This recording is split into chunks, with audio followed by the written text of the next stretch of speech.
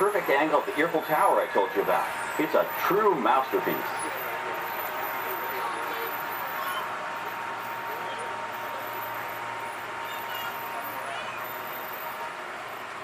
We're entering one of our most glamorous and colorful departments, creative costuming. Every star has to have just the right wardrobe, and it all begins here with a designer's sketch. Our team of designers, seamstresses, and tailors can turn 1.5 million yards of fabric into over 25,000 costumes every year. Many of these costumes will become part of the shows and attractions of the Walt Disney World Resort. In fact, here in Florida, we have the largest working wardrobe department in the world. Why, Mickey Mouse alone has over 175 different outfits to choose from, while Minnie Mouse keeps more than 200 unique costumes in her wardrobe. On the left are costumes worn by the stars in recent studio productions. You'll probably recognize some of those costumes from the big screen. Every story needs a setting, and our design staff can create just about any place a script calls for, from an urban city street to a remote desert canyon. On the left is our scenic shop where large-scale sets and props are built.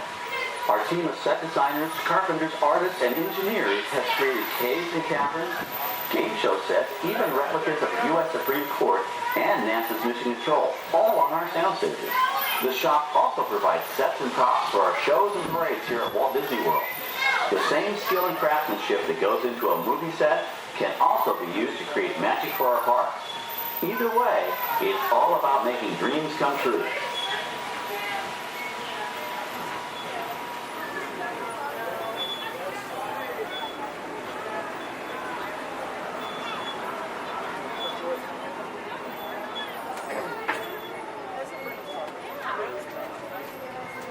Now we're entering a zone we call the Boneyard. It's an outdoor storage area for oversized props and vehicles. Cars, trucks, boats, planes, we often save these props in case we need them for future productions. In this backlot collection, you may find real working vehicles, non-working mock-ups, and even large-scale miniatures used in special effects shots. Large-scale models create a more convincing illusion on camera. We even place small cut-out passengers in the windows of the plane.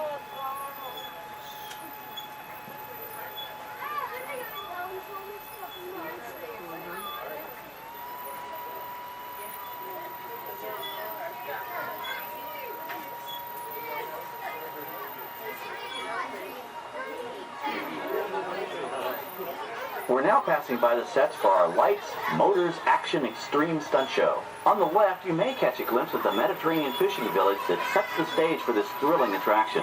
We'll get a closer look at it soon, but for now, we're approaching one of the largest standing sets on our back lot. It's over on the right. It may not look like much from this angle, but it's pretty spectacular on the other side.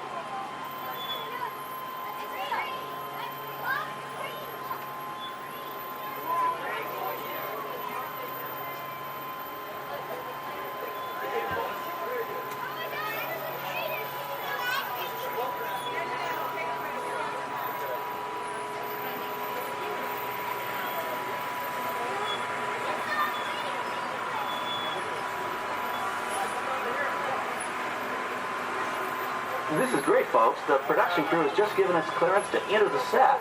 Hello, Backlot Tour. I'm Amy, a production coordinator here at the studios. I can see your shuttle heading toward our canyon set. I've given your driver permission to come in and take a look around. I'm up here with our effects crew, and we're getting ready to shoot a test sequence.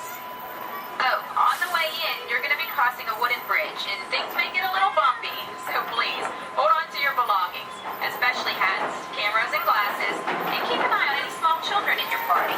And of course, please remain seated at all times.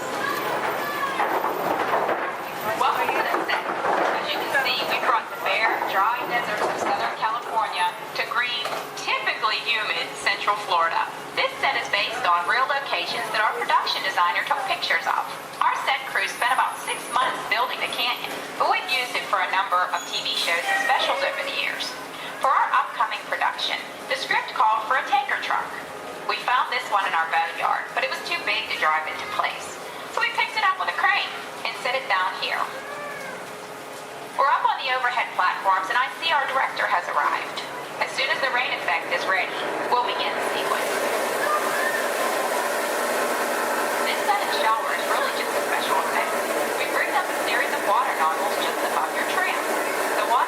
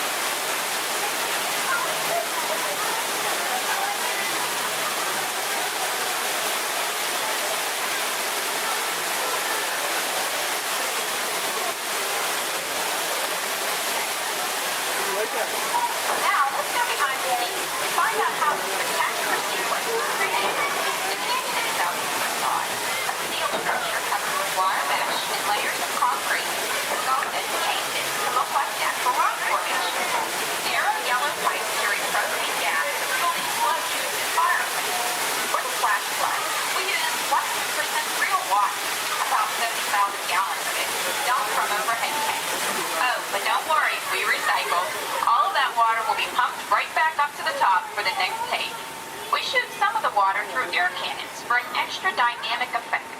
Those ear cannons are powerful enough to shoot a basketball over the top of a skyscraper the size of the Empire State Building.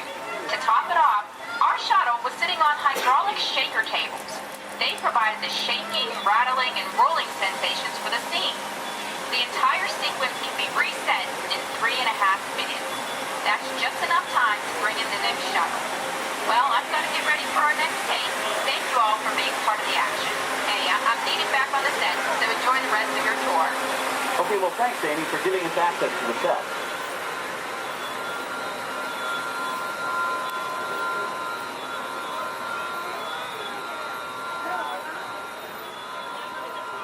On the right, we have an authentic piece of Disney history. That Gulfstream 1 was known at airports across the country as November 234 Mickey Mouse, but we just call it the Mouse. In 1964, Walt Disney and his hand-picked team used this plane to scout locations for what he called the Florida Project. Soon, they secretly began purchasing thousands of acres of land, which became the Walt Disney World Resort in 1971. During the creation of the resort and later Epcot, the Mouse shuttled studio executives and Imagineers between Burbank and Orlando, making it the most used executive aircraft in the country. Appropriately, the Mouse retired here in 1992. As Walt used to say, it was all started by a mouse. In this case, the 234 Mickey Mouse. On our right, we once again sweep past the magnificent Mediterranean village of our lights, motors, action extreme stunt show. This high-octane attraction is based on the hit show from the Walt Disney Studios Park in France. In this action-packed production, you'll feel like you're right there on the set during the filming of a spy thriller, complete with custom-built cars, motorcycles, even jet skis. You'll experience the split-second timing, coordinated driving, and fiery special effects that make action movies a real blast.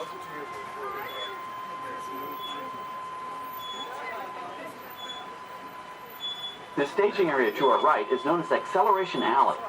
Here, the custom-built stunt show vehicles rev their engines up to 70 miles an hour before making their high-speed entrances onto the stage for our lights, motors, action extreme stunt show. Of course, these are professional stunt drivers. We hope you'll enjoy their daring driving skills, but please, don't try them yourself.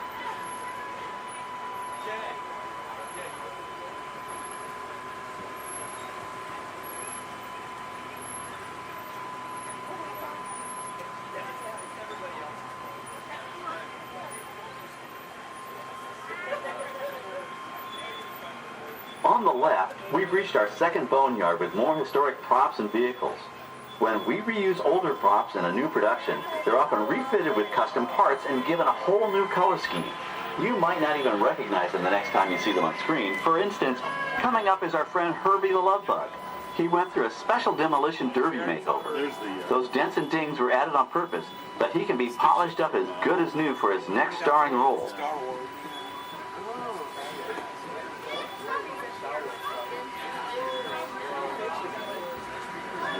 On our right, we now have a very different view of the fishing village set. From this point of view, you can see that there is no inside to the buildings. They are just false fronts or facades. In the movie business, set builders only create what the camera has to see. It's an old movie trick dating all the way back to the silent era. To add to the sense of realism and avoid the cost of set building, many of today's television shows and movies film on location in cities and towns across the U.S.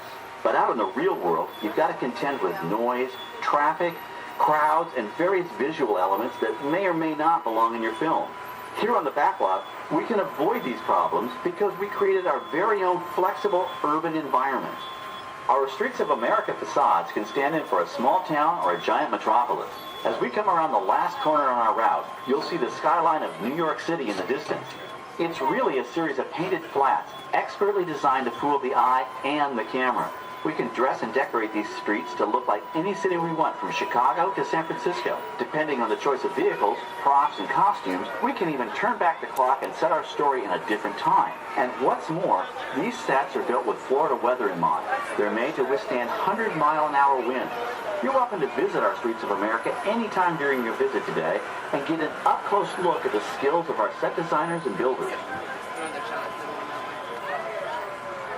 We've just about reached the end of our tour. Our final stop is the American Film Institute Showcase, where you can see the actual costumes and movie props used in some of Hollywood's most famous films.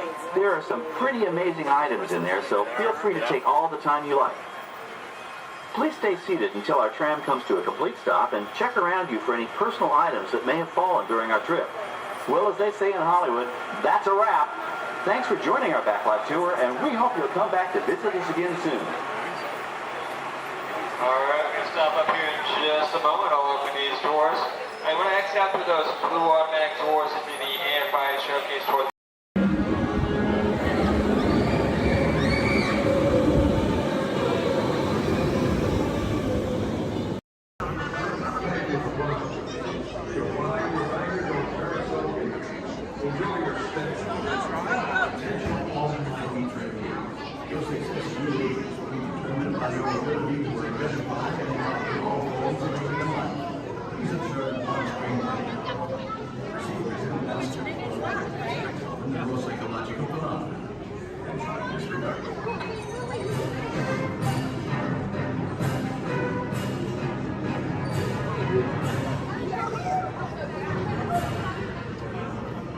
Do you smell carrots?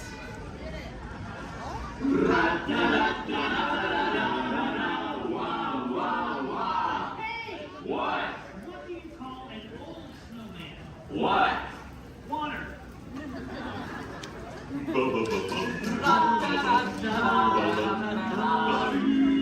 Hey! What? Where does a snowman keep all his money? Where? In a snowbank.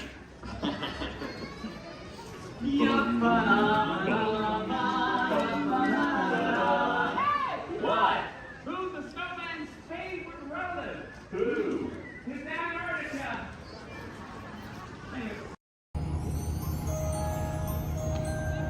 Your attention, please. Disneyland has now ended its normal operating day. We thank you for your visit to the Magic Kingdom and that the memories you've made will bring you back again soon. While the rest of the park closes, Main Street will remain open for your shopping convenience. Thank you. Su atención, por favor.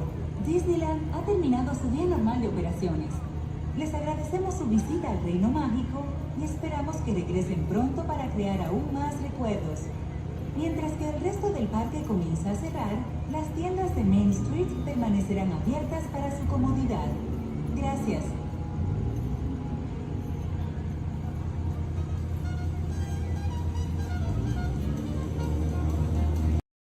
Up to the castle, and you're all going to stay seated because we're going to be hitting speeds upwards of 5 miles an hour. Please stay seated. No eating on the bus, no drinking on the bus, and no dancing on the bus. Now feel free to wave to the folks as we go up the street. A little elbow, wrist, touch your lips, and blow. Yes, here we go. We're going by the Opera House on the right-hand side there. They have great moments with Mr. Lincoln. That's a great show.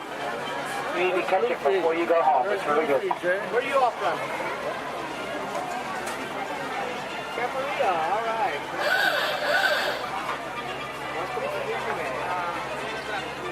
Our folks are coming down to Main Street, USA, plus this here at Town Square, the characters come out throughout the day here at Town Square. And here at Main Street, USA, this is Main Street as Walt imagined it many years ago from that small town of Marceline, Missouri, where he grew up. On the left-hand side is the Emporium. That's the largest gift shop in the park. On the right-hand side is the movie theater. They have 6 continuous showings of cartoons, including a famous Steamboat Willie, and it's air-conditioned in there, too. Steamboat Willie is the one that got Robert Mickey started in this business. On the right's the market house. Behind that are the lockers. And on the left-hand side is the Carnation Cafe. They have sit-down lunches at the Carnation Cafe. We have the Blue Ribbon Bakery, Ice Cream Parlor, and the Candy Palace over here on the right-hand side. Now the park is open until midnight. We do have fireworks scheduled for 9:30 over the castle. We have celebrated street party as like a parade. That's at 3:30 and 6:30 today. And Fantastic down by the rivers at 9:05 and 10:30. Now you can watch them make candy to those bay windows and making it in the peanut butter today. You can watch them make candy and gain 5 pounds while you're doing it. On the right-hand side is photo supply shop. Behind that are guest services such as first aid, lost children, and baby care. We're coming down On the end of Main Street on the left-hand side is the information booth if you need maps or schedules, birthday buttons, first-time visit buttons. And right here in the middle is Walt and Mickey statue. Thanks to them, they've made it possible for us to be here. Now this is the hub, the gateway to all the lands. On the right-hand side is Tomorrowland. Right through the castle is Fantasyland and Toontown. On our left and behind us is Adventureland, Frontierland, Critter Country, and the Walnut Square. Now, if you folks are getting hungry, if you look at your map, they show the restaurants in each of the lands. You can figure out what you might want to eat. I want to thank you for joining us. Once again, my name is Ken. I've been your driver. If you enjoyed the ride, if you didn't enjoy the ride, my name's Bob. Please be careful coming down the stairs. Grass are ready for both hats. Have a wonderful day in the original Magic Kingdom. Thank you. Pilot, push the flashing button to take off. Pilot on the left. Move your stick to fly right and left. Pilot on the right. Pull back on the stick to fly up.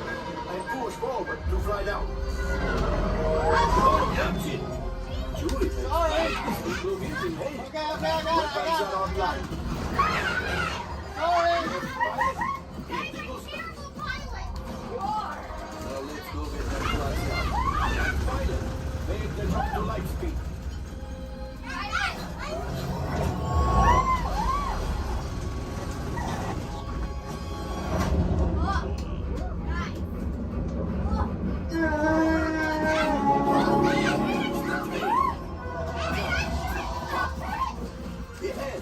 Yes, keep shooting. I'm shooting. I know what I'm shooting. They've locked onto us. Take evasive action.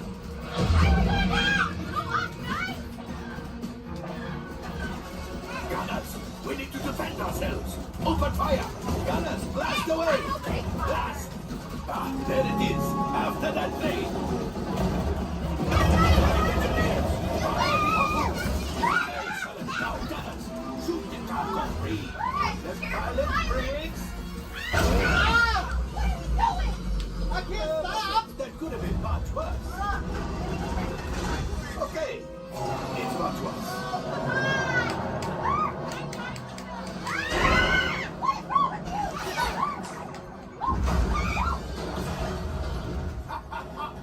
Yes, you got one. Excellent, my friends. Now power up the ship. Well, I have the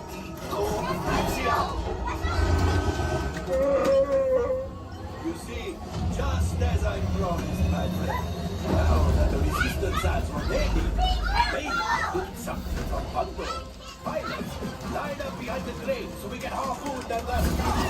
Gunners, shoot the train. Engineers, realize closer.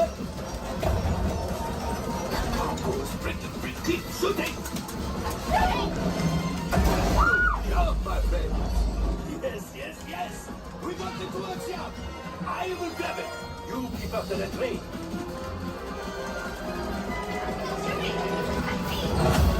Gunship? Oh, that's ridiculous. You're getting too hot. Distraction. Come on, we get the train. Hurry.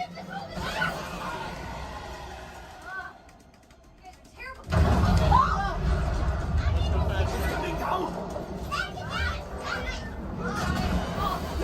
I can't see.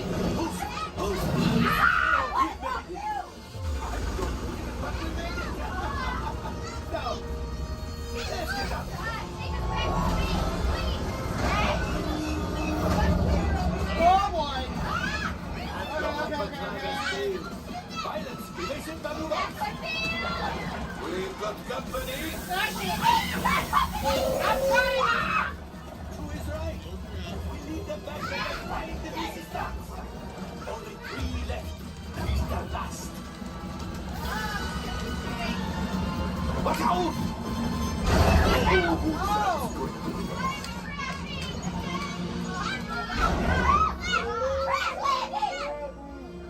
Yes, Chewie will pilot us remotely. This would greatly help the resistance. You will earn the first order and made Chewie proud. Now, after my modest profit, your cut minus penalty for damaging the Falcon. I Not bad. was doing it better than that. You are seriously 36%. This thing doesn't work well. Awful. I was doing better than that. Fired. That's not too bad. R5, damage report. I'm driving next Engine time. failure. All right. Hyperdrive leak. That is not too good. Dad, we're doing it again. Multiple hull ruptures. Well, it could be worse. Sure about that? Life support failure. Okay, that's something. Yeah, I'm just going to cut you off there. It might be faster if you list the parts that are not damaged. You know, the ones that help us to breathe. All right, my friends. You brought the Falcon back in one piece, and I guess that is something. Not a lot, but something. Welcome back to Batu.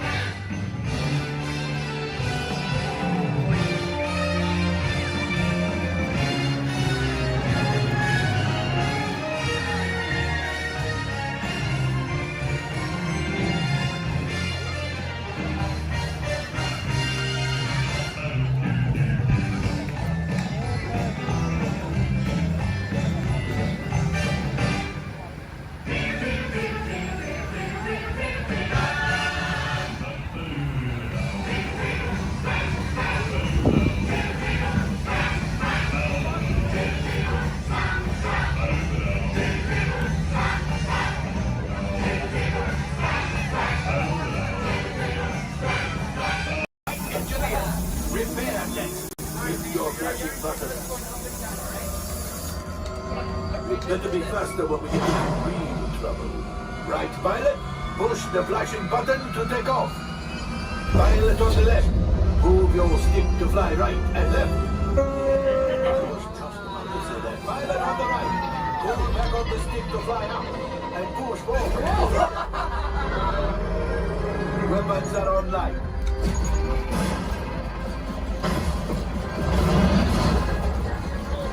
Left pilot. Hit the boosters. Now let's go get that coaxium. Right pilot. Make the jump to light speed.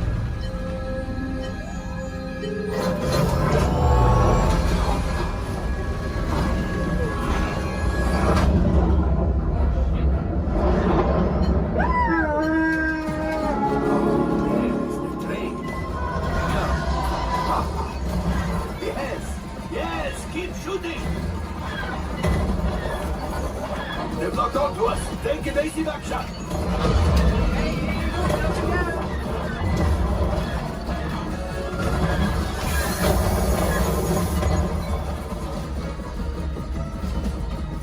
There it is. After that train. Flight engineers, fire the harpoon. Now, shoot the cargo free. Let's pilot brakes.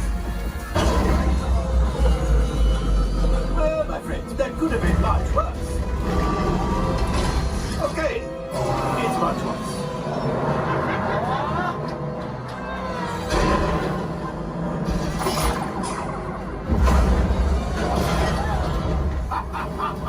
Yes, you got one. Excellent, my friends.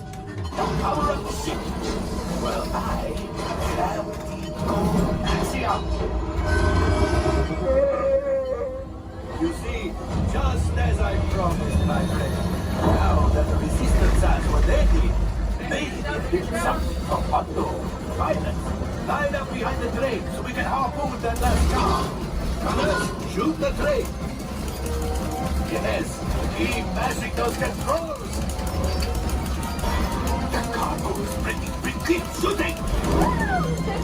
Good job, my friends. Yes. We got the coaxium. I will grab it. You keep up the retreat.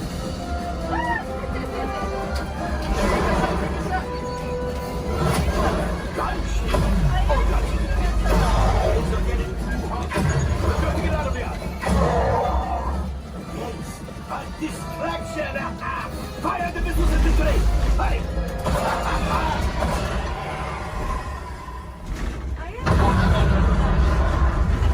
It's coming down!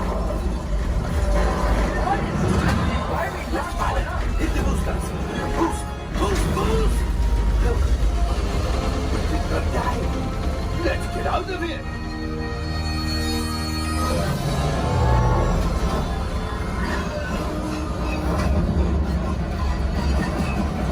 Your hyperdrive has failed. Pilots, evasive maneuvers. We've got company. Drew is right. If we leave them back, they may find the resistance. You did it. Watch out! Oh, that's going to be a lot.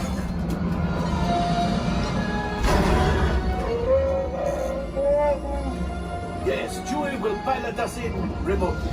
You retrieve 2 containers of coaxium. This will greatly help the resistance. You have heard the First Order and made Chewie proud. Now, after my modest profit, your cut minus what you owe me for damaging the Falcon is, hey, not bad.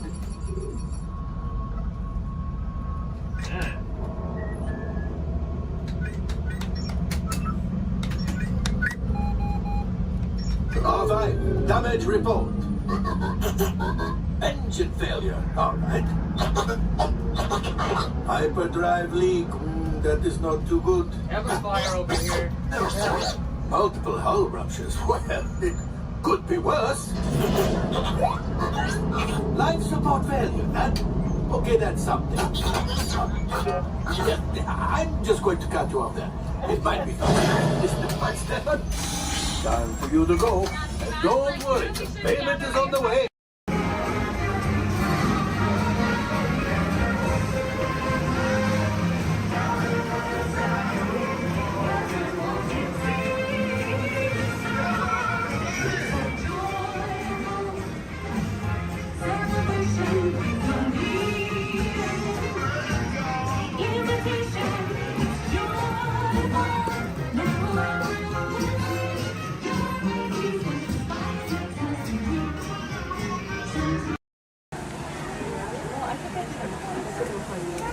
Hey Zach, happy birthday.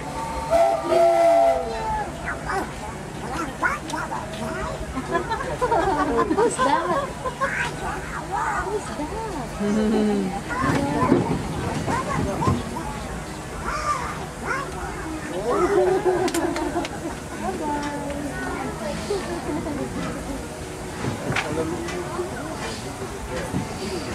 To those who just joined us, welcome aboard the Disneyland Railroad. To ensure a safe ride, remember to stay seated with your hands, arms, feet, and legs inside the train. And please, watch your kids.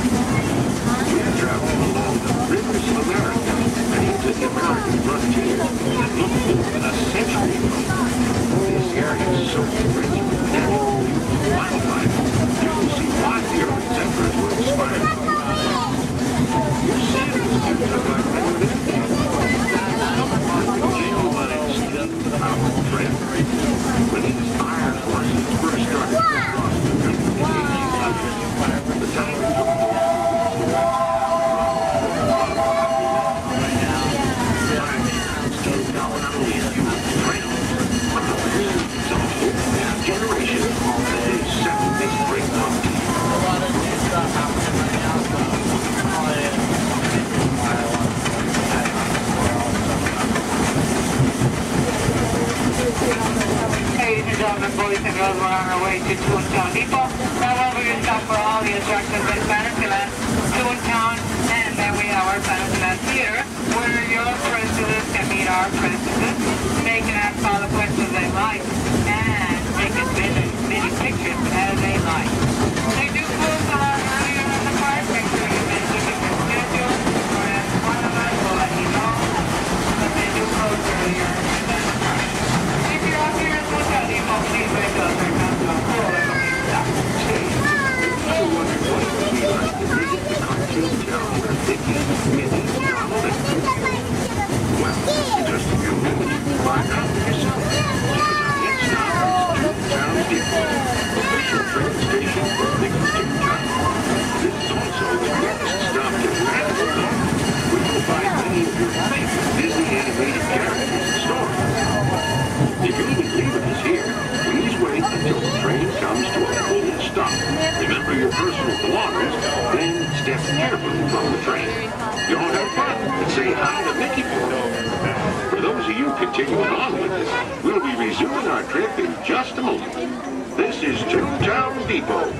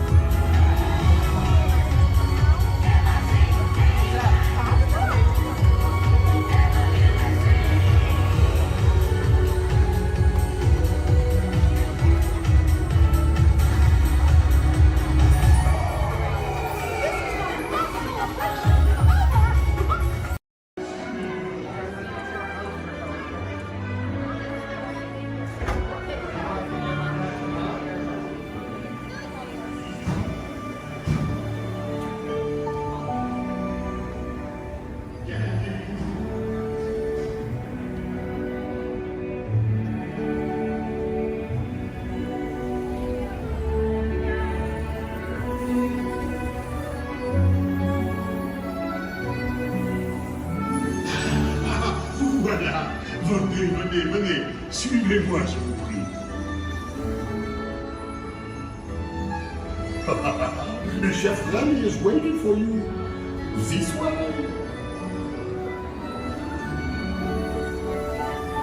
Qu'attendez-vous?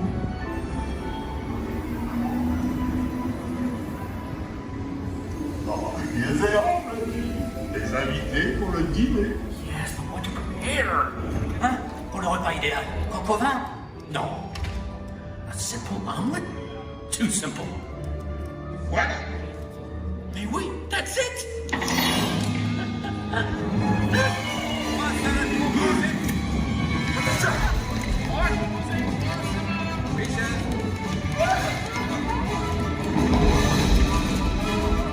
Poussez-vous de là!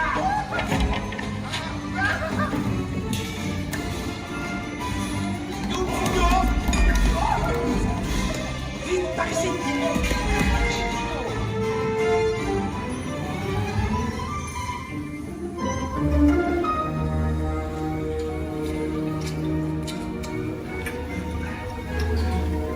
Cette nourriture est pour nos invités, pas pour vous. Hey guys, the food is for them, not you. Ew.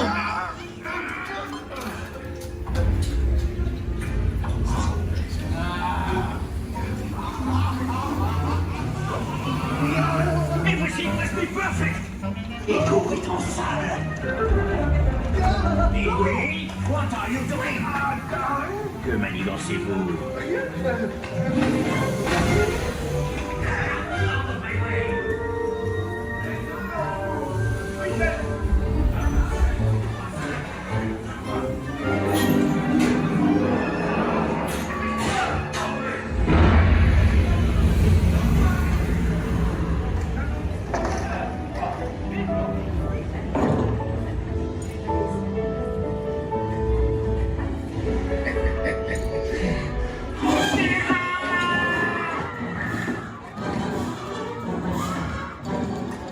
Dépêchez-vous!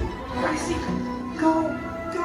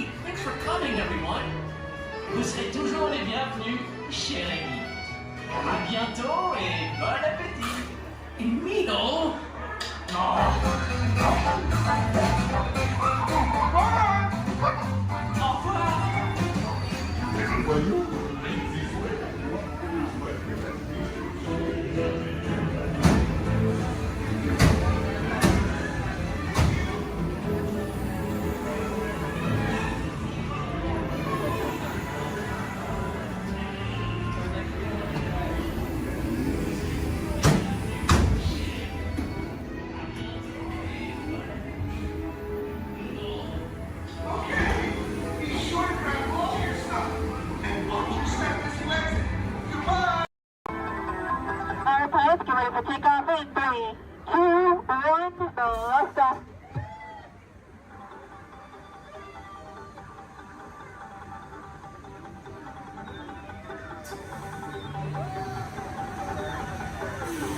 Just a reminder, pushing and pulling the lever in front of you will control your height.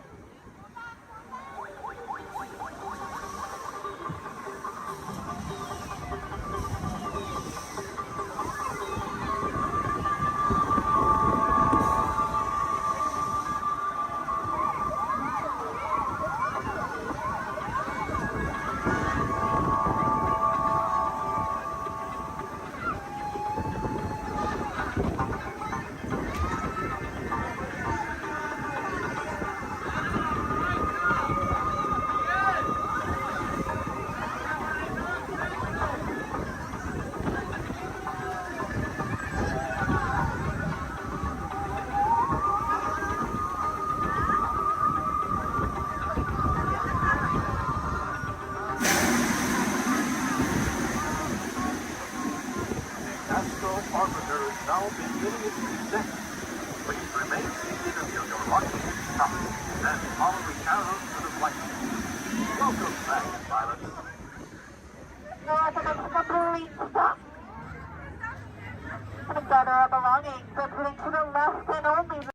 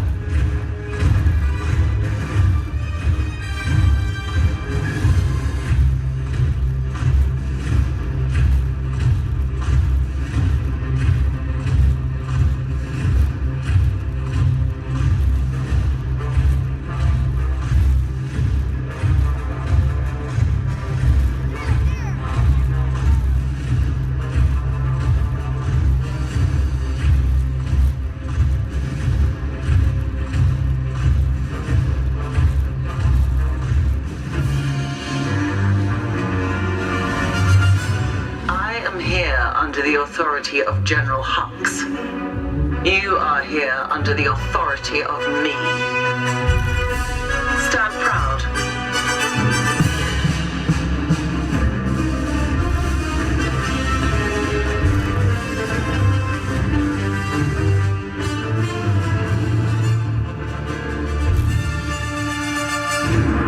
Troops in this division are held to the highest standard.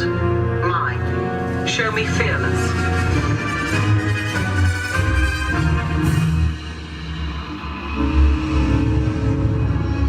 Under my command, you will be proud to wear the armor of a stormtrooper. You will learn discipline, loyalty, and what it means to be a stormtrooper. Battle starts.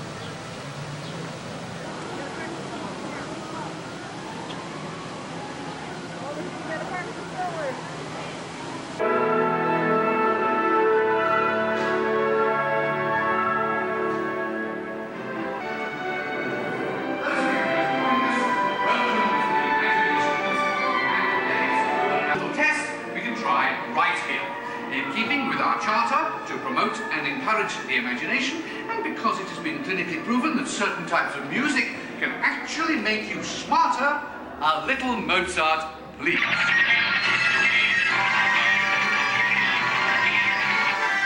Sorry, that was the wrong type of music. And for those of you who might have dropped a few IQ points, just follow the people in front of you and we'll get you some help. And now, a little Mozart.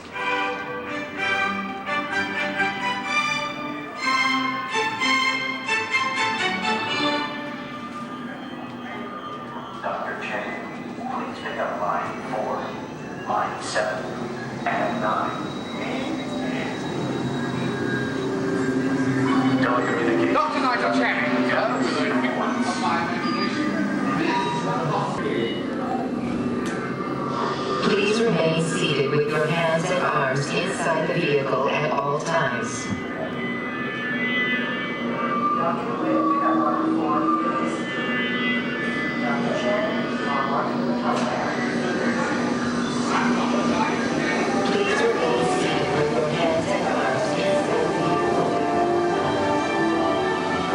We're about to measure your imagination, so relax as the scanner sees what's in your heads just now. Scanner on.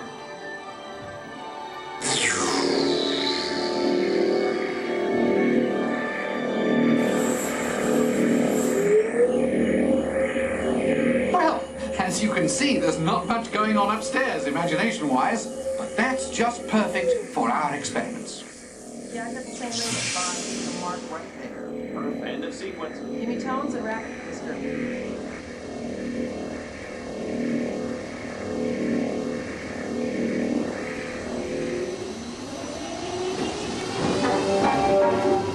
We begin with an exercise in sound. Listen closely and see what you hear.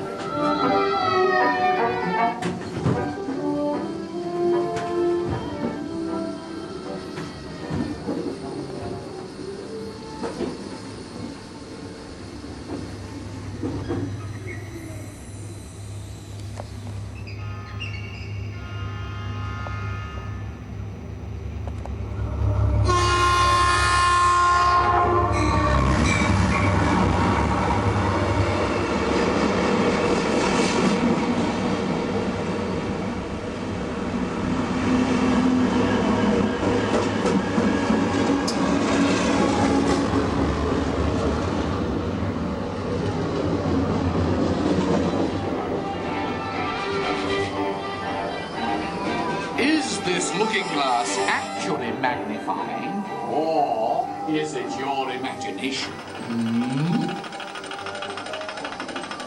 Here one quickly learns that when the laws of physics and common sense are shattered,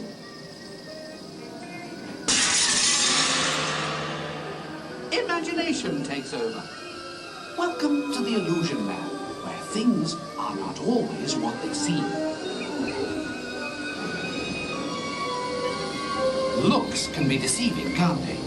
Well then, take a second look. Now what do you see? When you use your imagination, nothing can truly hold you back.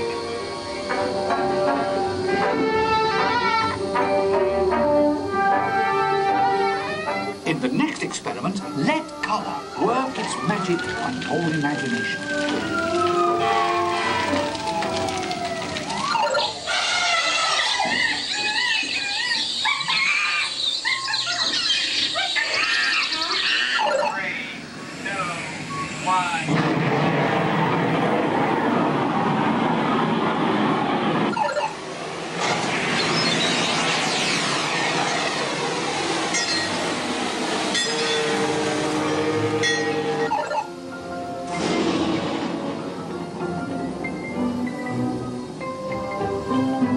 And now an exercise all about making connections.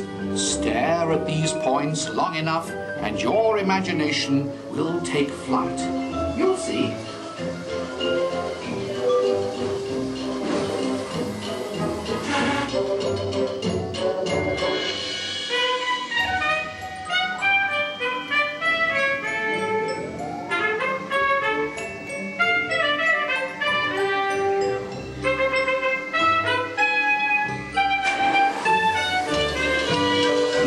From a different angle, and anything is possible in the Gravity Lab.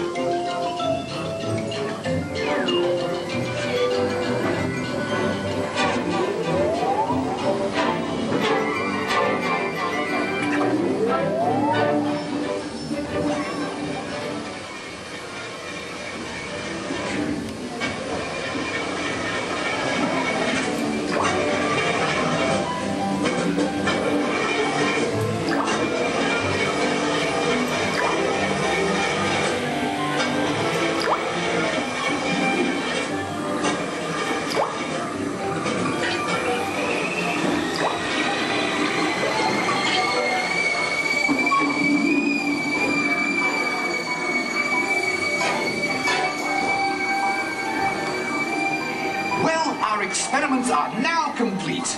Time to run you through the scanner once again. Who knows what we'll find in your imagination this time? Scanner on. Initiate feedback program. This is strong line. Recalibrate for a wider scan. Interesting. Stand by. Recalibrate. Settings at full. Scanner readings at 150, 175, and 150 performance levels at optimum. You've pushed the scanner to the limit. This is absolutely unbelievable. Fantastic! Look what's your imaginations have created.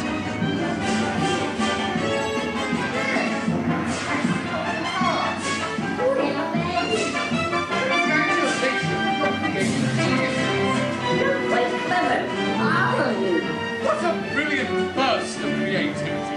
Incredible, awesome, absolutely fabulous. I couldn't have imagined a better...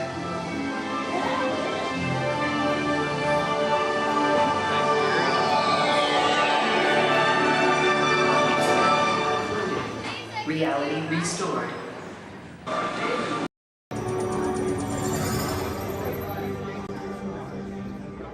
Greetings, Terrans.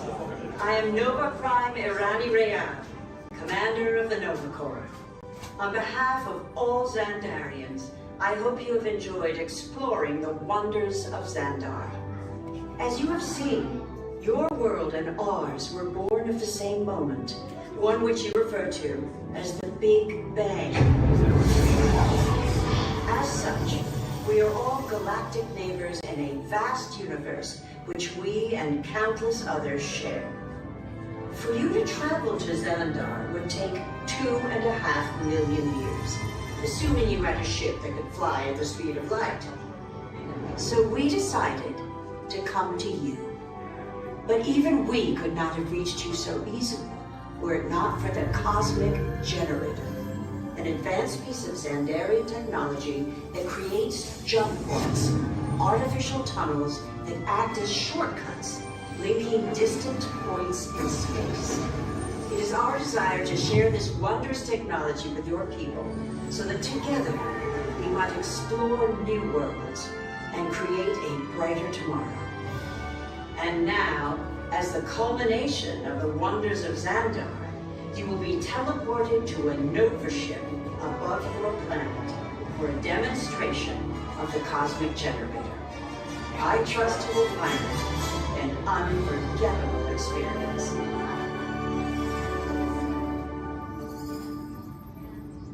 Welcome, people of Epcot. Epcoters. Epcotians. Citizens of Epcot. Does anyone know what they call themselves? What? I'm on? Someone needs to tell me when I'm on. Welcome, Epcot Terrans. I am Centurion Talmeric, and we're just about ready to teleport you up to the ship for the demonstration. As you're about to enter a secure Nova area, I must ask you to put away your Terran communication devices at this time. Recording of any type is strictly prohibited. I am very serious about this. Now, please step forward into the chamber. You're gonna love this.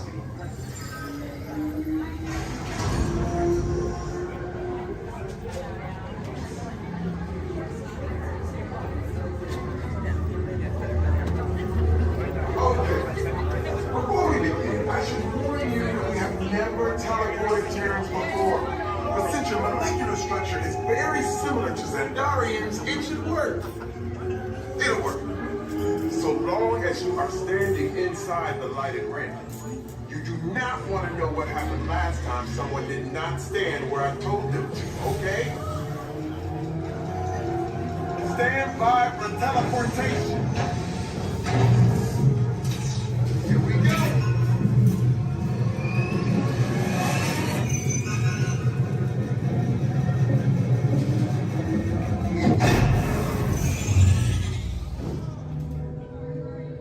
You made it.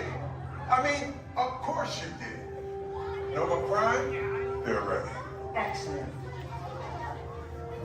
What you see before you is the Cosmic Generator. And in just a few moments, we'll be activating it so you can experience for yourself what's happening. I'm not sure. Our power's out. And the Cosmic Generator is gone. Cheerio, Monarch. Go to Code Red. Prepare the fleet. And call the Guardians. Now. There is no cause for alarm. Turn off that alarm. I've got an important transmission coming in. Hey, what's up, Nova Corps? Our Cosmic Generator has been stolen. What? How? Why didn't we think of that? That thing's gotta be worth a fortune. I am Groot. Good question. Yeah, who do you think took it? Perhaps that really big man outside your ship. Well, that is a big man. I need to alert Nova Prime. I've been watching terrans for dogs. That's not creepy at all. This species has failed. Wait, whoa. We didn't even know there was a test. He's got the cosmic generator. He's creating a new jump point. Jump point to where? It's some kind of mutant jump point. It's going back to the dawn of time. Dawn of time, why? To erase an error. Well, that doesn't sound good. Your time is over. Wait, what do you mean? What do you mean it's so vague? The jump point is closing. Hey, Nova Dude, you're Nova Corps need to follow that whatever it is until we get there. We can't. Our power is down, and I've got to get these Terrans onto evacuation shuttles. I got it. I reprogrammed the shuttles to follow them through the jump point. Wait, what? Look, they're our only chance of keeping track of that whack job until we get the cosmic generator back. Piece of cake. What? There's cake. Where's this cake? the odds are impossible. Yep. But it's our only shot. Good luck. Are you sure you can control it? Come on, it's me. I got this. We're all toast. First it was cake, now there's toast. This plan is making me so hungry. Terrence, listen up. You need to make your way to the evacuation shelter now. We'll follow the fleet when we get our power back. I mean, when we get our power back. Just a second chance.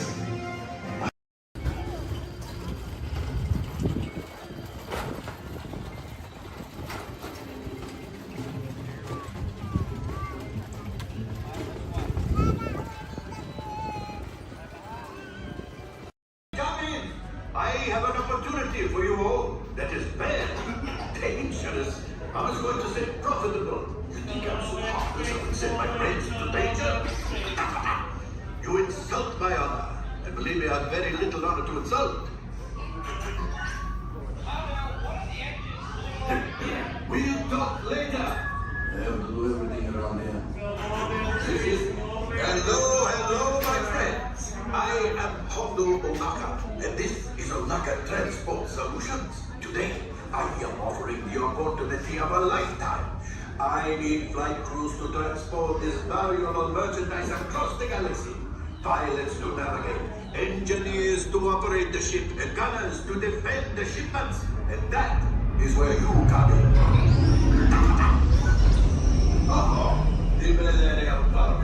Upload for some very fast and very profitable expeditions. Chewbacca, my fine furry friend! Yes, as we agreed, you let us use the ship, we'll get you the supplies you need. It's a win-win. You help the resistance, and I get all the profits. What? The first order will never know we were there. Okay, time to go, so, bye-bye. We better go before he changes his mind. Move along, my friends. Listen carefully and remember, the better you work together, the more you earn. Your lives and my profit depend on it. Now go.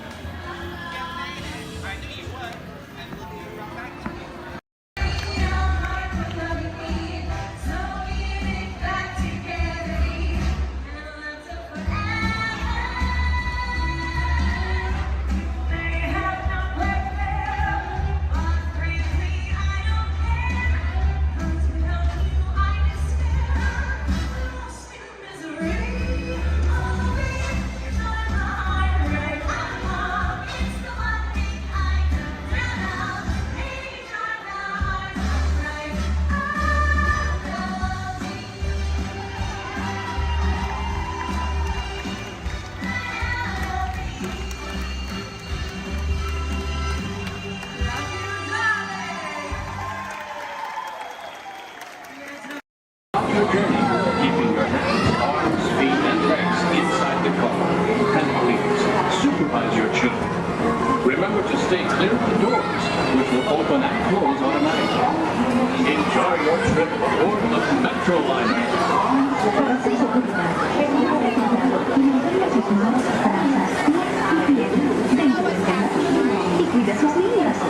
Welcome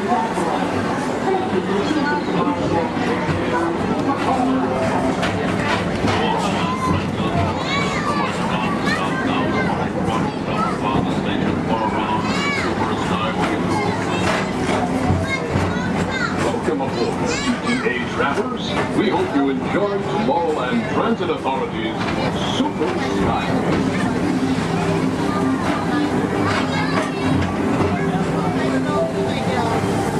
Now approaching Tomorrowland Interplanetary Convention Center.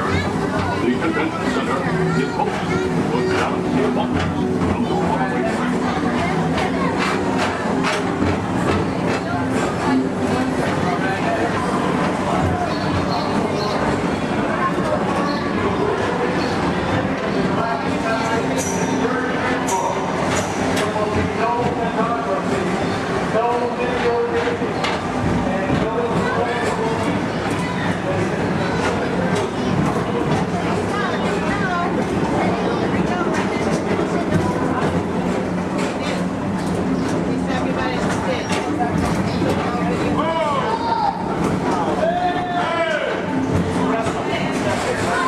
The Tomorrowland Metro Retro Historical Society presents Walt Disney's 20th century vision for the future. This model city dared to dream the perfect community in which to work, live, and play.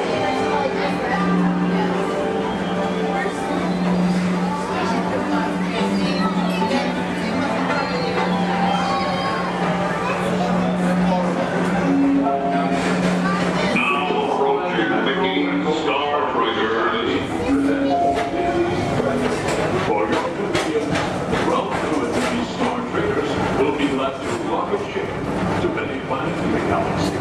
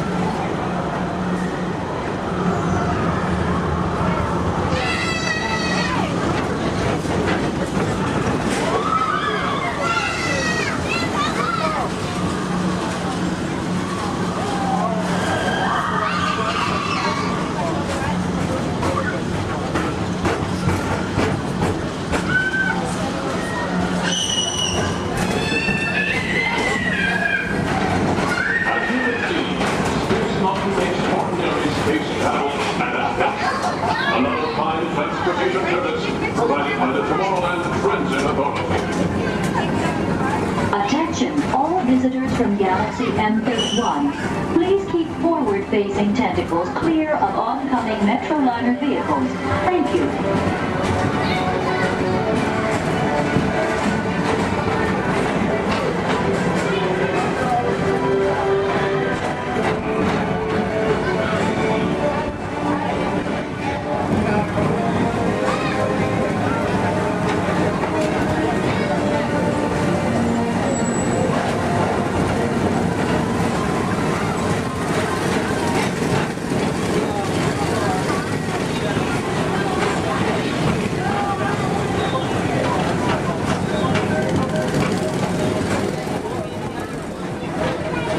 The centerpiece of Rocket Tower 1 is the League of Planets Astro Orbiter. This symbol of universal harmony and interplanetary fellowship provides all beings with an exhilarating spin around the planets.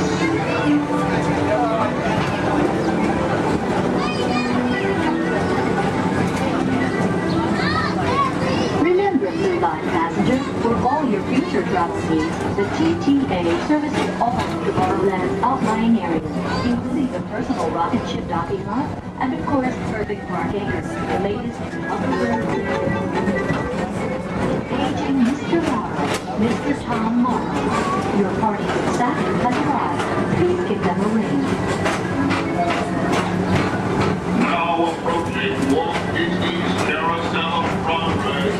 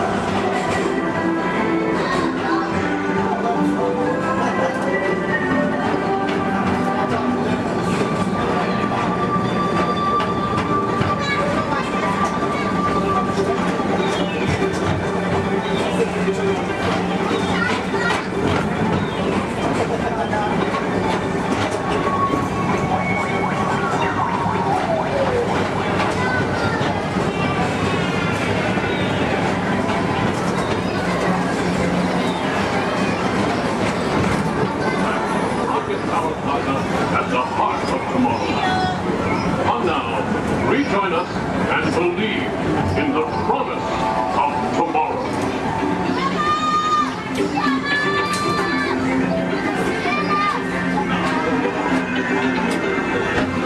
Rocket Tower Final Station.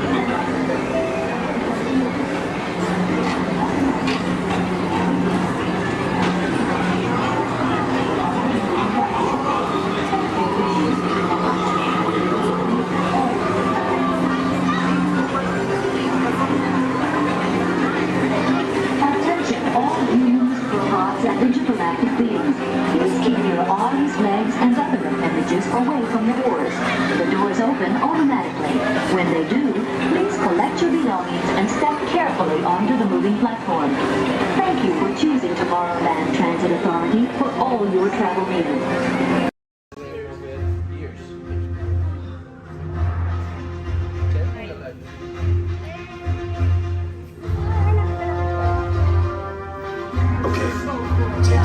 To the terminal list, then head down to the escape pod base. Those droids are programmed to return you to Batu.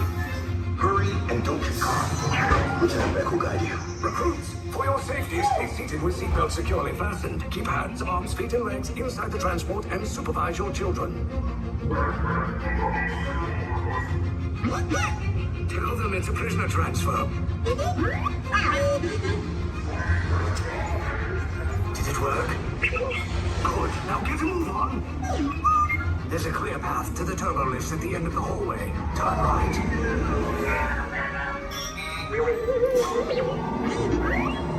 A probe droid. You're lucky it didn't spot you. Take those turbo lifts and stay out of trouble. You're not authorized. Wait, those are the prisoners. The operation is touching one breach.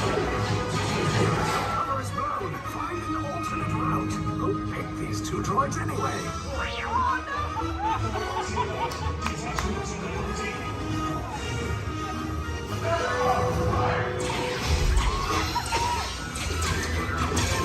Take cover, recruits! If anyone's back in the blaster, now's a good time. The escape pods just blew us! Why are you going up? I said down, up is bad. Up is real bad.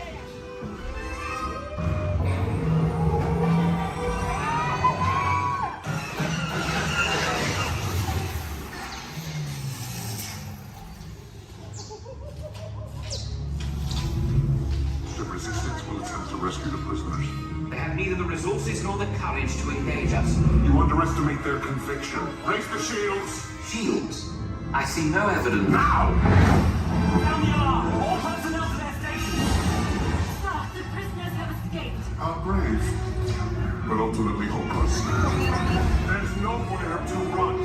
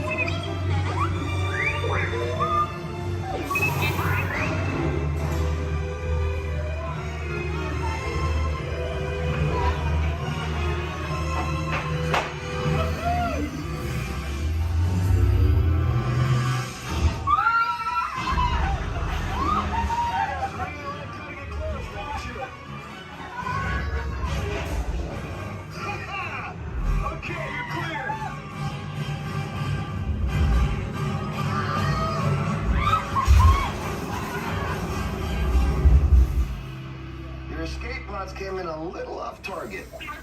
Ground crews will meet you outside the wreck. All right, nice job, recruits. Not what you signed on for, but hey, you're Resistance now. I think I have that authority. Right, Beck? Where's the lieutenant? I need eyes on Beck. Line up, scout for his pod beacon.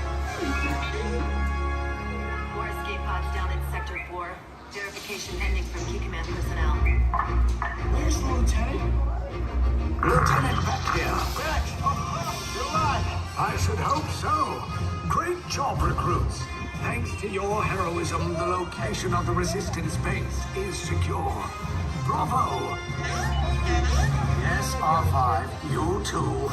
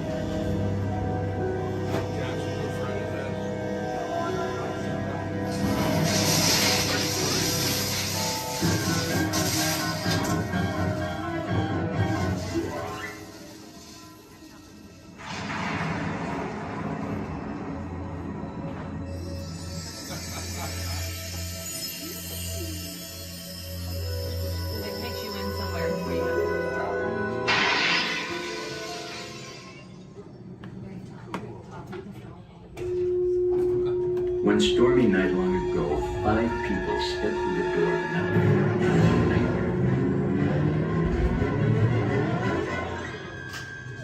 That door is opening once again. This time.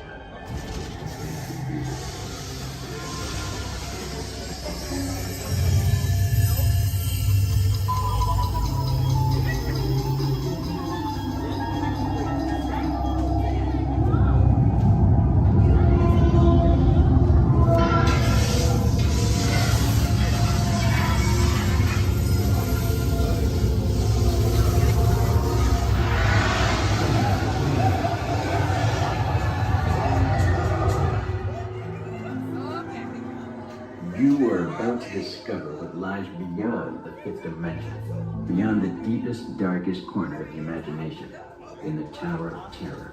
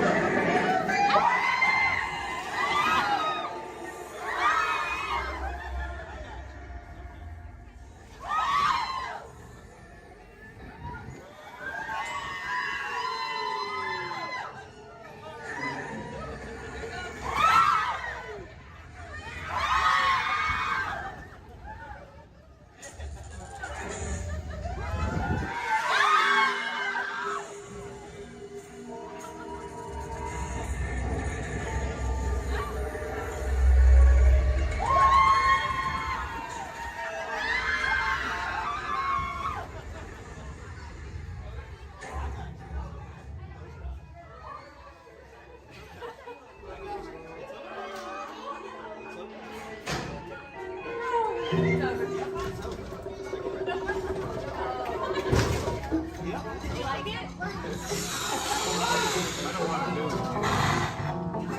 warm welcome back to those of you who made it, and a friendly word of warning.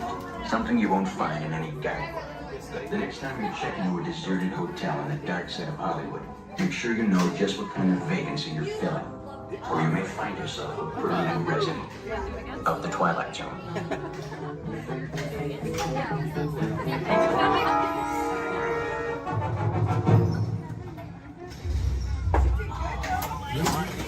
Welcome back, everyone. Updates on award, and if everyone's ready, here in Harambe we say Twende, and that means let's go. Jumbo friends, my name is Rachel, and I'm going to be your safari guide out in the Harambe Wildlife Reserve. Just a couple friendly safety reminders before we do head on out, though. Make sure we stay fully seated the entire time. It does get pretty bumpy out there. We're also going to make sure we keep our hands, arms, feet, and legs inside the truck, and hold on to any loose items that could fall out, because unfortunately I cannot stop to retrieve anything if it does fall out. Now, the first part of the reserve that we are heading into is the Little Aturi Forest. Now, the animals here in the forest are known for their camouflage, so we may have to look a little bit harder for them.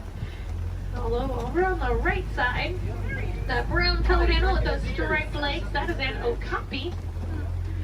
Now, okapis might look like they are related to zebras with those striped legs, but they're actually one of the only living relatives of the giraffe. Now, if you look closely at its head, they kind of have the same skull shape the giraffe has. They also have the same tongue that helps them get into the vegetation. Now, that black and white bird that's hanging out down there kind of by the water as well, that is a saddle-billed stork. They can stand at about 5 feet tall with a wingspan all the way up to about 9 feet long. So if you look up above you, that is about the length of the canopy that's on top of your head. Now, they get their name from the yellow saddle shape on their beak, and they do also mate for life. So once they find their partner, they're with them for the rest of their life. Definitely be on the lookout for another one. There's usually another one that hangs out pretty close.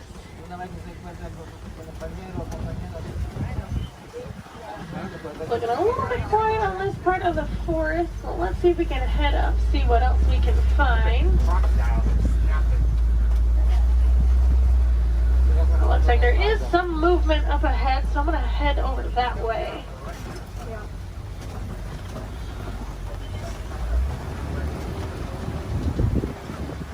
Alright, so coming up on the left, you might see there's some light tan-colored animals kind of huddled underneath the trees, kind of by that bamboo. Those are greater kudus, and then actually up kind of under the trees, and then also at the top of the hill up there, those darker brown-colored animals with those horns on top of their head, those are bongos. Now, bongos are very shy and reclusive animals. That is how they get their nickname, the ghost of the forest. Both males and females do have those horns on the back of their head. If you notice they're angled backwards, that's to help them get through any of that thick and tangled brush here in the forest they usually live in. Alright, it looks like we're going to cross over some water, so that means we're heading out towards the Safi River. You're going to want to keep your eyes near the water looking for any kind of shadowy figures. A lot of times we'll see Nile crocodile or even Nile hippos. Now, hippos will spend most of their time in the water and even spend about 8 minutes at a time underneath the surface. The average male hippo does come in at about 5,500 pounds, and they do kind of float to the bottom of the water and walk along the bottom rather than swim. Although to be fair, if I was 5,000 pounds, I'd probably do the same thing. It takes quite a bit of energy for them to swim around. I haven't seen any yet, but they do have a couple spots here in the river, so we'll head up. Now those white and gray birds that are hanging out on the island, those are pink-backed pelicans. They do get their name from the pink coloration that their feathers get during mating season. That's not actually the feathers that turn pink though, it's their skin that turns that color. It kind of makes their feathers look good.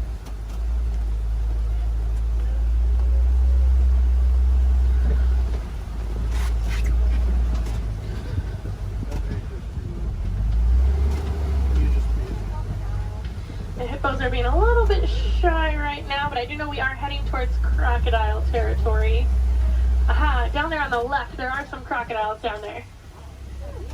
Now the average Nile crocodile does come in at about 16 feet in length, weighing about 500 pounds. Although they can grow to be about 20 feet long, and I do know there's at least one down there that's a little bit over 700 pounds. Now when it is super hot, you will see them hanging out with their mouth open. That's because unlike you and I, they can't sweat. So they do open their mouth. It does help them regulate their temperature, keeps them a little bit cooler.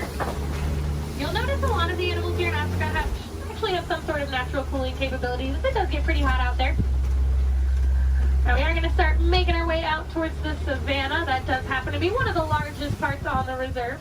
It's also home to some of the more famous animals like lions, elephants, and giraffes. So hopefully we'll see some of those out there today. Now coming up on the right side of the truck now, this tree that almost looks like it was planted upside down. That is a baobab tree, also known as the tree of life or the upside down tree. And they will remain leafless or dormant up to 9 months out of the year, and that's to help conserve any kind of water or energy the tree does have. And I'm already seeing quite a bit of movement down there, so we're going to head down, get a little bit closer to everything. Now, unlike the animals in the forest, the animals out here on the savannah do rely on speed and agility to protect themselves. Even giraffes can run at about 30 miles per hour. That is a pretty funny run if you've ever seen it. Kind of see the head move way before you see any other part of the body move. Alright, coming up, those animals with those really big horns hanging out there on the right, those are Ankole cattle, also known as the Watusi cattle, after the Watusi tribe that did first domesticate them. They are one of the only domesticated animals here on the reserve, and those horns might look really big and heavy, but they are actually mostly hollow with kind of a honeycomb structure on the inside, so they are fairly light. Now these zebras that are hanging out here pretty close, these are Hartman's mountain zebras. If you look closely underneath their neck, you'll see a little flap of skin. That is called a dewlap. Now that does help them regulate their temperature. They're also the only zebra species that has it, so it does help us identify them as Hartman's mountain zebras. Now a group of zebras is called a dazzle. And if you've ever wondered if a zebra is black with white stripes or white with black stripes, just look at their nose. If they have a black nose, they're black with white stripes, and if they have a white nose, they are white with black stripes. Alright, we are going to slowly start making our way towards those giraffes.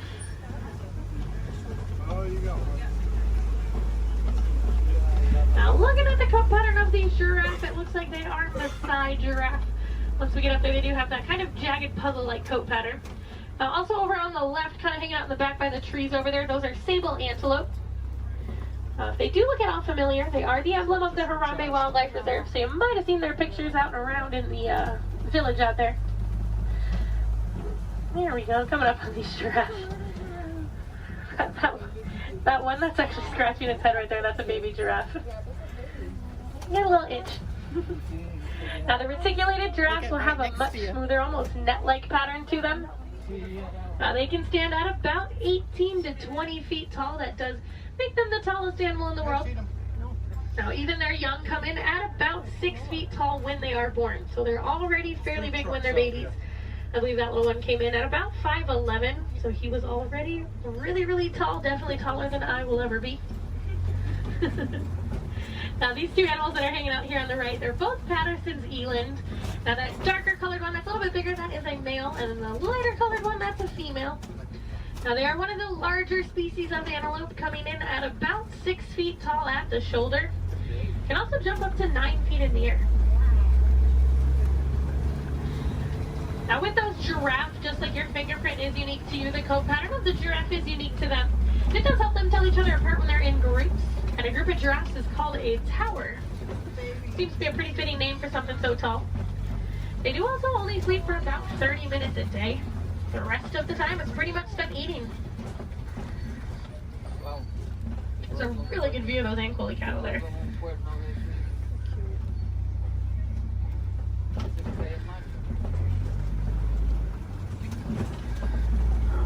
Let's see if we can head up a little bit farther into the savannah, see what else we can find.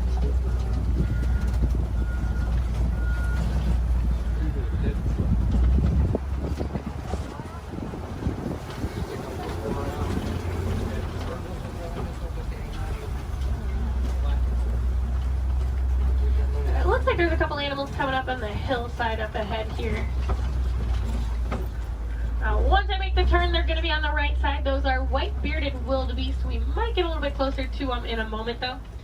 Now, they are a large herding animal. They take part in the Great Migration, which is so large it can actually be seen from space. There's easily over 1 million, usually more like 1.5 million that will migrate every year together.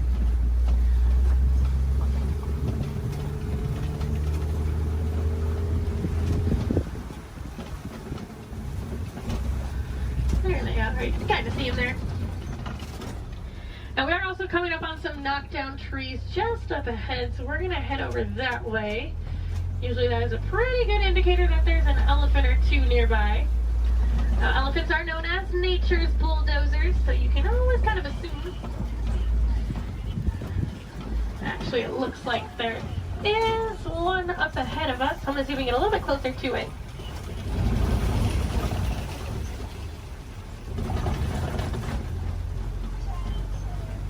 Now, in the meantime, while we are heading up to that elephant, also over on the left, there's a bunch of mandrills walking around on top of the rocks there. Now, mandrills are one of the largest species of monkeys. An adult male can come in at about 100 pounds. They do have those vibrant blue cheeks, and as they get more excited or even more angry, they actually get even more blue. Well, it's a view of an elephant. Probably not the best view. I do know there is usually another herd of them that like to hang on a little bit farther up as well, so we'll see if we can head over that way, maybe get more of a frontal view of an elephant. That would be nice. Now, as male elephants grow older and more mature, they do get kicked out of the herd by the female elephants. They can either live in solitary or smaller groups of male-only elephants. They do tend to get a little bit too rough with the young ones, and the females are not a huge fan of that. Well, you can kind of see that one a little bit better.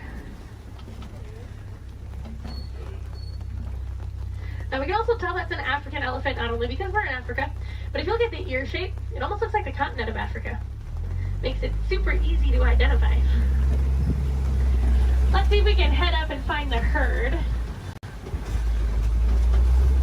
Thanks to our team's conservation efforts, they found that elephants are afraid of bees. So because of that, farmers have been putting up beehives around their crops. It's a much safer alternative for the elephants. It keeps them farther away from the crops, but it also keeps our locals and our farmers happy. Now, I thought it was so funny that such a large animal was afraid of such a tiny little insect. And it's actually the noise that the bees make. So elephants do have really sensitive ears, and that buzzing noise bothers their ears more than anything.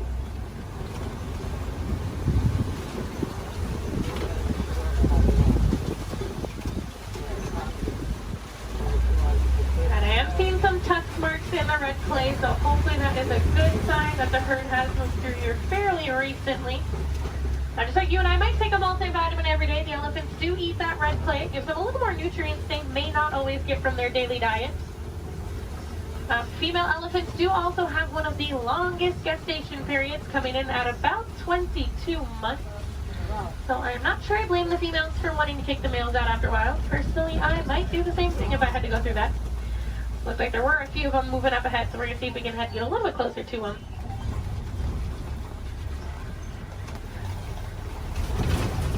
Male elephants also won't get to their full size until they are about 35 to 40 years old. That is about half of their lifespan. In the wild, their lifespan is about 60 to 70 years, and that full size can come in at a whopping 15,000 pounds. So that does make them one of the largest land animals.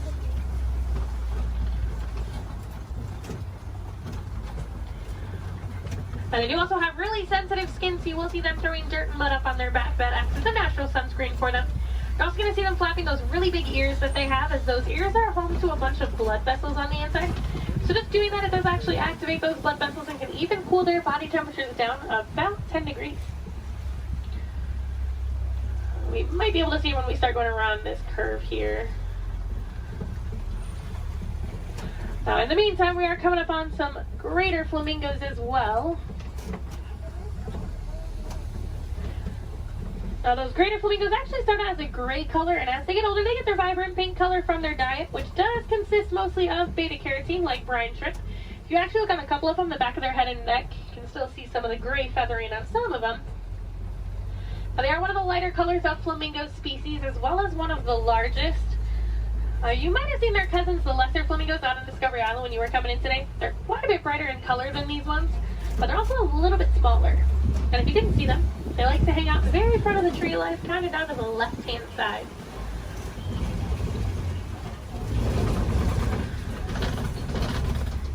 Looks like those elephants are wanting to be shy, but we are coming up on some white rhinos. Now, white rhinos don't get their name from their skin color. They get it from the Afrikaans word weit, which means wide. Now, if you look, they have a very wide mouth. Now, they're also one of the larger rhino species, coming in at about 5,000 pounds. Now, one of my favorite facts about them, even though they are 5,000 pounds, when they run, they can actually get all four of their little legs off the ground. So kind of like how a horse gallops. So they are very graceful for how large they are. Oh, there's one running. It was, for like a hot second, it was actually doing like the actual full run. I'm mad he stopped. Oh, he said, I got snacks over here. I'm coming over here. And usually if you see a couple, there's quite a few. So there might be some more around. So we'll definitely be on the lookout for some more. A group of rhinos is also called a crash. That is a pretty good name for them because they are almost blind. They kind of seem more like shadows. It's really funny when they stand really close to the road. Sometimes when you try to sneak behind with the trucks, they don't realize we're there until they hear the truck and they're like, oh, they like jump and run back.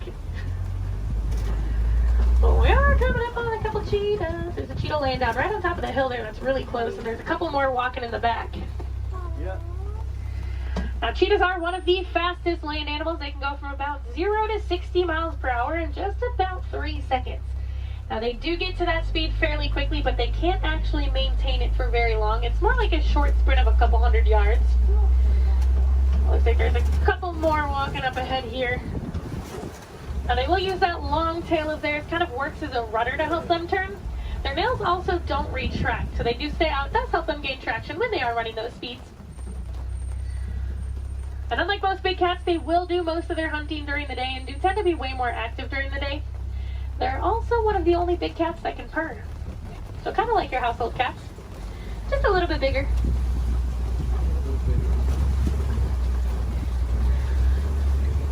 Oh, it looks like there's some lions hanging out on top of the Kobe rock. Ah, they're so pretty. Like there's a male and a female here, and there's another female up ahead a little ways. Lions do sleep about 16 to 20 hours a day, so we're pretty lucky that we're actually seeing them kind of moving. I mean, they're not moving around, but they have their heads up and not sleeping. Now, they do tend to be more nocturnal and will do most of their hunting at night, and it's actually the females that will go out and do the hunting while the males stay back and protect the pride. During the day, their eyesight is pretty much identical to ours, but at night, it gets about 6 times better. So they have super good eyesight at night. Now, when they vocalize, they can vocalize up to 5 miles away. You can hear it. So if you do plan on staying here all the way up until park close, I highly recommend while you're walking out to your car, keep your ears open because sometimes you will actually hear them vocalizing. It's really cool. Now, I know everyone's excited about the lions, but there's a really cute little brown and white animal over on the right. And that is a bontebok. Now he's related to the white-bearded wildebeest that we saw earlier, and within 5 minutes of birth he can stand. Within about 10 to 15 minutes they can also walk and run. That's a super good survival technique for them. That way once those little ones are born, they can get up and get on the move as quickly as possible. Now also hanging out in the trees there on the right, those are waterbuck. Now waterbuck do drink an excessive amount of water, hence the name waterbuck. But they also have kind of an oily, greasy feel to their fur. That is supposed to help them be a little more waterproof when they are hanging out in the water. Now we're coming up on some fairly big burrows. We'll be on the lookout for warthogs. Actually, down in that burrow there on the left, there is a warthog. Now warthogs are one of the largest land burrowing animals. They like to back up into their burrows, just like that one's doing. That way it keeps their tusks out, so if anything tries to sneak up on them, they can try to deter that animal. They've also been known to recycle other animals' burrows, so they might find when an animal has abandoned and call it their home. Isn't the ever so lovely ostriches over there too? Now while we are heading over there, it looks like those ostriches have also dropped some eggs there on the right. Now individually, each one of those eggs can weigh about 3 pounds, and they are so strong that just about any one of us can stand on them and absolutely nothing would happen. Are you guys gonna stay off of the road, or no? Okay. Now ostriches are the largest species of bird. They are flightless birds though. They use those wings to help them turn, kind of like how the cheetah uses its tail. They can run speeds of about 30 to 40 miles per hour, so they are fairly quick. They always look so confused too. It makes me laugh. They are notorious for long animal stops, so when you can sneak by them when they're that close to the road, it's your lucky day. Alright, it looks like the warden's post is coming just up ahead of us. That does unfortunately mean our safari is coming close to an end. But the warden has adopted some Nigerian dwarf goats that like to hang out here. And they do help our warden keep the grass looking nice and the weeds down low, and in return they produce some milk that the villagers here find very sweet and actually high in value. So that does allow the village to rely less on the wildlife out there. They are small, but they won't get any bigger than that. They are full-grown adults. And they are one of the many examples of how humans and animals can live in harmony together. It just takes a little bit of effort from us. Some small things that you guys can do at home but make a huge difference for these animals. Planting some native trees or plants in your yard. Maybe building a few bird houses here and there, or even some bat boxes. A lot of these animals, including the elephants that we saw, are losing their habitats due to mining for metallic ore, otherwise known as coltan. And that's found in many of your small electronics, so things like cell phones, laptops, tablets, anything like that. So next time that brand new shiny iPhone comes out and you guys decide to go and purchase it, just make sure you recycle the old one. That will help keep mining down to an absolute minimum and saving those habitats for those beautiful animals out there.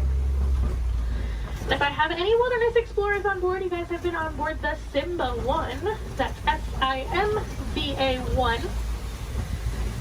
And I am going to get you guys back up to that dock that we originally came from, so you're going to have to bear with me for just a little bit longer. Hopefully we should be able to buzz through some of the docks fairly quickly.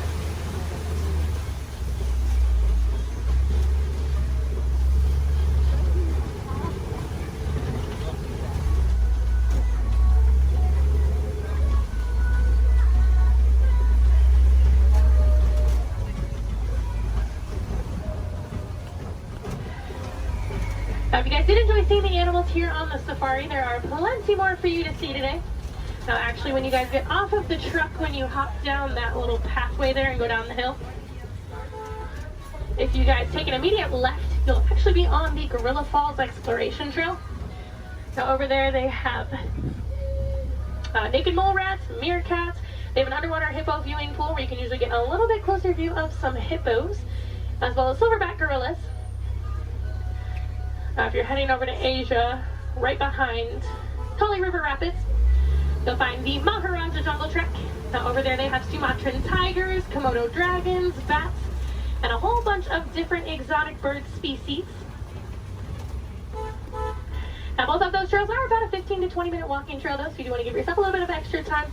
Now ECVs, strollers, wheelchairs, any of that can go through those. You don't have to park them, so you can bring them with you. And if anyone has Disney Plus at home, if you have not seen it already, there is actually a whole series on there called The Magic of Disney's The Animal Kingdom. And they do go into way more detail about the animals here on the safari, as well as the ones over at Epcot and Animal Kingdom Lodge. I know they have episodes on the giraffes, the lions, the rhinos, the elephants. You get to hear from the keepers that do actually take care of them on a day-to-day basis, so you get to know them a little more on a personal level. You might even get to know some of those names, so next time you come and ride the safari, you can impress your friends and family by knowing those. On that note, no two safaris are ever the same as well, and the animals will always make sure of that. So if you guys are here on another day, or even later on in the evening, definitely come back and check us out. You might see some different animals out there. Sometimes you'll actually see the hippos. We didn't really get good luck with the hippos today. But you might see some hyenas. They do tend to be a little more nocturnal, so they'll tend to come out a little bit later. And you might see the lions actually up and moving around. You never know. They'll probably have a different safari guide as well, so you might learn some different facts you guys didn't hear from me this time around. As you guys are walking around the park too, I encourage you guys to be super aware of your surroundings. A lot of times you'll walk past different animal habitats and you guys won't even know it. On front of the trail life, you'll see those lesser flamingos that I kind of touched on a little bit. You'll see some kangaroos hopping around, some vultures, all kinds of stuff. And then towards the front of the park, actually one of my favorite animals likes to hang out there, the giant anteater. Now that's like if you're heading out of the park when you go over the bridge and there's like the spot where you can go on the left side and the right side to exit. She likes to hang out on the right side. So if you go down there, she tends to kind of hide those. So you have to look into her habitat a little bit to see her. But she's usually there.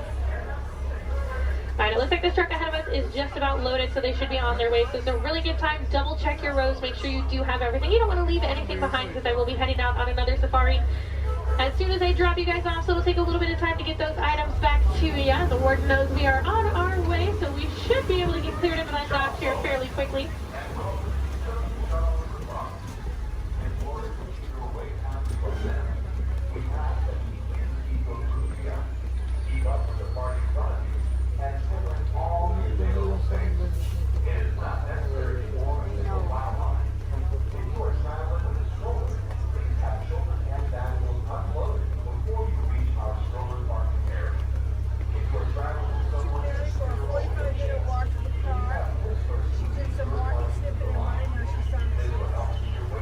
I'm not sure there's any carry.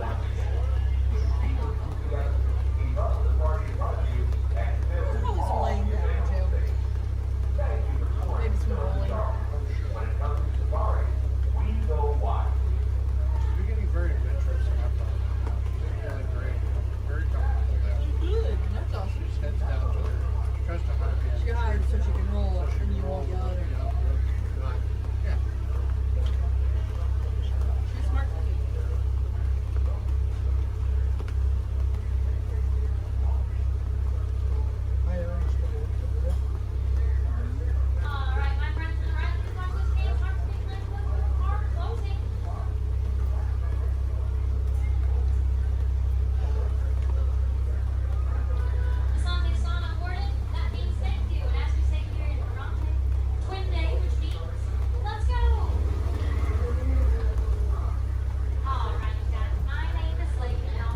Friends here in Huron, maybe we don't like to say goodbye as we feel that is far too sad and far too final. So it's time to leave you with Kuaharini. So Kuaharini friends, go well, go wild, go make a difference out there and enjoy the rest of your day here at Disney's Animal Kingdom or wherever else your adventures might take you.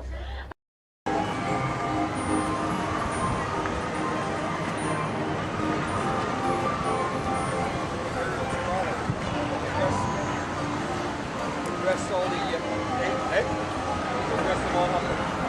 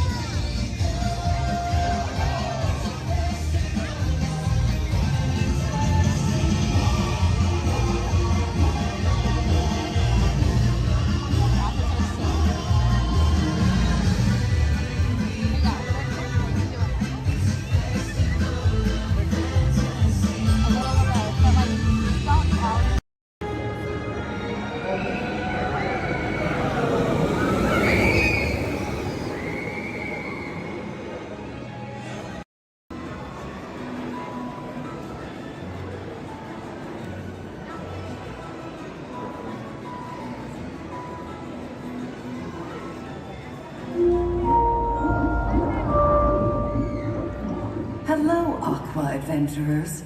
Here's a little fish food for thought. Sea turtles often confuse trash, like plastic bags, for food. But you can make a positive impact by recycling and limiting the use of single-use plastics.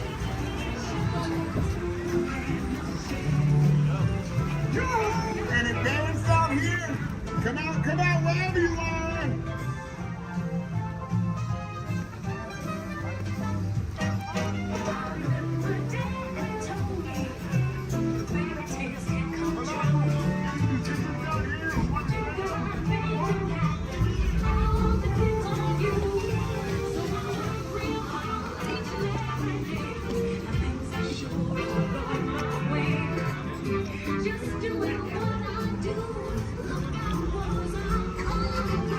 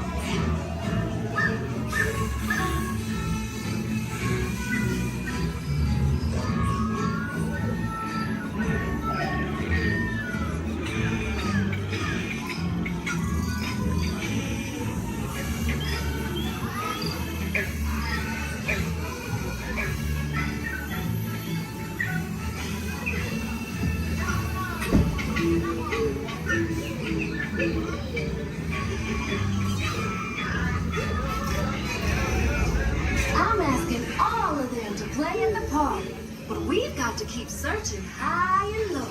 How long can I go?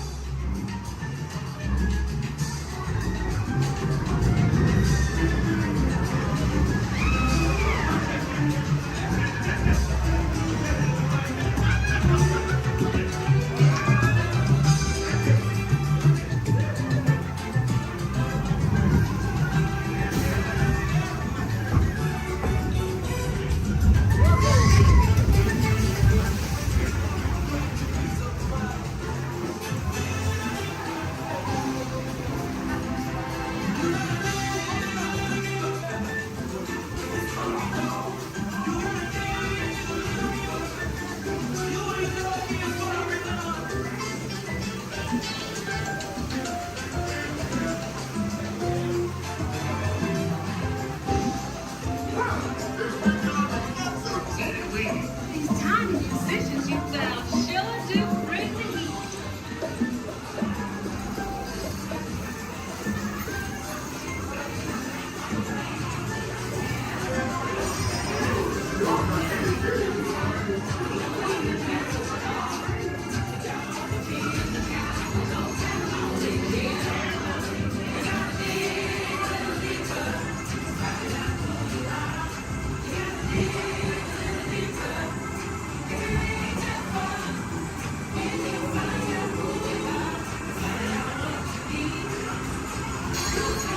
Get your head together. All the bigger you are, the bigger the special, nigga.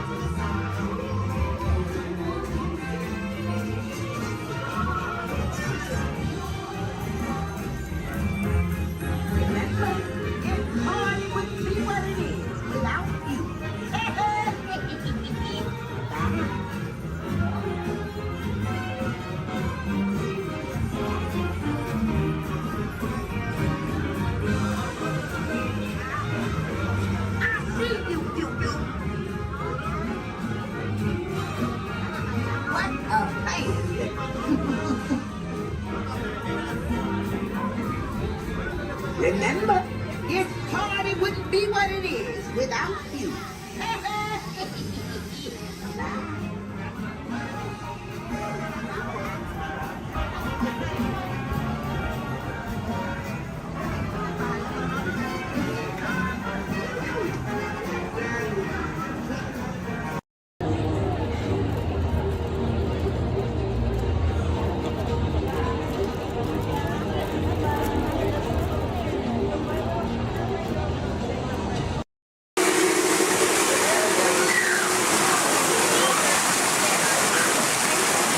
Hey, what are you doing here, William? What are you doing here, Morris? I just flew in from Hollywood. My client's the new owner of this bird cage. What? Are you cuckoo? My client's the new owner. Disney gave me an exclusive. Co-exclusive. Didn't you read your contract? I gave it a bird's-eye glance. And you call yourself a talent agent? I negotiated my tail feathers off for this deal. Well, my client does not share credit. He's a very big bird. Your client is Big Bird? Not Big Bird, a big bird, you bird brain. Well, your dim little star is now half owner of the Enchanted Tiki Room with my superstar. Think again, Chicky babe. Stop grousing. Just look at these paying customers waiting to get in. Did you say paying? As in money. As in 10%? Hey, who am I to go against the status quo? Sorry to interrupt, but I would like to inform our guests about the next show that will be starting soon. Industry Music Store will be opening a new entryway room of joyous songs and splendor. Here at the Enchanted Tiki Room. Mahalo. Wait, our clients are not here. Maybe they hit traffic. Don't say that. Sorry. Anyway, babe, I gotta fly this coop and migrate back to Hollywood. My birds will call your birds. We'll do lunch. What's the rush? I'm about to sign Donald Duck. Oh, yeah? Big deal, you hockey puck. I've got the mighty Ducks in the wing. You do not. Do too. Do not. Do too. Not. Two. Not. Two. Not. Two. You don't. Come Leave me on. alone, you two. Come on, will you? Two, not two, yeah. Level with me. Put the bubble between the Go lines. away, You go don't. away. Go away.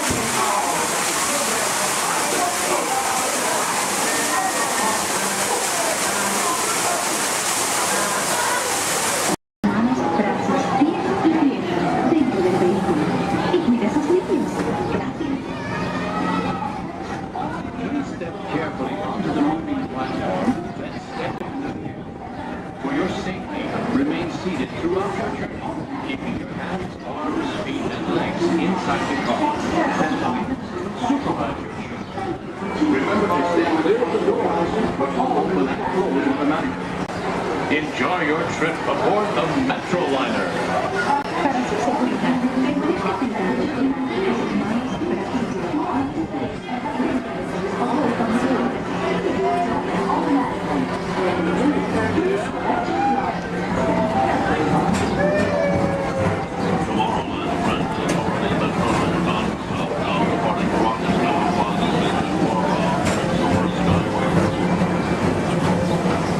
Welcome aboard, TTA travelers. We hope you enjoy Tomorrowland Transit Authority's Super Skyway.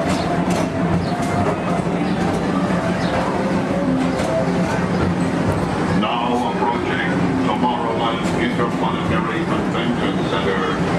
The convention center is home to a galaxy of wonders from faraway.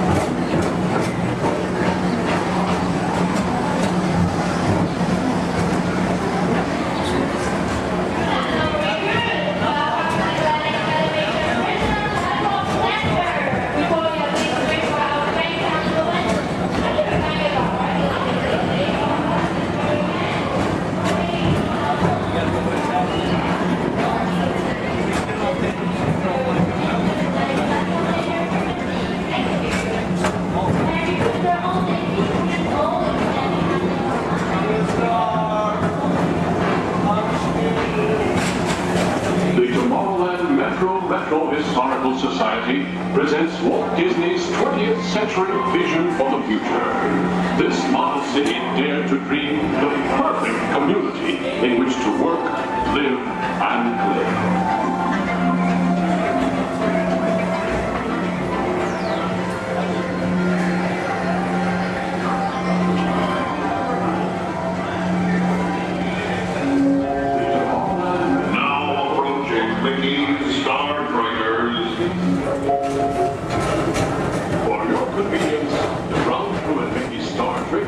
will be glad to rocket ship to any planet in the galaxy. Hi there, Tomorrowland travelers. This is Mr. Johnson and Skyview Hovercraft One, bringing you the latest Tomorrowland traffic report. As usual, everything is perfect on Tomorrowland Superhighway. Back to you at DTA Center.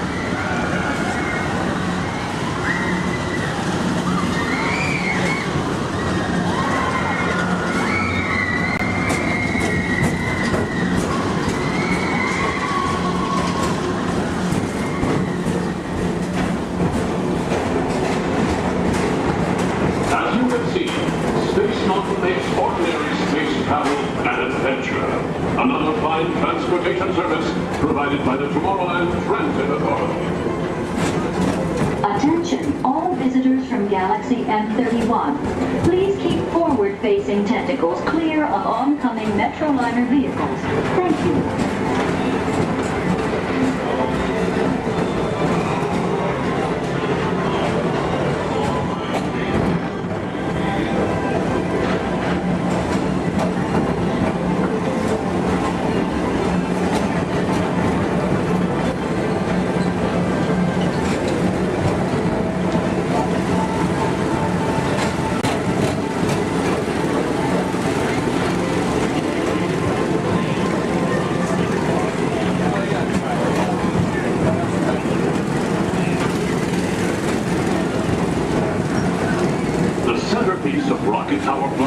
Is the League of Planets Astro Orbiter. This symbol of universal harmony and interplanetary fellowship provides all beings with an exhilarating spin around the planets.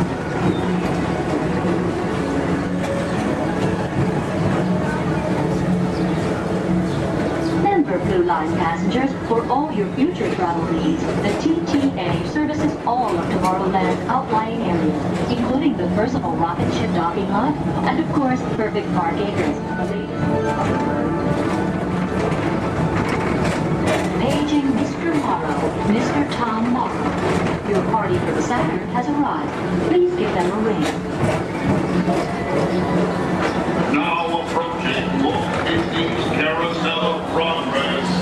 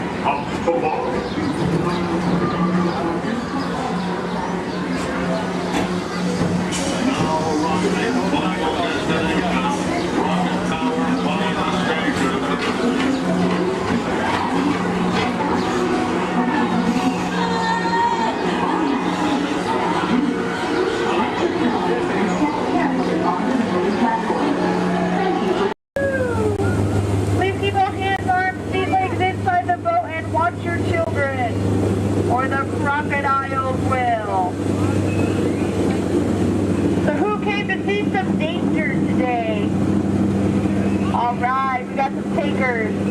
It's right there, big white letters. Good thing I can read. You might have missed all signs of danger. Oh, look at this to the right. You'll see our first sighting of wildlife here in the jungle. Right there's a prime example of why some wildlife destroy their children at birth. We're now approaching ancient Cambodian shrines built by ancient Cambodian Shriners. This place is loaded with crocodiles. Speaking of crocodiles, to the left you'll see a Bengal tiger, known to jump over 25 feet, but don't worry, we're like 15 feet away, he should jump right over us. Watch out for Ginger, Ginger Snap. She's the one stop cookie.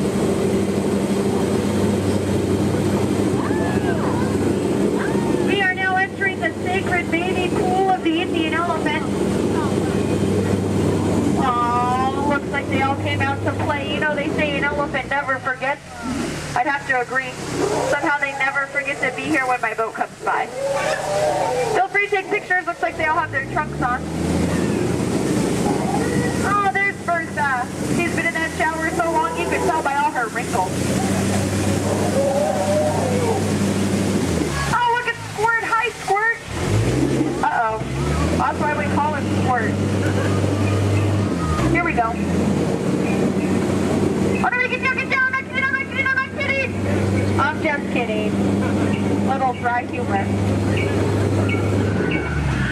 Oh, that looks dangerous. Let's get closer.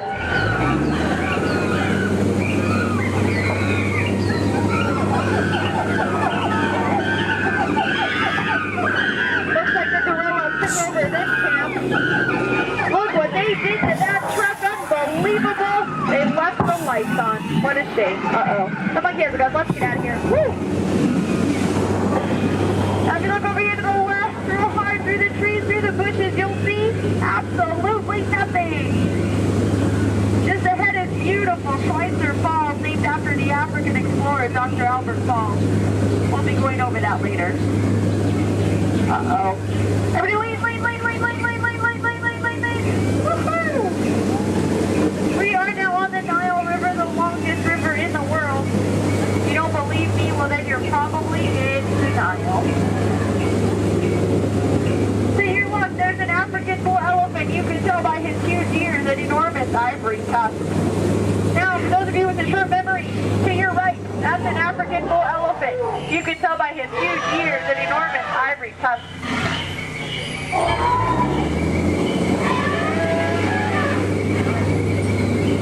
We are now in the African belt where the hand of man has never set foot. Aww, look at the pride of lions protecting the sleeping zebra. That's how zebras sleep, on their sides, eyes open, surrounded by lions. He looks dead tired. We'll let him rest in peace. Oh no, there's that lost safari they were looking for. I told them not to mess with the rhinos. They always get their point across. In the end. Seems to be the low man on that totem pole. And now we're off to the infamous pool of the hippopotami. These creatures could easily upset our boat. Just last week they knocked over 6 boats, but I don't think you have anything to worry about. Only 5 of those boats were mine. Uh-oh, this doesn't look good. Oh no, these two are charging, come here, I'm gonna scare them away! Look at that, scared stiff. We are now entering headhunter territory. The terrible place to be headed. To your right, you'll see some native arts and crafts. Art's the one on top. Oh, looks like they're celebrating something here. I'll see if I can translate for you. Nope. Oh no, we're being attacked by one party. Everyone get down, all guys out of here. Watch out for spears. Spear, spear, spear, spear, spear, spear. Spear, spear, spear, spear, spear, spear, spear. Ooh, that was fun to hear those spears flying by. And now, the moment you've all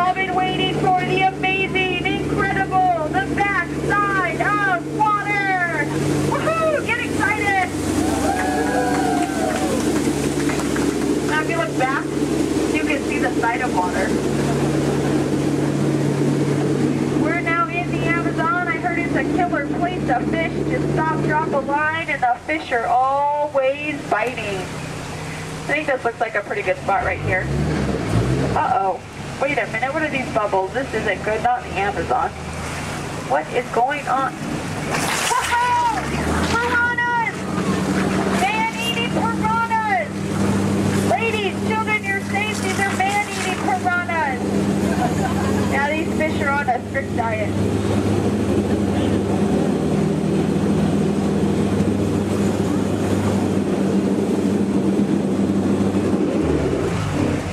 Here's Trader Sam. He's our head salesman here in the jungle. Business has been shrinking, but it looks like he's having a special today. 2 of his heads for just 1 of yours. Any way you slice it, you'll come out ahead. Trader Sam's actually... Whoa. Oh, there's Ellie! I thought she was coming with us today. Looks like she's already unpacked her trunk. You might think that's water, but it's not. And now for the most dangerous part of our journey, the return to civilization. I don't know how, but you just survived the jungle cruise. Please keep all hands, arms, elbows, fingers inside the boat. Don't want you to get caught between the boat and the dock. That could really, really hurt my boat. Well, here we have Matt and Matt. They're gonna professional elbow grabbers to help you out today. All right. Bailey's echolocation's awesome. We're gonna do it. Everyone, both fins up. Go. Okay, sub-level, really good. Back bench, solid. Grandma in the corner. This is where we put our fins up. Good job, Grandma. Good job. Fins up. Eyes closed. Go. How many fins am I holding up now? No, you gotta go. Yeah, you so totally rock.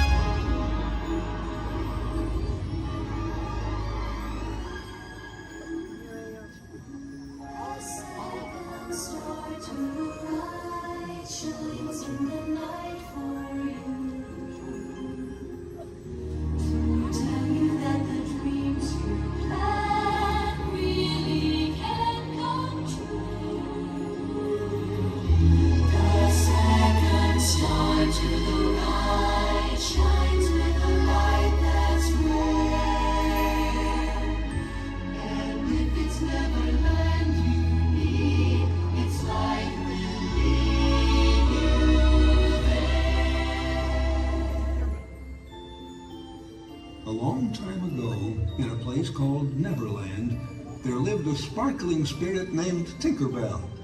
Legend has it that to this day she still flies over this magical land of fantasy. And the story is told for children of all ages that if you wish hard enough and believe strong enough, Tinkerbell will soar high above the magic kingdom and light our fantasy in the sky.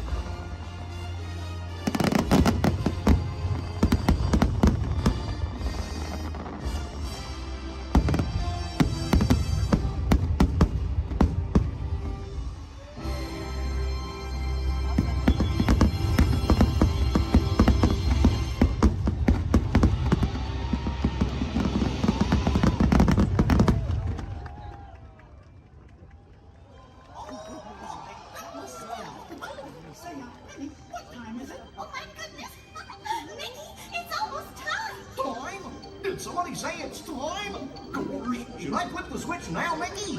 Not quite yet, pal, but it won't be long now. Let's see, yep, just a few more minutes till we start the countdown to the new year. Oh gosh, I can hardly wait. Oh, Mickey, me too. And I can't imagine a better way to celebrate the new year than with all of these nice people right here in the Magic Kingdom. Oh, what a special moment in time. Time? Is it time? Now, George. Take it easy there, Goofy. We still have plenty of time. Oh, no we don't. Goofy, this is it. Start the countdown clock. Alrighty, Mickey. Starting the countdown clock. Okay, everybody. It's time to start counting down to the new year. Are you ready? Okay, then. Here we go. 10, 9, 8.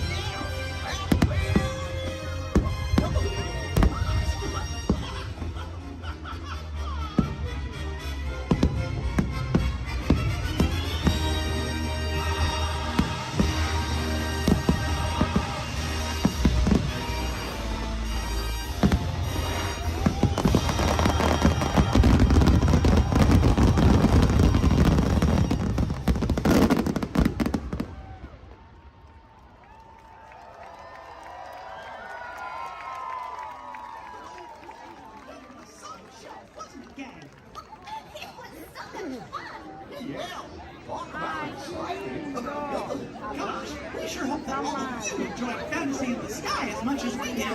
Oh, and we hope to see you again real soon, don't we, gang? Sure do. Well, everybody, so long for now. Goodbye, everyone. Goodbye. Remember, we love you. See you later.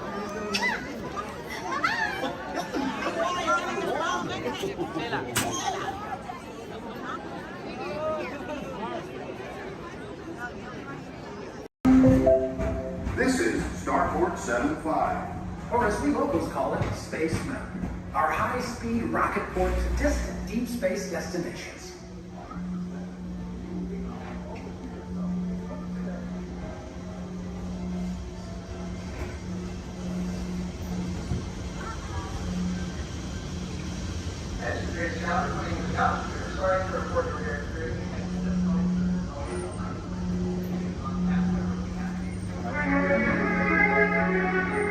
Let relaxation wash over you at the most refreshing retreat in the galaxy, the coral rooms of IC7. You H2 owe it to yourself. Book today.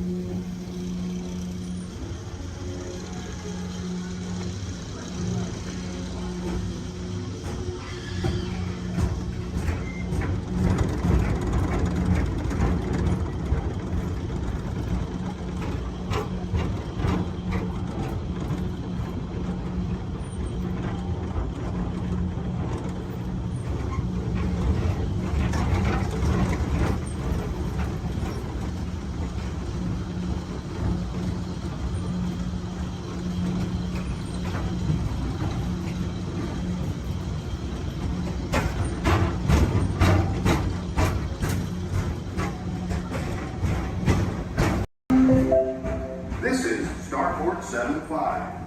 or as we locals call it, Space Mountain. Our high-speed rocket port to distant deep space destinations.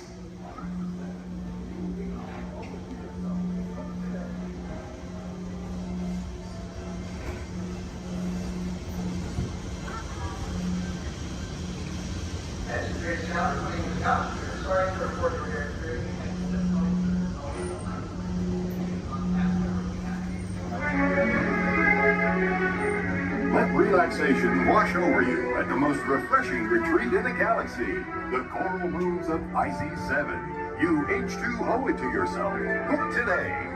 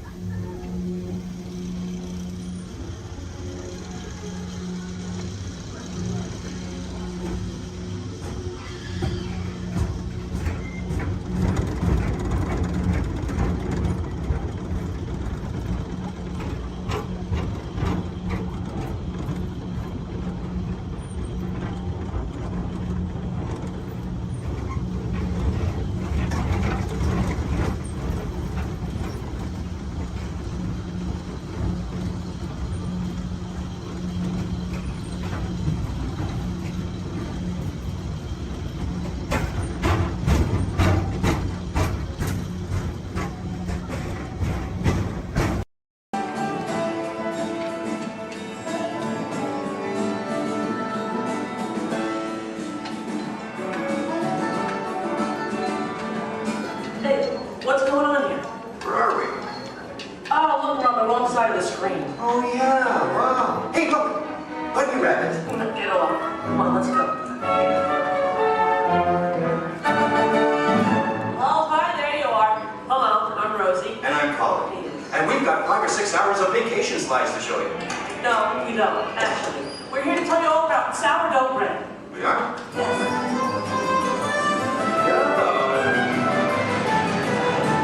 Okay, let's get started.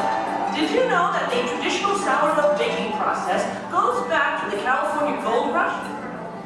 You're reading this, aren't you? No, of course not. I did some research. I made a few notes. So, my little encyclopedia, what exactly is sourdough? Well, it's a type of bread that doesn't use yeast as a leavening agent. These miners had agents? I don't think so. Look at them. Isn't it nice to see the guys helping with the dishes? Now, Colin, did you know to make sourdough bread you need a chunk of what's called starter or mother dough?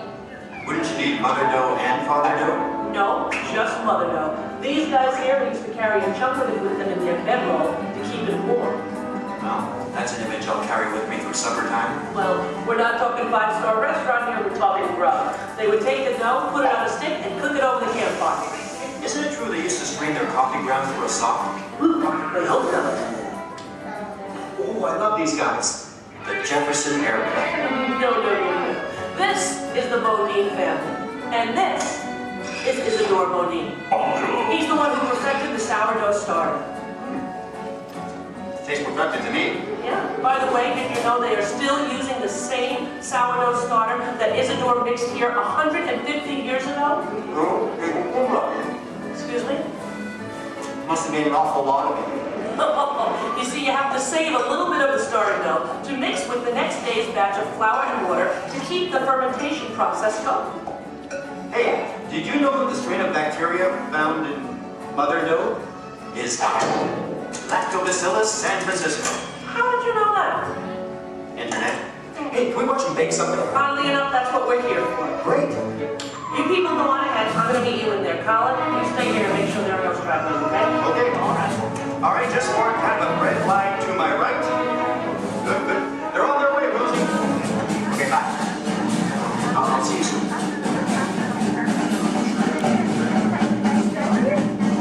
Okay, everybody, here we go. Come on in. There's plenty of room. Gather around the window right here. Make sure you can find a spot where you can see me on one of the screens. Come on, Colin. They can find their way, okay? It's not the California Trail. We lost a couple to coyotes along the way. Oh, that's so sad. Oh, well, what do you do? Yeah. This is the bakery. That should be obvious to everyone. Even to my mom. What's that? Oh, and I have one for you.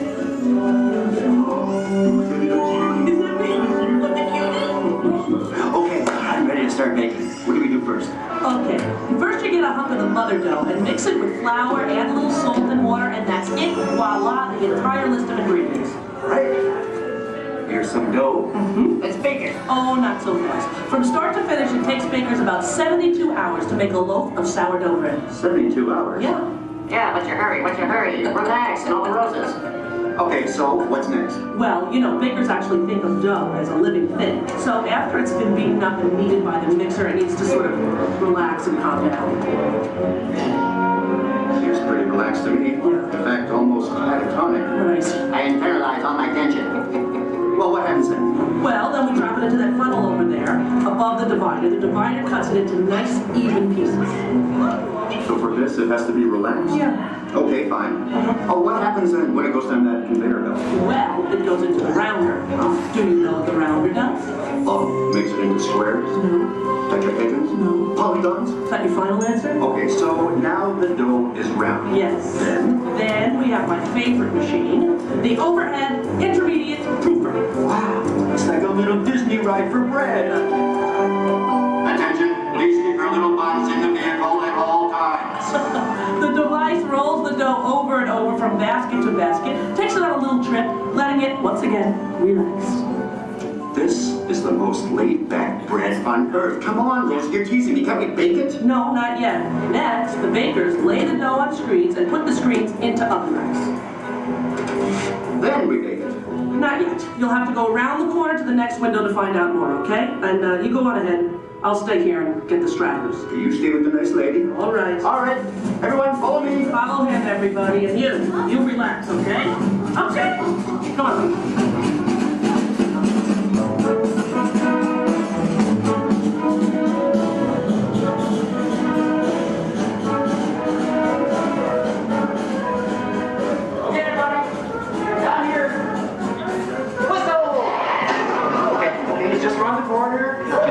Out along this window.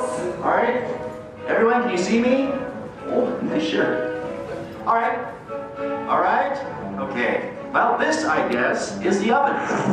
If not, I'm having some incredible hot flashes. Slap some garlic butter on me and I'm ready to go. Hey, Colin. Okay, where were we? We were getting ready to bake some bread. No, we weren't. What, are you trying to confuse me? Let me think.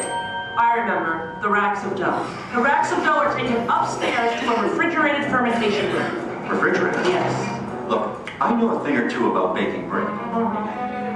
Well, actually I don't, but I'm pretty sure you have to have heat to bake something, right? Sounds right to me. For a technical question like that, I'm going to have to call in an expert. I'd like you to meet my friend, Tony, the baker. Tony! Hi! Are you enjoying your visit? Oh, we're having a great time. We really are. But I'm afraid I have reached my limit of baking knowledge. Tony, call it here. Give us the lowdown. Don't you think we've coddled this dough long enough? Isn't it time to turn up the heat on this baby? Well, no. The dough needs time to ferment in a refrigerated, climate-controlled room. Now that gives the bread a better flavor, texture, and color. It takes about 13 to 16 hours. You know, I like a man who can cook. Then what happens? In the proof box, the dough is slowly brought up to about 95 degrees, 90% humidity. Why not just take it to Florida? All right, so it's baking now, right? Because it's rising. No, it's still fermenting. The dough triples in size now due to the expansion of trapped gases. Hey, listen, we all have trapped gas occasionally.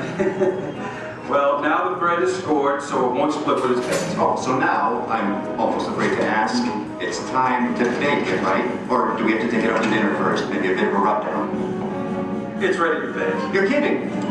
I hear they spin the bread around when they're actually baking. Is that true? That's right. And a mist of steam is sprayed on it from time to time. This gives the crust a beautiful reddish golden color. Oh, so I'm thinking I probably couldn't do this at home in the toaster oven. No, I don't think so. Listen, Tony, thank you so much. Yes. You were superb. I feel enlightened, rich, fermented. My pleasure. Bye. Bye. You know what? I'm going to spray you down because I think you could use some of that golden Just color. a little on the... Okay, that's enough. All right, the hair. You know what, deep frizzy. Ladies and gentlemen, the moment you've been waiting for. A masterpiece of the baker's art. What are you doing? Hey, what are you... Waiting for that. That's not yours. When he gave it to me, he looked right at me. He didn't look at you. That was ours to share, Colin. No, it's mine. It's all mine. One piece, please. One little piece? A tiny piece? I'm telling Mickey. All right. Here. Yeah, you see? Here, go Don't tell Goofy I owe money. You do? Well, don't even ask. I don't even want to get into that. Goodbye, everybody. Have a great time here. Bye. I'm gonna go eat some Sharon.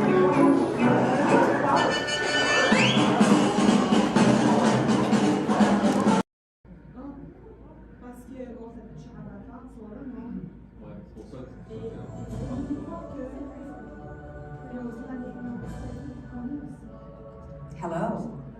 I'm Dr. Marsh, director of the Dino Institute, and I hope you enjoyed those quaint exhibits in the old wing. That's how dinosaurs have been presented to the public since the study of fossils began over 150 years ago. Today, that bare bones approach is about to become extinct. In a perfect blending of science and technology, the Dino Institute has created the Time Rover, an amazing vehicle that will literally transport you to the age of the dinosaurs. How? That's proprietary. But the result is a breathtaking journey through a prehistoric world where you will witness the most spectacular creatures to ever walk the earth. In a moment, you'll be going live to our control center for a comprehensive safety briefing, and then it's on to the tour that will convince you forever that the future is truly in the past.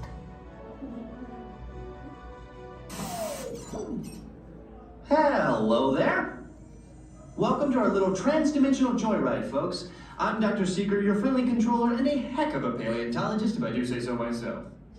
But let's not talk about me, let's talk about you, and how you can help me make history today with the Time Rover.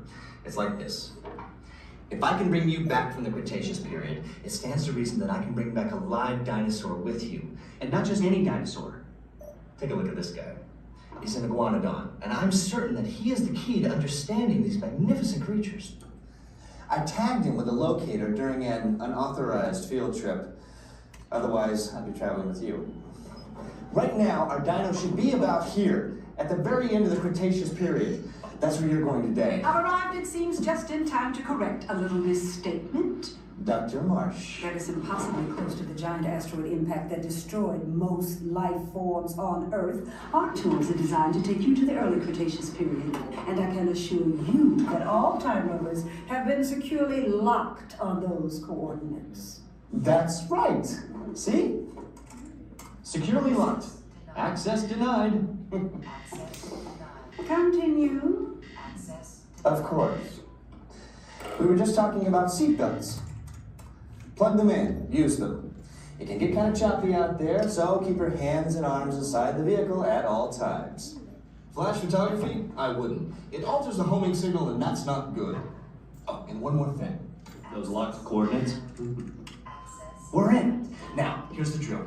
You follow the homing signal to the iguanodon, then I'll enlarge the transport field, and boom, you're back with one additional passenger extra large. And don't worry about that asteroid. You'll be in and out of there before it even breaks the atmosphere. Trust me, what could go wrong? Hey, it's me again. Remember, only you guys are going on this special mission, so don't tell anyone, okay?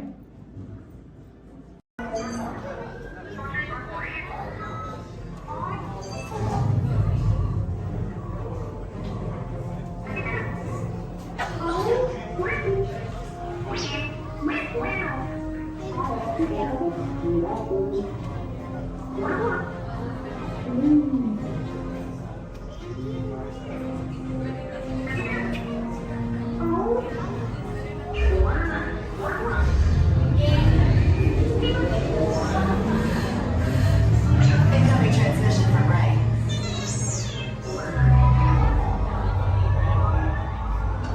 BB-8, is everyone assembled?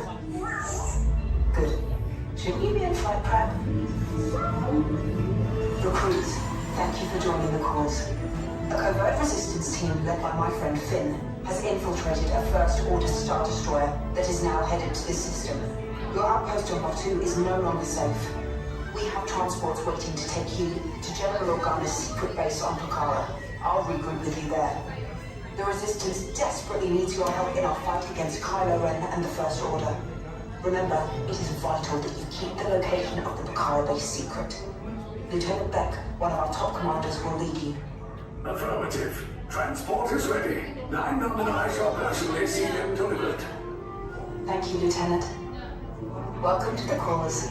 May the Force be with us. Commander Poltam and a squadron of X-Wings shall escort us to the rendezvous point on Dakar. Roger, this is Black Leader. I hear you're a fine-looking group of recruits. Well, no time to waste. Let's get you on your way to the General. Stand clear. Deck doors opening now. Hurry, all recruits to transport. No need for safety gear, it'll be a smooth ride. Ground crews, deck is in motion. Recruits crossing to transport. Initiate pre-flight sequence on Deck 3 for Picard.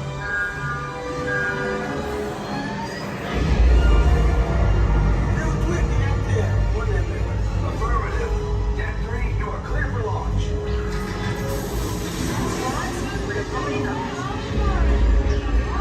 Picard personnel, this is your final call on board. Transform away from the blast doors, all the way forward.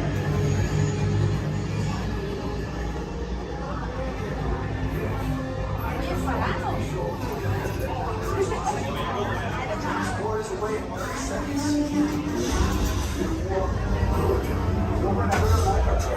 Yes, check the hyperdrive also. Transport takeoff in 20 seconds. Good. Airspeed sensor. Thank you, Nina. Black Leader, are you and your team ready? Affirmative. Engines are hot. Red 2, blue flag reporting. Red 2, check. Blue 5 standing by. Engage propulsors and hold on, recruits. More ships. Launch.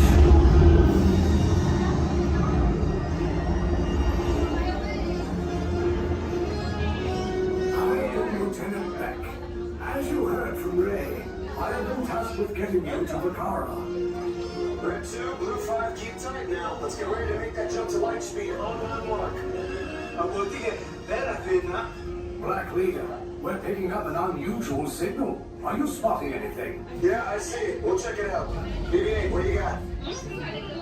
There appear to be a number of small craft heading our way. Raise the shields. We got company. First order TIE fighters. Reroute. Reroute.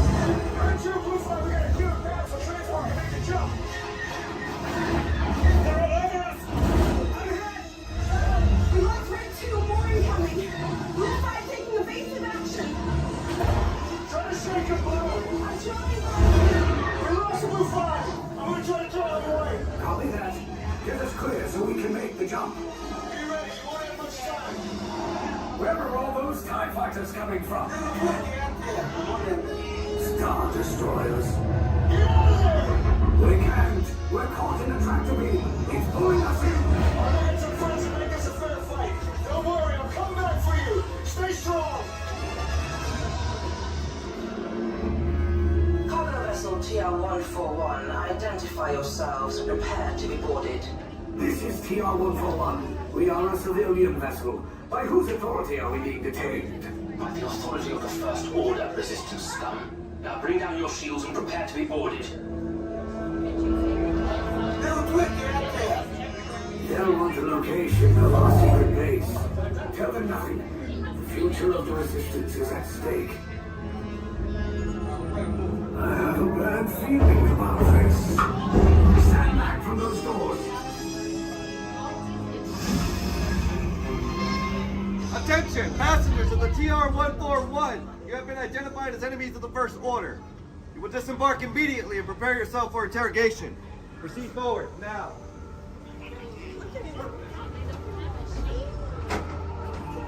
Down that hallway to your right for interrogation. Keep your...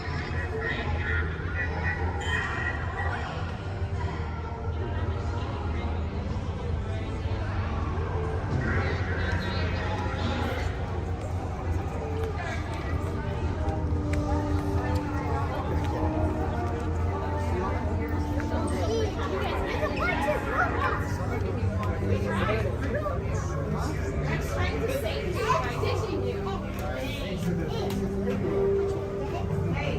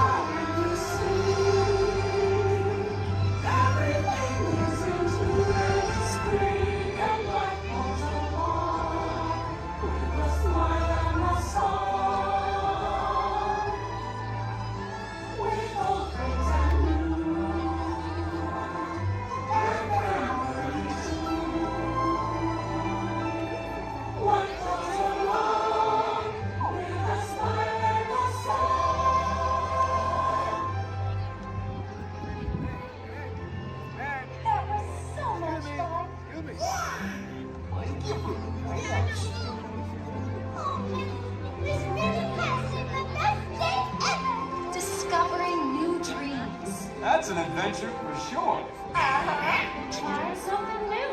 And having a swinging good time. You win. Finding the confidence to be true to yourself. That's right. Here's to all of us, old friends and new. Warm hugs for everyone.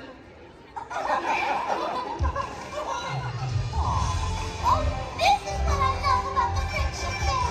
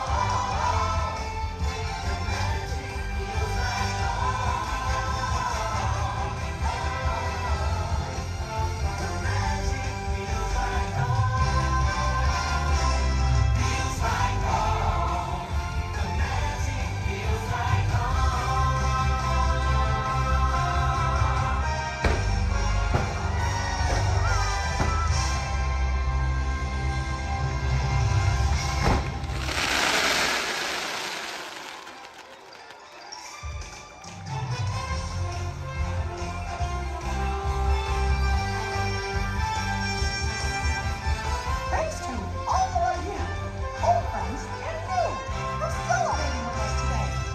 See y'all real soon.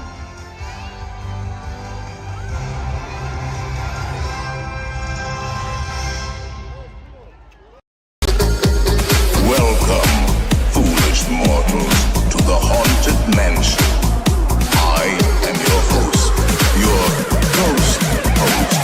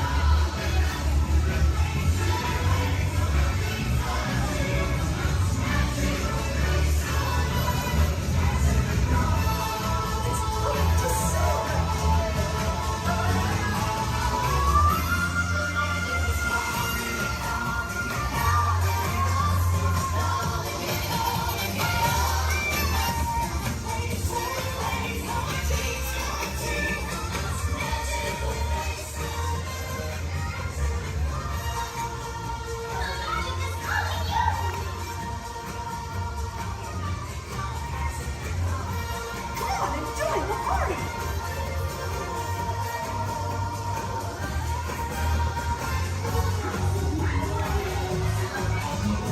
It's great to see ya.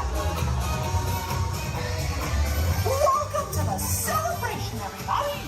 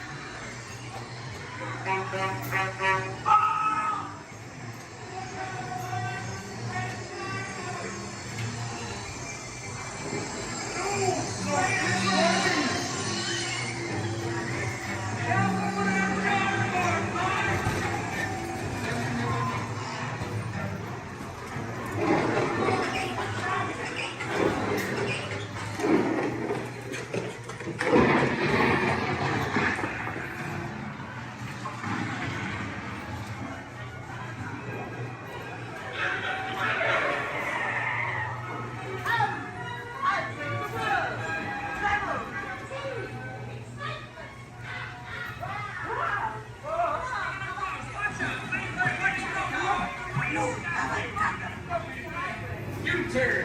Thank you, that is all.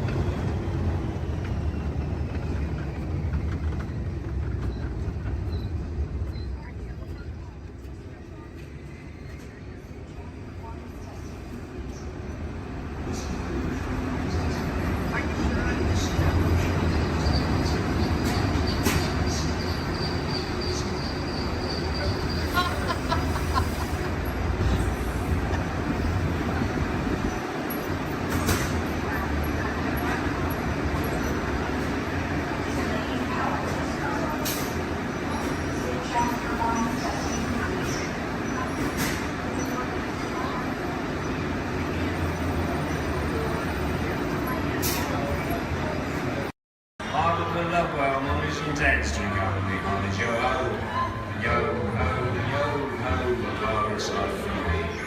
A toast to piracy and its many shiny rewards. As a career, what could be more rewarding? Drink up me honey's yo-ho. I humbly accept this magnificent treasure as my reward for a life of villainy, larceny, skullduggery, and lucidity. Me, drink up me honey's yo-ho. Yo-ho, yo-ho, a virus life from me. I raise a toast to one of my many shipmates lost at sea. Salute, raise a me. Drink up me honey's yo-ho. Rascals and scoundrels, villains and knaves, drink up me honey's yo-ho. Devils and rats, you really bad eggs. Drink up me honey's yo-ho. Drink up, lads. There's treasure enough for all. I shall take this paltry sum as a stipend to cover my expenses. Riches and jewels. Drink up me honey's yo-ho. Yo-ho, yo-ho, pirates life for me. It is true, I am a pirate. Bloody good. That is bad. Drink up me honey's yo-ho. I'm foolishly moving so much gold just lying about hidden away. Some miscreant might be tempted to steal it, eh? Roll and embezzle and even hijack. You go with me, honey's yo-ho. Hijack. Ah, my feathery friend, you've a divine singing voice. Do help yourself for a trinket. Small one. Drink up, me honey's yo-ho. Yes, 'tis a fine treasure. Your notes have temporarily stopped. Chromatic music.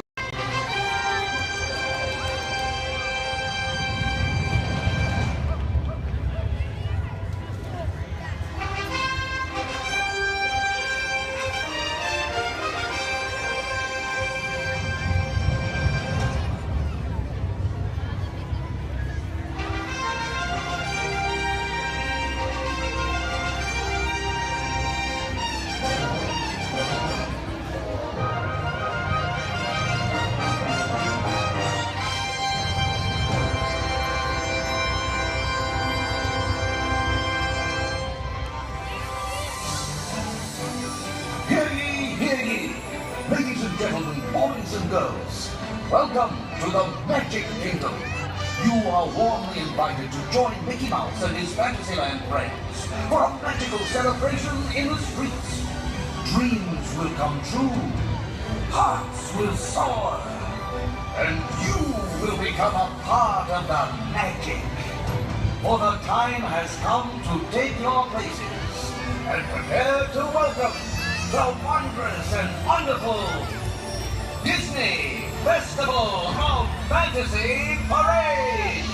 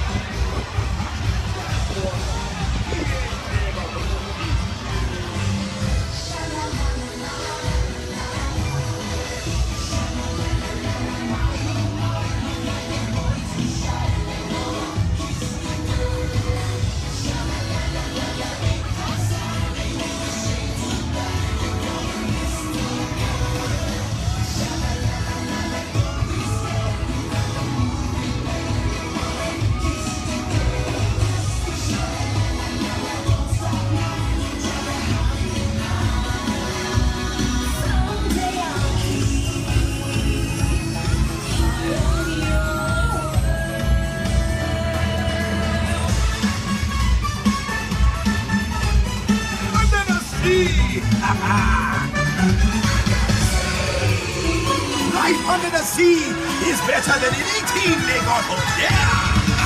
Under the sea, with the sun.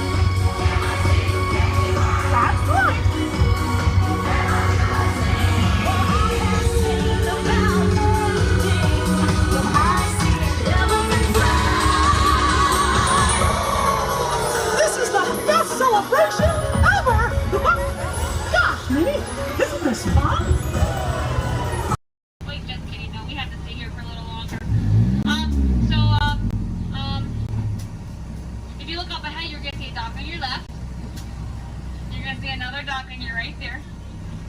We like to call those a fairy duck. I know, exciting, exciting. Now if you look a little further, you're going to see some skips up there in khaki. We like to call those a fairy dork. I know, it's great stuff, guys. It's great stuff. So right now, you know what we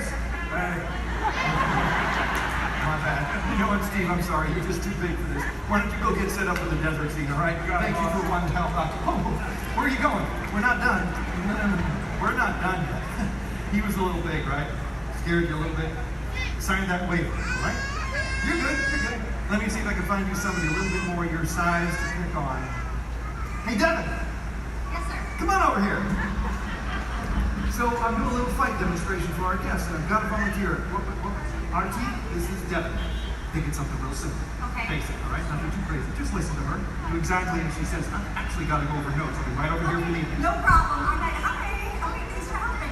So I guess I'm going to show you a few things. I'll make it super easy, but I tell you what, let's turn around. We're going to face this way, and you're just going to stand right here and facing me. Just like, try not to move. I'll do everything, okay? Okay. All right, you guys. Well, when we're doing fight routines, taking a punch, it really is just as important as throwing one. Sorry, okay? I'm so sorry. I know you're okay. Okay, you look alright. Okay. Well, as you guys can see, you really can't get hurt if you don't have the right timing. Sir! Okay, I think I know what's happening. You're moving just a little bit. I don't want her to listen anymore. Okay, no problem. I'll wrap it up. Here's your little hat. You see, it just takes guts. Coordination. And a real level head.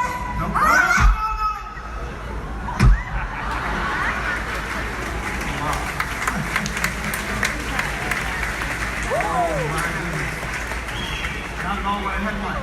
Would you say something to the folks while I check on the man on the floor? No problem. So obviously something like this does take a lot of practice. Yeah, or a lot of extras. Let me try to get boss. Oh, no. Stay away from those nice folks and help this poor man up off the floor, please. Sir!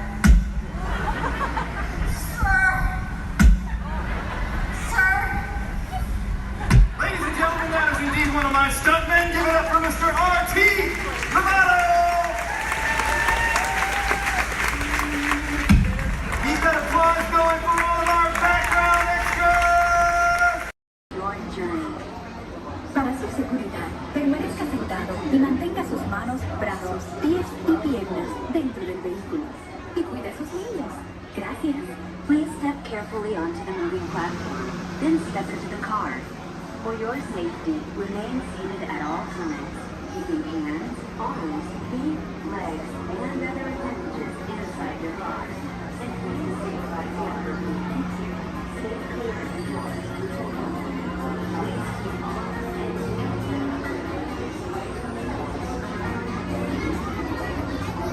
This is the TTA Blue Line. Non-stop service around tomorrow.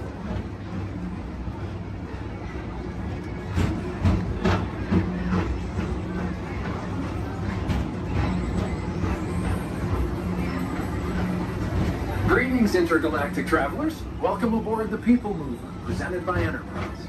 I'm Borak 5, your guide aboard this highway in the sky, the absolute best way to see Tomorrowland. And my stars, is there ever lots to see?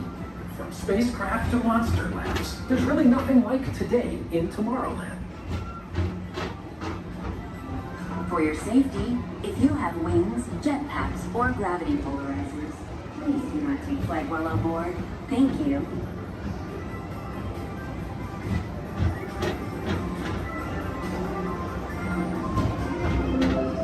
The next station is Tomorrowland Urban Planning and Star Traders. Transfer to green and red lines. Don't worry, your express train keeps on rolling through the future, right by two of my favorite spots.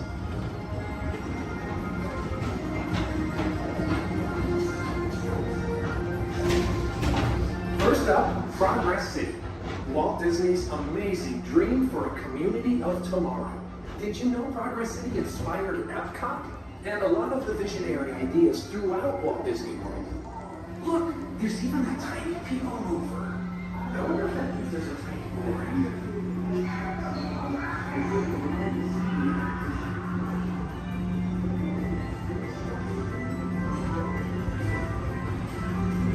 On your right is Star Traders, home to the greatest goods in the galaxy.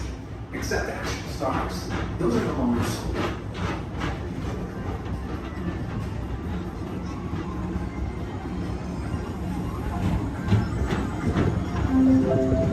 Now approaching Tomorrowland Speedway and Tron Light Cycle Run. I love a good circuit, and these are two of the best tracks in the cosmos for a bit of light, speedy competition.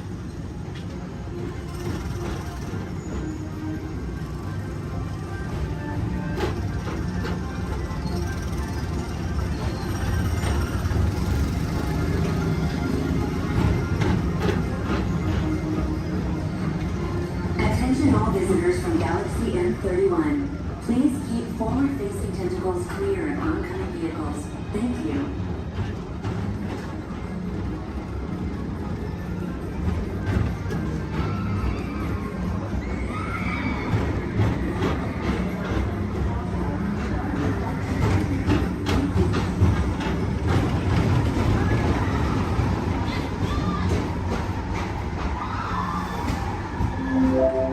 This is Starport 75.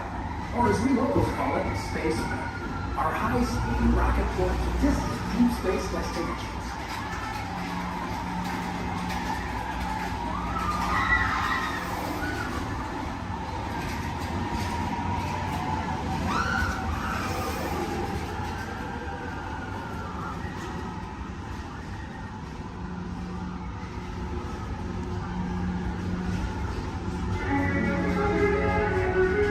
Let relaxation wash over you at the most refreshing retreat in the galaxy, the coral moons of Pisces 7.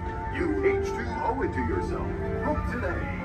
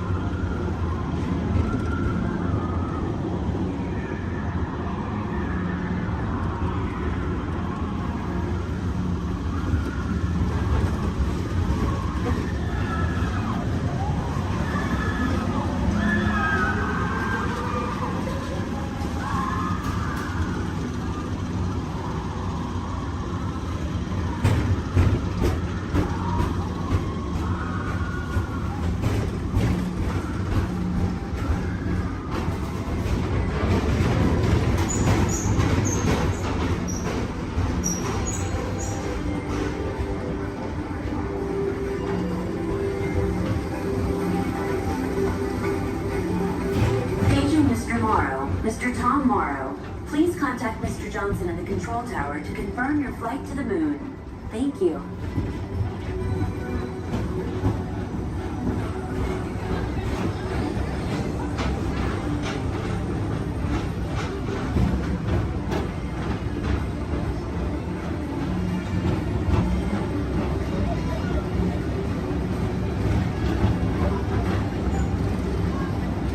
Attention all visitors from Galaxy M31. Please keep forward-facing tentacles clear of oncoming vehicles. Thank you.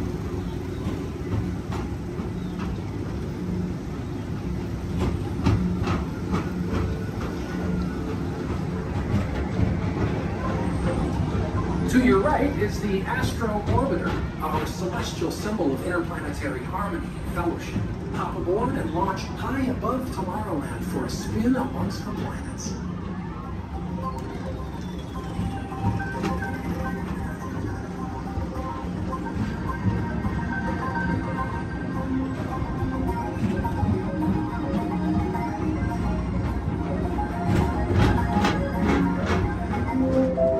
The next station is Walt Disney's Carousel of Progress.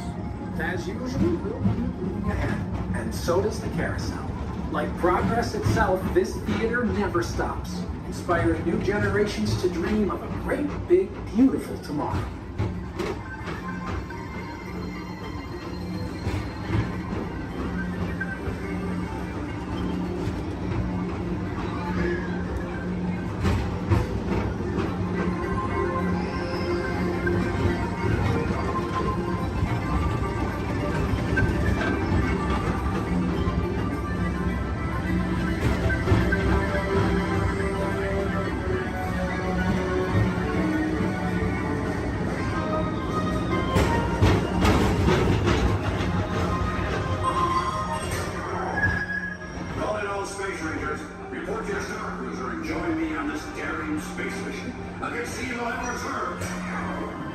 Affirmative. We run it, Buzz. You can count on us.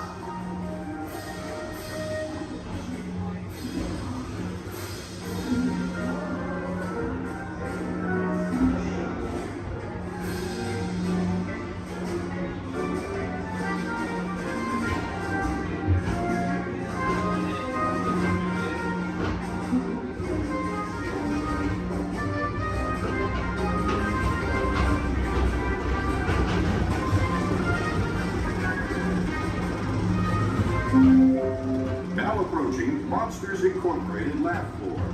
Mike Wazowski has brought in some real monsters of comedy. Whether you have one eye or 9, take the time to see this show. Now approaching Tomorrowland Transit Authority Station. My fellow sentient life forms, our people mover journey has nearly come full orbit.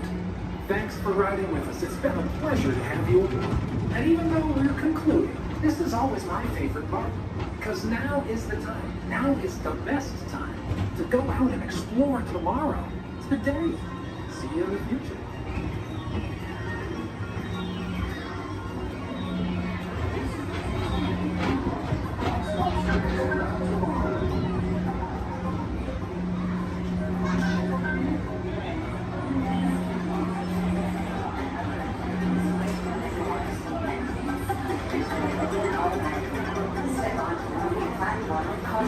And exit by stepping away from the car. Thank you. Please keep arms and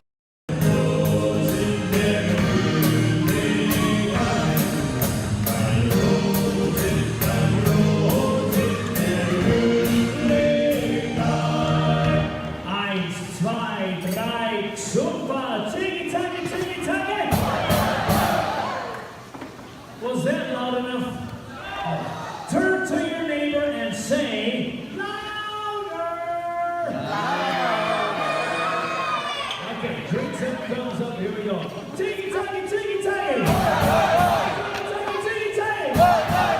Tiki-taki, tiki-taki! Rolls, clink, and drink! Disneyland, no lasting, and hold on to all these items.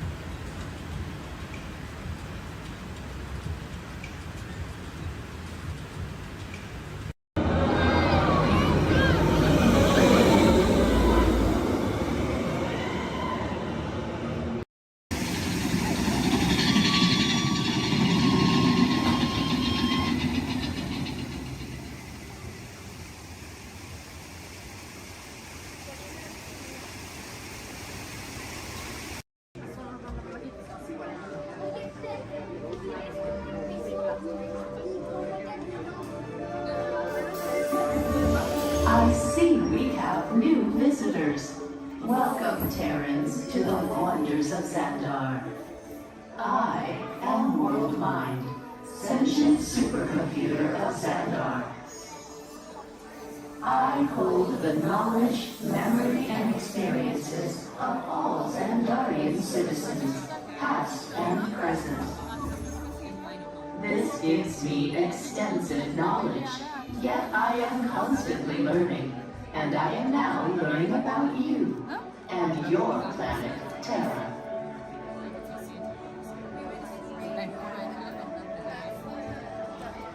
Much of my knowledge of your world came from your great scholar, Peter Quill.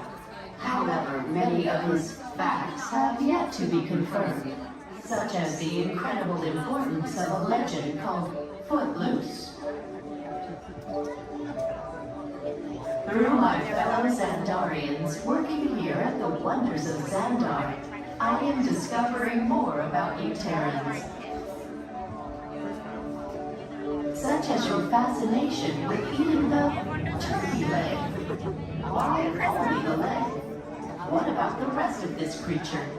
We are eager to learn the answers to these questions and so much more about your world. In return, we Xandarians hope to share with you more about ours. Although Xandar is 2.537 million light years away from your planet Terra, our worlds are actually quite similar, and began at precisely the same moment. We refer to this as Time Zero, before the existence of anything. Our worlds were born of a single point of matter and energy that blasted outward in what you Terrans refer to as the Big Bang. And from nothing came the beginning of everything.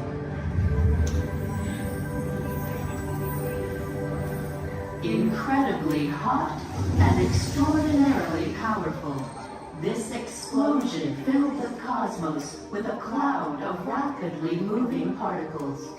Over the next 100 million years, space continued to expand, and the particles cooled and slowed.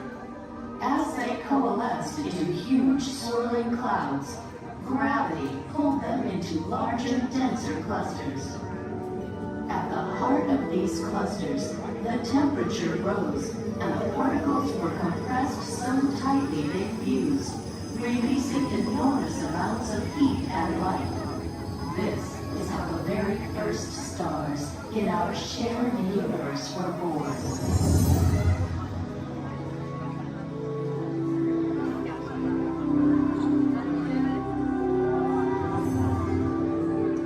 The singularity is just one of the commonalities between our two worlds that we will explore today. Welcome, Terrans, to the Wonders of Xandar.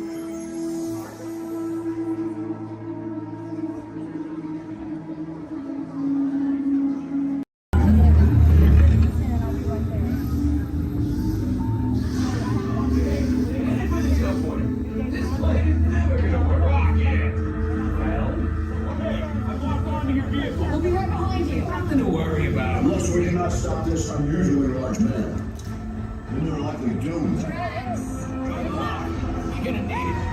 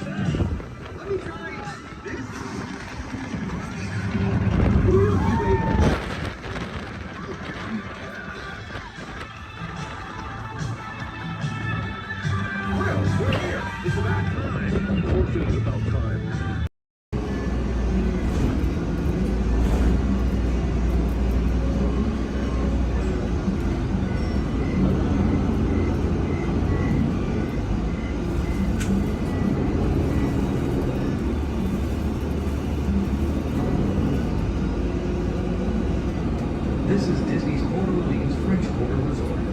Please collect your belongings, watch your head and step as you disembark, and take small children by the hand. Thanks for riding with us, and welcome home.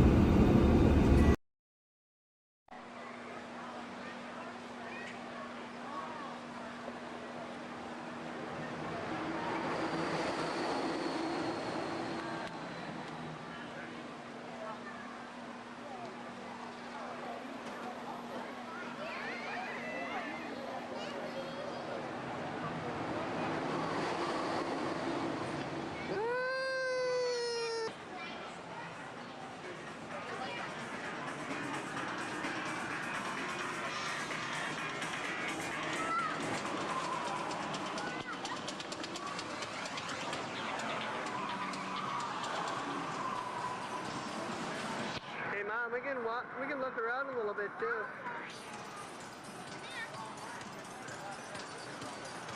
Go on ahead. Stick them out.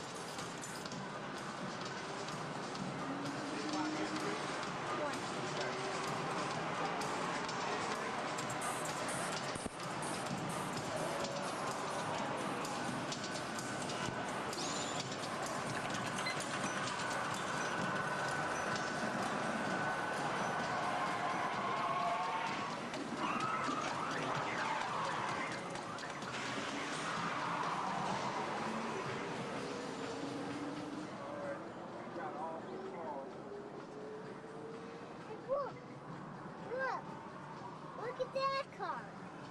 Look at that car. Come on. And look at this car.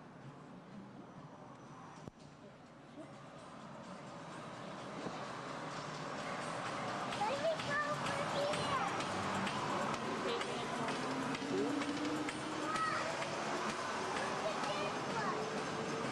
Look at that.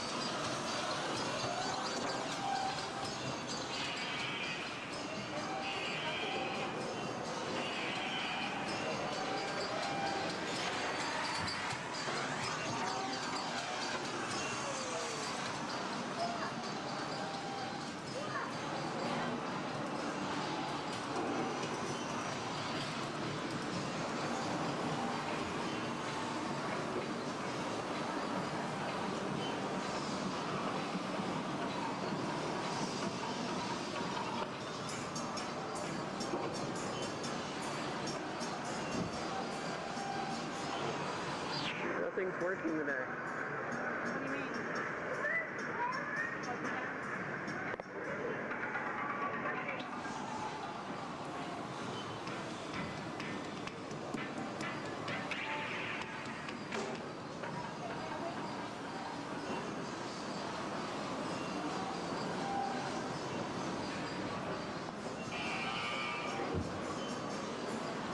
Mom. Oh, look at, watch this.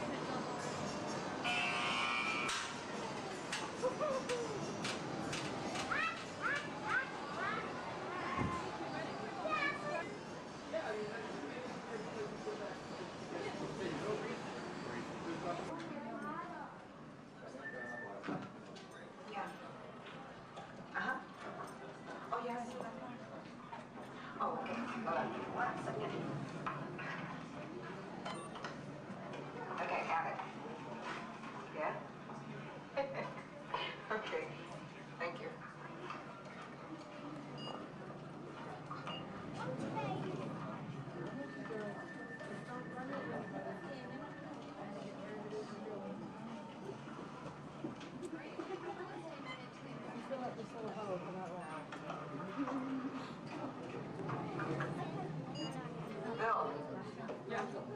Next group's ready. Oh. Thanks. Hi, everybody. Welcome to the test track. My name is Bill McKim. I'm up here in the control center. In just a couple of minutes, you're going to be out there on that track. But first, let's put together your test schedule. These are the same kinds of tests that are run at GM test facilities all over the world. Let's put up the 26-8 grade. You got it. Okay, we're going to start you off on an accelerated hill climb. Now, these steep grades give us a chance to evaluate the effects of heat and stress on your engine and on the transmission. Twist stitch or blocks? Let's put up the blocks, German and Belgian. Next, your vehicle is going to go over a variety of rough road surfaces. These are designed to test the integrity of the suspension and the chassis. It's going to get a bit bumpy. Yeah. Next, you're going to see and feel what it's like when your brakes lock up and you lose control of the steering. Not such a good feeling, but hang in there because we're going to do the test one more time, this time with the ABS or the anti-lock brakes. Okay. All right. What's next? Let's do some environmental tests. Put up 2, 5, and 7. 7? Yeah, 7. Okay. After that, we're going to subject your vehicle to some extremes in temperature, as well as corrosive conditions, to see how it handles nature's worst. And finally, we'll take you out for some handling runs. Let's do the I'm going to send you through some hairpin turns, and then we'll take you out and do the high-speed loops. And depending on how your vehicle and you hold up, we'll even throw a few surprise tests in there. Surprise test? Yeah. Pick one. Jack? Now, if this whole routine seems a bit extreme, you're absolutely right. That's what a test track is all about. The cars you drive at home are made up of over 15,000 different parts, and every one of them has to pass the test under very extreme conditions before we ever let it off that test track and out onto the road. Now, as you can imagine, safety is a big concern of ours, so we're going to insist that you buckle up your safety belt securely. You'll be glad you did. Oh, we're ready. Oh, great. Well, Sherry says we're ready, so we'll see you out there on the test track. So please make sure your safety belts are securely fastened, as they always should be in your vehicle. We're clear for dispatch. Okay, let's move them up to the test area.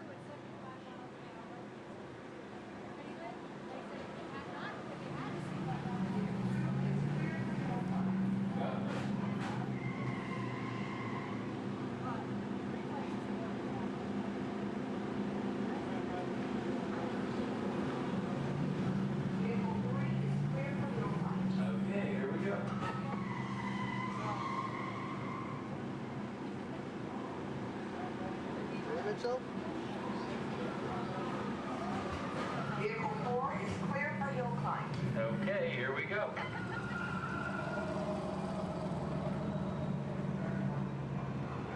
The torque and transmission load data are looking good. Great. Let's proceed to the rough road tests. You got it. Like your car.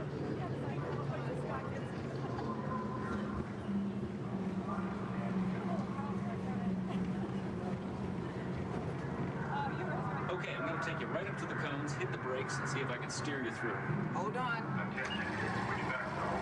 Braking now. Okay, we're back on track. Let's do that other sequence. What, the crash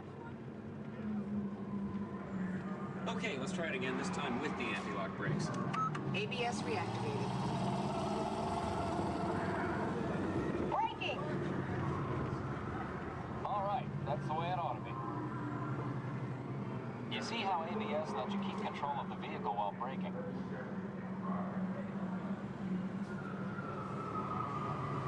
Let's demonstrate some extreme test conditions. Okay.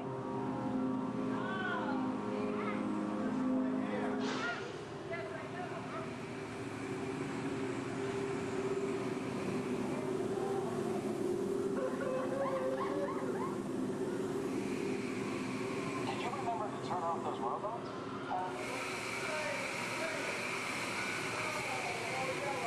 Clear for track course A. All right, let's pick up the pace. Increasing speed.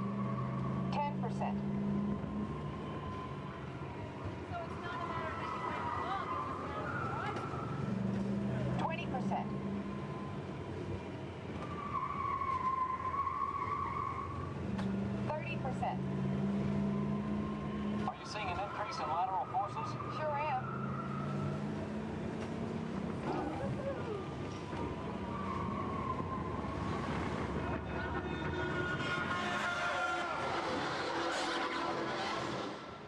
And that's what we call an evasive maneuver.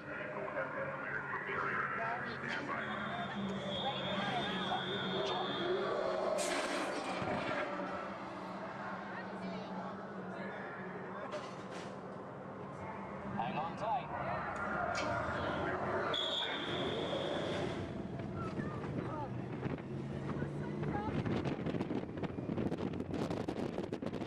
Increase speed for the loop.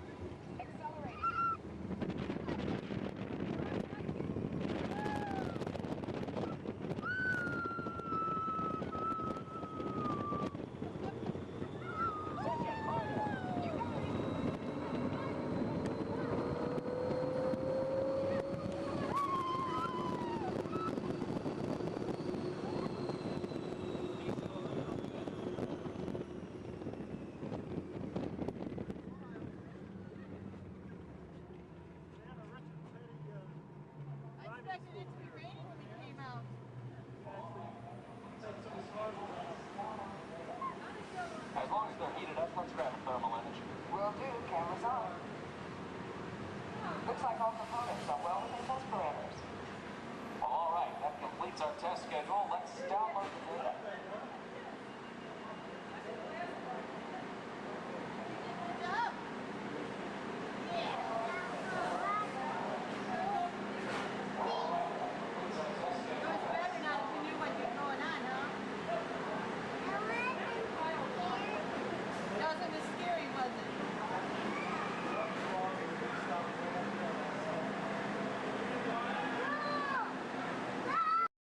Spot, so let me ask, how's everyone doing today?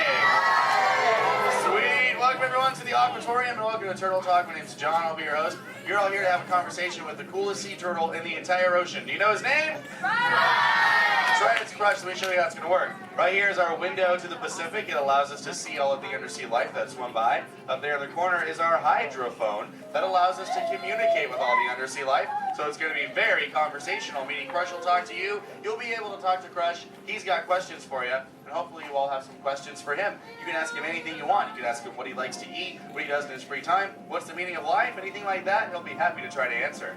If you do need to leave at any time, it's okay. Just use the doors on the opposite side of where you entered or right back here. Back there's my pal Brian. Everyone say hi, Brian! Hi! Brian will be back there to assist you if you should need any assistance during the show.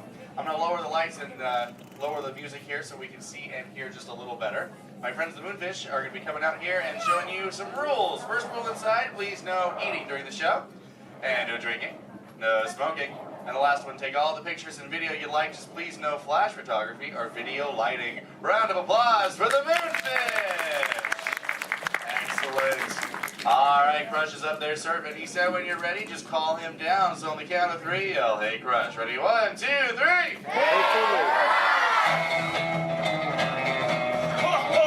Righteous! Righteous! Yeah! Dude! Scope out that double spinner intro by the turtle, dude. Yeah. Chaw.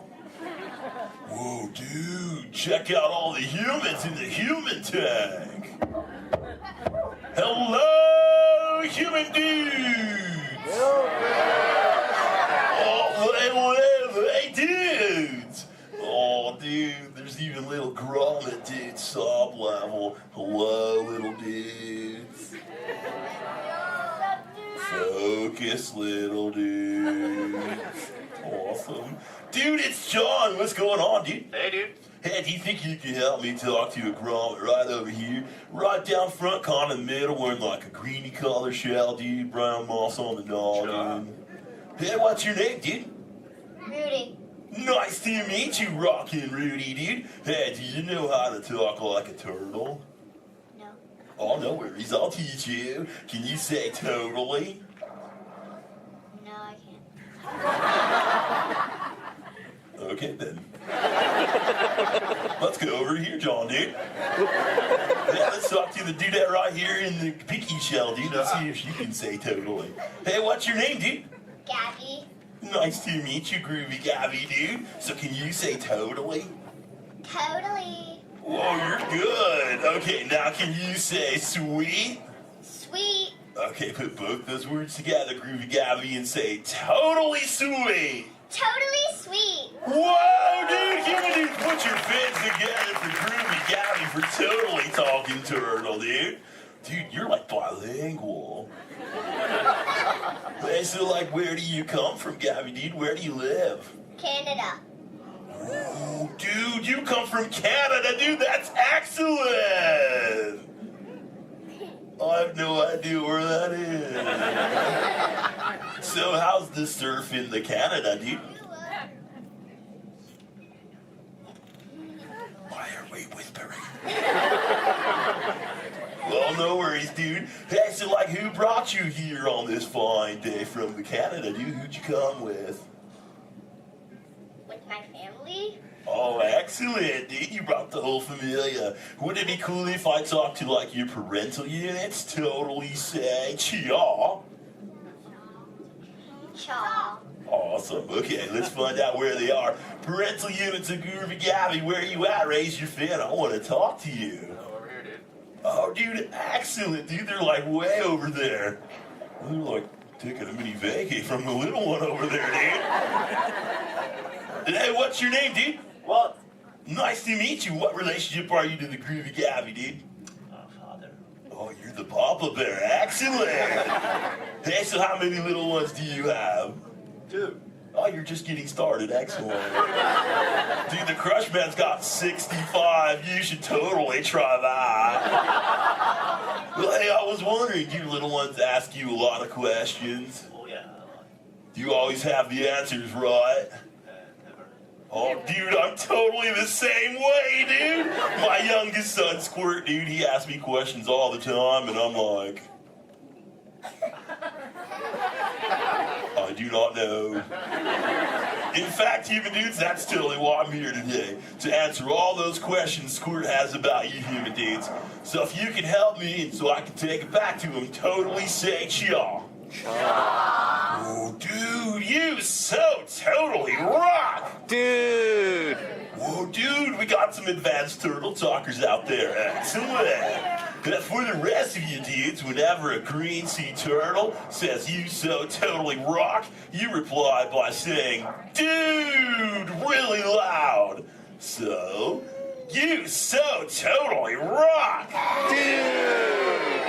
Excellent, now you're all talking turtle. Let's move on to Squirt's first question. Numero uno. Squirt saw you human dudes at the beach the other day, and he wanted to know what you dudes do when you go to the beach. So shout it out, human dudes. What do you do when you go to the beach? Dude, kill the motor, dude. I heard some surfers, swimming, tanning. One little dude over here was like, boogie board. That was awesome. Well, let's see you swimmers out there. Raise your fin if you know how to swim. Whoa, not many adults know how to swim. Okay, this is muy importante, human dudes. Raise your fin if you've ever swam or swummed or swam it in your entire life, dude. Oh, that's more like it. Hey, John, dude, let's go to this side of the tank in the first row, fourth noggin. That dude, that looks like a most excellent swimmer. Hey, dudette, what's your name? Me? Sandra. Nice to meet you, Surfing Sandra, dude. You should have seen your face when I first called on you. You were like... It was totally awesome. Oh, go ahead, Sandra, dude, what's up? Are there any sea creatures you're actually afraid of? Oh, dude. Those tiger sharks got some serious thrill issues. They're real jerks. Dude, but, I'm a pretty fast swimmer, so I can get away from them pretty good, dude. But, I do have two very good friends, Chum and Bruce, or an anchor, too, don't forget about him. Well, Bruce and them started this 12-step program called Fish Your Friends, Not Food. Oh, you know it, dude. You took it too. That's excellent. It's spreading onto the land. Very cool. Well, hey, I was wondering, dude, do you ever go swimming? Do you like to go fast or slow? I like to slow down my fast. Oh, dude. I like your style, Sandra, dude. There you go. Just kind of like sit back and close your lids and be like, dude, I'm Sandra. I hope there's no tiger sharks around. Dude, that's excellent. But you know what? I am a green sea turtle, and because of those tiger sharks and my love for the thrill of speed, I totally love to go fast. Hey, human dudes, you want to see how fast I can swim? Totally sexual. Excellent. I'm going to go get my motor running, and human dudes, I need you to time me. So start counting when I say go, and count nice and loud so I can hear you, okay, dudes? Ready, set, go. 1, 2. Back, dudes. Dude, I just swam all the way around the world. I did, dude. Right through Canada. Dude, I can't even keep a straight face. I'm totally pulling your fin, dudes. Actually, dude, we can swim up to what you human dudes call 20 miles per hour, dude. But if I'm totally riding like a gnarly, awesome current, like the EAC back there, the East Anaheim current, I'll totally go up to like 45, John will tell me, dude. It's excellent. Oh, dude, but where are my manners, human dudes? I'm totally doing all the talking. So if you have a question for me, dudes, totally raise your fin nice and high, human dudes. And keep your fin high so I can totally see it. Excellent, dude. All right, hey, John, dude, let's go to this side of the tank. Right in the top part of the lily pad looks like a little dude with a stripy colored, multicolored shell, dude.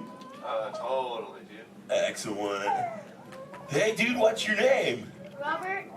Nice to meet you, Rockin' Robert, dude. So what's your question? Do you have a favorite toy? A toy? Dude, what's a toy? I don't know. Something you play with? Oh, dude. Yeah, dude, when I first got into the ocean from the beach, dude, I totally loved to play with this sea star, dude. It was excellent. We used to, like, totally have fun together. Do you have a favorite toy, dude? Yeah. What is it, dude? A stuffed animal?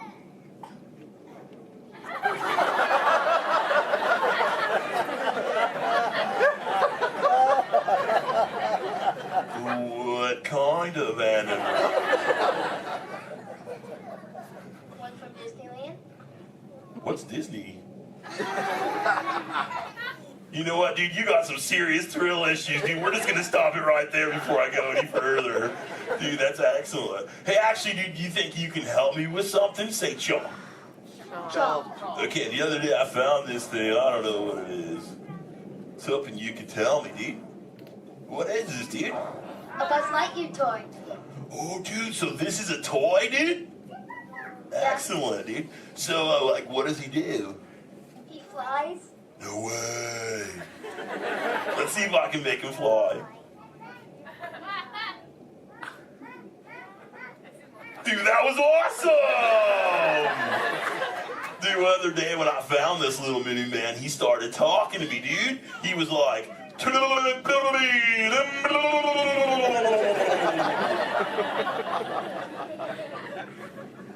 what that means, and he doesn't say it anymore.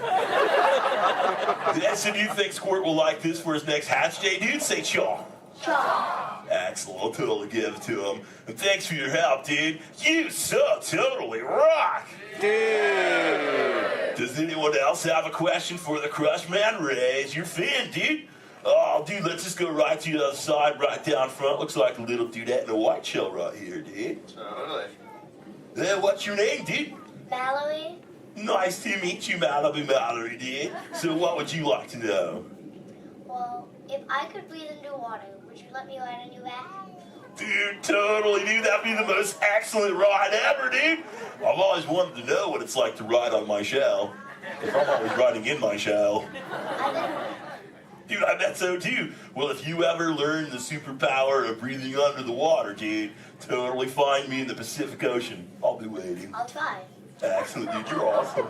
Hey, it was totally nice meeting you, dude. And for the rest of you humans, this has been excellent. I've learned so much. But I gotta give all this Mondo knowledge back to Squirt. But before I leave you, let me give you some of my ancient turtle wisdom. Remember, human dudes, in the big ocean of life, never make an enemy out of a sea anemone. A sea anemone.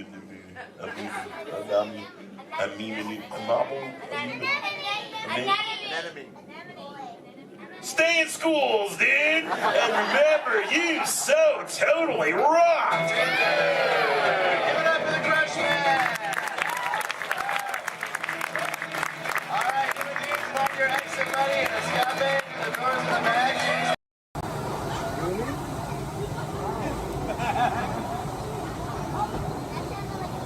Attention pilots! Rocket ships have initiated landing procedures. Please remain seated until your rocket ship comes to a complete stop. Then follow the arrows to the flight deck. Happy landings! We're not going alone. Time travel commencing in T-minus 10 seconds and counting. This is Seeker. Listen up. We've got to get in, grab the iguanodon, and get out before that asteroid hits. Let's roll!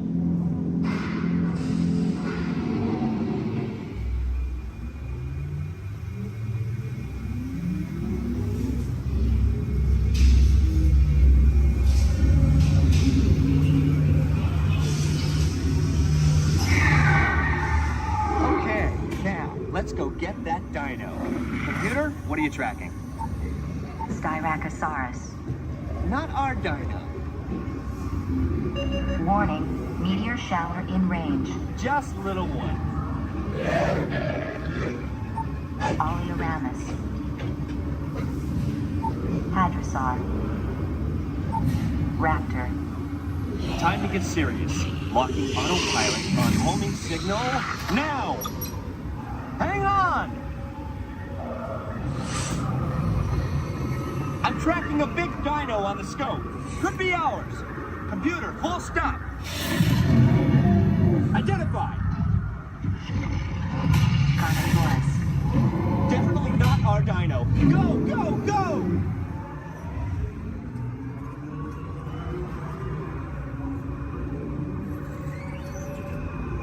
Another big guy coming up. Computer. Slow. And identify. Sauropod. Still not our dino, but at least this one's a vegetarian.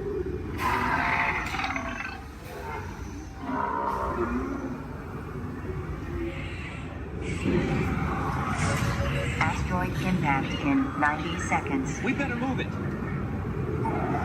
Pterodactyl. Incoming! Asteroid impact in 60 seconds. We can't stop now. Keep going, keep going. Compsognathus. Computer, what's happening? Loss of traction. Four-wheel drive, move it! Warning, meteor strike. Evasive maneuver! Left! Right! Left! Right! That was close. Computer, now what? Carnotaurus. That's it. Abort mission. Abort! Abort! Iguanodon. Forget it! Get them out now! Asteroid impact. Brace yourself! This is it!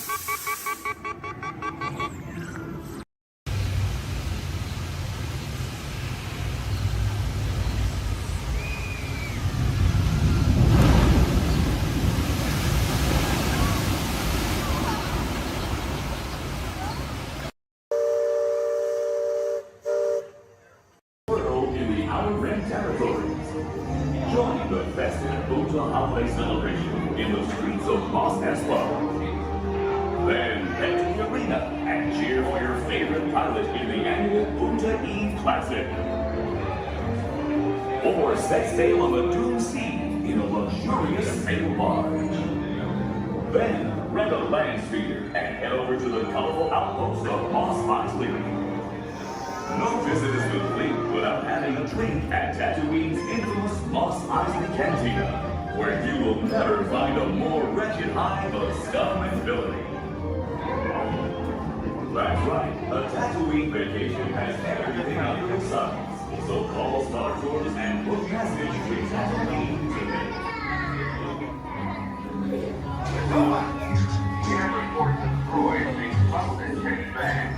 I can honestly say that I have not seen a thing. Honestly. As if anything would ever get past me. First thing I need to do here is a quick sound check.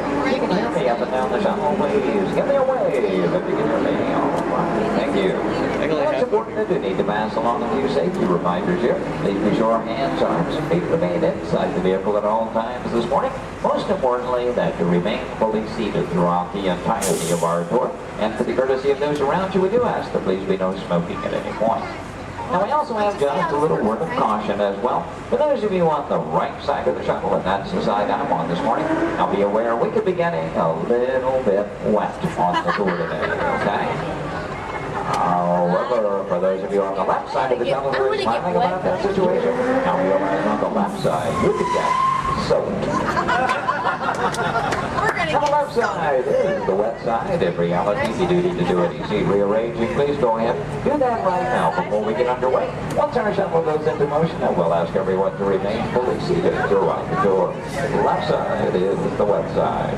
The left I won't promise you soak necessarily. However, the best chance to get a little bit wet on this tour is on the left side of the shuttle, so please take that into account. For those of you wanting to get wet today, that'll be your best opportunity. And I'd also like to take the opportunity to welcome you here to Disney's Hollywood Studios, little Florida counterpart of Walt Disney Studios in Burbank, California. My name is Jerry, and I'll be your guide on the tour today. Behind me at the wheel of our vehicles, our driver Ashley, and she'll be steering us behind the scenes of our working production facility.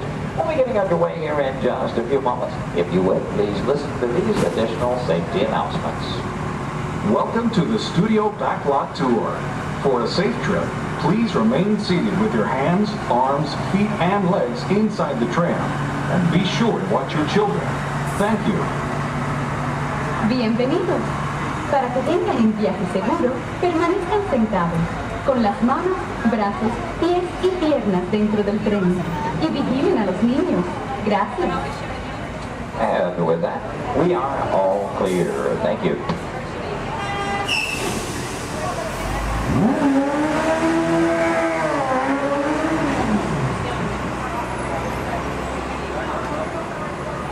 Once again, a very good morning, ladies and gentlemen. Welcome to the second portion of the Studio's Backlot Tour. Might also mention there are no photo restrictions of any type on the tour, so please feel free to shoot as much film and video as you like. Go ahead and get those cameras out and ready. Matter of fact, that first photo opportunity is coming high in the sky. Take a look up toward the front of the shuttle. As you round the corner toward the front to your left, you'll see the symbol and the landmark of our studios, our award-winning year-old tower.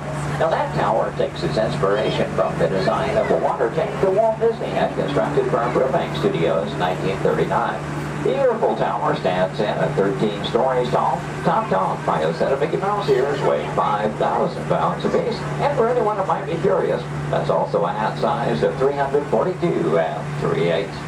Also off to your left, you see some automobiles, ramps, and so on. This is the rehearsal and staging area for our Lights, Motors, Action Extreme stunt show. We'll talk more about that show as we pass by its arena further along in the tour.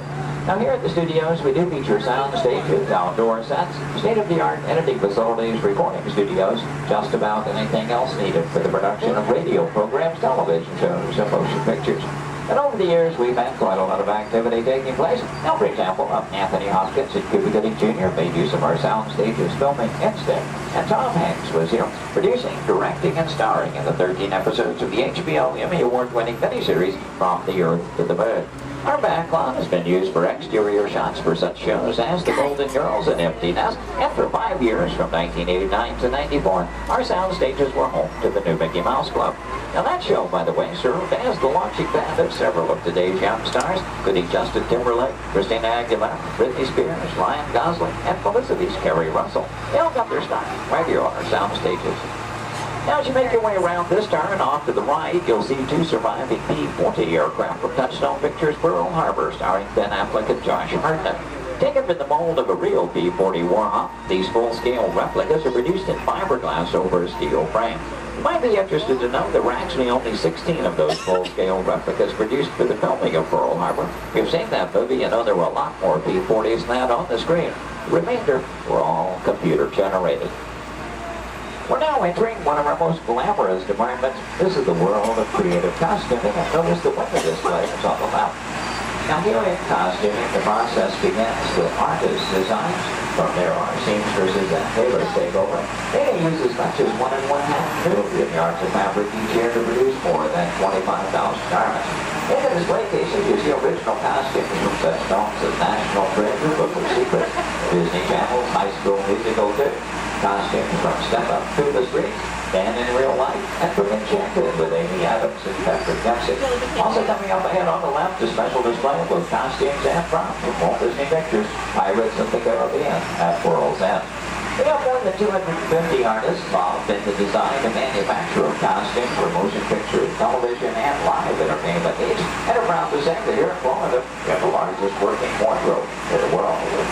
Now, when an art director needs to create a specific look for production, they may begin with a props department. Here, scenery designers buy, and in some cases build everything they need to create the exotic worlds in which their stories take place.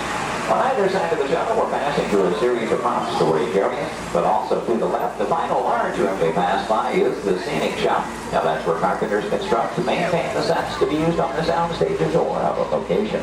Over the years, these talented artisans have created sets for such shows as the Rosie O'Donnell Show, Wheel of Fortune, Live with Regis and Kathy Lee, and more recently Live with Regis and Kelly, all when they were here at the studios filming on location.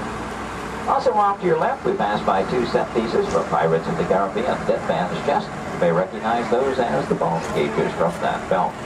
And as you make your way a bit deeper into the back lot, oddly enough, the next area we approach is known as a studio boneyard. Now, most studios have boneyards, simply areas where we can store oversized props such as vehicles, aircraft, anything we may need to reuse or refurbish for another production.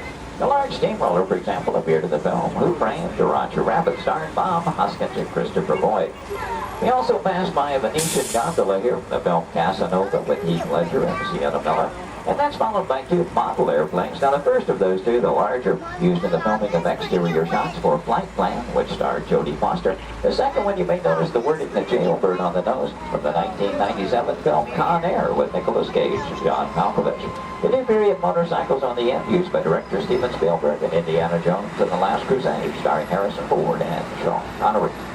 Now, anytime a production team has to travel to a city or town to film on location, they have to deal with a lot of problems they have little or no control over. Things like crowds, traffic, and noise. To avoid that, you often prefer to film on a studio backlot. Now, normally we have quite a lot of activity taking place, and well, this week is really no exception. One of the things, we have been doing some special effects testing this morning in this large standing set off to the right. Now, when the tests are underway, the set becomes off limits to our tours, but see, we have been given green light here at the moment. You know that Ashley is in contact with our production coordinator, so apparently the between takes here. In any case, that gives us the opportunity to go inside the set. We'll get a look around and hopefully a good photo opportunity for you as well. Now, we will be going over a bumpy bridge, so please hold on to loose items like cameras and purses, and especially hold on to small children, please. For the safety of everyone, please remember to remain fully seated throughout the entirety of our tour. Now, this is a large standing set, and that's the type of set designed to be used over and over again. This one is modeled after an actual camping in Southern California, the special effects set that we call the Master of the Canyon. The large tanker truck is another large prop like goes out in the boatyard area. Not an easy task to get that truck into place. We actually had to hoist it up over the canyon wall and lower it with a crane. You know, one of the reasons that production teams like to film on a backlot is because of the things they can recreate and then even influence the weather. As a matter of fact, one of the effects they were testing earlier today was a rain effect. I wonder, anybody still upstairs? You might run the Canyon's rain effect for us? We would appreciate that. Now, why might we need such an effect? Well, let's say that our script calls for a real downpour and it happens to be a nice, bright, sunshiny day.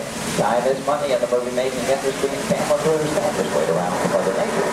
When it starts to cameras to roll, that's what we want to call. Thank you very much. We appreciate that. Now, this effect is good for you. It's nice and high pressure, quiet, fast overhead, just out of the camera rain. Then it's a water up for the top within the switch of the motion, giving you a little downpour in the fall. Now, we wanted to create a temporary door effect. We could add some strobe lighting and one in the No, I'm sorry. Another rain effect. Stop.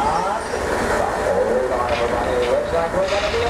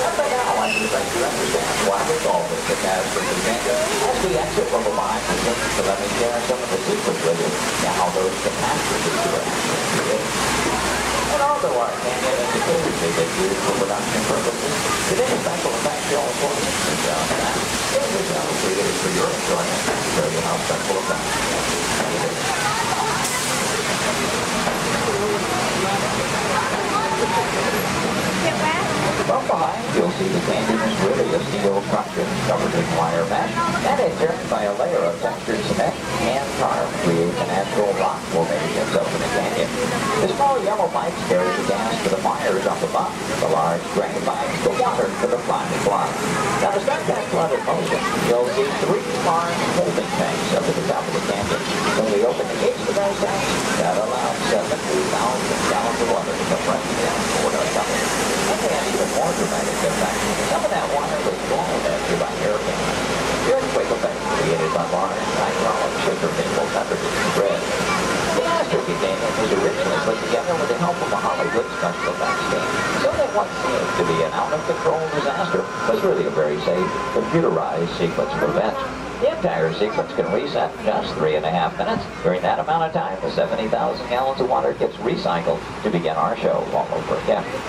Now, as you make your way out from behind the canyon, take a look ahead and off to the right. You'll see a special aircraft to us here in a bit of Disney history as well. This one is not a prop, it was an actual aircraft, known in airports throughout the country simply as the 234 Mickey Mouse. Among some of its earliest assignments were to shuttle Walt Disney and his Imagineers from Los Angeles to New York for the final planning stages of the 1964 World's Fair. That's where we premiered It's a Small World. Great moments with Mr. Lincoln and the Carousel of Progress. Then during the mid-60s, Walt made use of that aircraft on scouting missions over Central Florida, seeking the ideal location for our Walt Disney World resort. Now with a little movie magic here, we'll make our way from the canyons of California to the streets of New York City, just by crossing our backlot area. As we do so, we'll also be passing by our newest attraction here on the backlot. You saw some warm-ups going on earlier. Now up ahead, the Mediterranean Village set in the large grandstand is the site of Lights, Motors, Action Extreme Stunt Show. That show is based on one of our most popular attractions in Walt Disney Studios Park in Paris, France.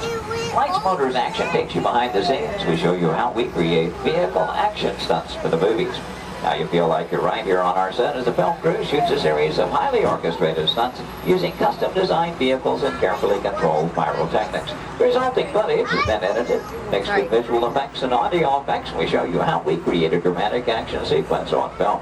To make that all possible, we worked with some of the world's top stunt directors and designed some high-performance vehicles capable of some pretty amazing maneuvers. Now this show involves automobiles, motorcycles, and jet skis, all in all a very exciting adventure here. Do check your showtime guides. There are 3 performances scheduled today. The first one is at 11:50 this morning, just a little over 30 minutes from now. One at 2:45 this afternoon, and the final show of the day at 5:30 this afternoon. So if you've ever wondered how they create vehicular stunts for the movies, try to work one of those shows into your schedule today. Now they will start loading that show again 30 minutes before those scheduled showtimes. Off to the left, we'll pass by another series of props. Miniature cattle car, small jeep, both unique props from the filming of Mighty Joe Young. The Acme Waste Disposal Truck from the live-action version of 101 Dalmatians, and the large silver space pod from the 1986 Disney film, Flight of the Navigator. Star Wars fans may recognize the sand skip from Return of the Jedi. The bright yellow submersible and mini helicopter both appeared in the Life Aquatic with Steve Zissou, which starred Bill Murray. This version of the Love Bug is Demolition Derby Herbie, currently appearing in Herbie Fully Loaded. And at the end of the grouping of vehicles, the large red space pod made its appearance in The Hitchhiker's Guide to the Galaxy. Now, from the opposite side, you may notice that we're still circling around our Lights Motors action set. It does, in fact, take up about 8 acres here on our back lot, premiered here on May 5th, 2005. Might also notice it looks very different from this side. From the opposite view, you were seeing all of the detailing of that Mediterranean village. And that, of course, was the audience or the camera's point of view. From this side, simply the steel structures that keep our back lot standing. We're only going to build what that camera needs to see. I might also take the opportunity here to mention our Fantasmic show tonight. That's our nighttime spectacular here at the studios. Fantasmic will be presented twice tonight. That will be at 9 p.m. and again at 10:30 p.m. this evening. Now, Fantasmic is an excellent and a very popular show, also a limited capacity show. So I do recommend, especially for that 9 o'clock show, want to be there a good 45 minutes to an hour prior to showtime, proceeding in the amphitheater area. Once it fills up, it's all the folks who could see the show for any given performance. And as you make your way on around the turn, off to the right, see the entrance to Lights Motors action. Looks like they're beginning to preload for that 11:50 show at the present time. You can work that one in your schedule. That'll be the easiest show to get into here today. And as you make your way on around the turn, take a look down the street, get a view of our very own New York skyline right here in Central Florida. And this illusion is created by an old movie trick known as forced to perspective. The skyscrapers at the end of the street are actually just painted glass. The tallest of which are about 4 stories tall from a block and a half away. You might also be interested to know we've recently redeveloped this entire section of the back lot. In addition to Lights Motors action, we've added a skyline of San Francisco, soon to come one of Chicago to join our existing New York City skyline, renaming the entire area Streets of America, but all with the idea, of course, giving producers more locales to choose from when they're filming here on our back lot. Now this also signals we are coming to the end of our tour today, so please take a moment, check around, be sure you have all your personal belongings gathered up. As you exit the shuttle today, you'll take a stroll through the American Film Institute showcase. There you'll see a themed exhibit titled Villains, Movie Characters You'll Love to Hate. Now if you're heading for that Lights Motors action show, your one and only exit is still through the sliding blue doors, and straight off through the showcase, then around the loop, the Lights Motors action. Once again this morning, your driver was Ashley. My name is Jerry. We both thank you very much for joining us today on the Studios Backlot Tour.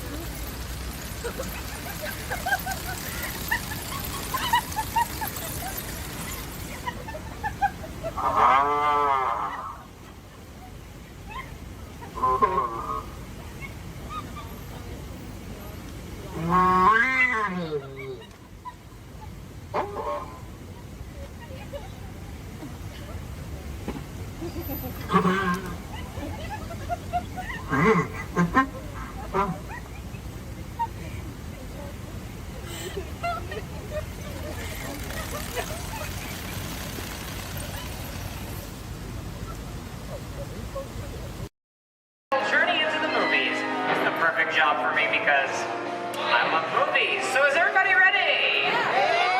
Great, because it's showtime. Ready when you are, CB.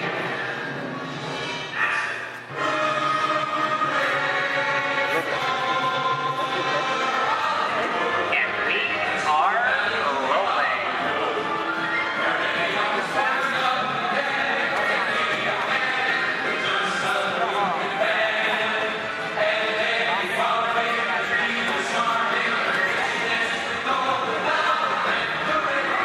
Hello, everyone, and welcome to the Great Movie Ride. Once again, my name is Michael, and I'll be taking you from this Hollywood soundstage right into some of the greatest movies of all time, all on one tour. And just between you and me, this is no ordinary tour, because the Great Movie Ride brings these movies to life and puts you right in the middle of the action.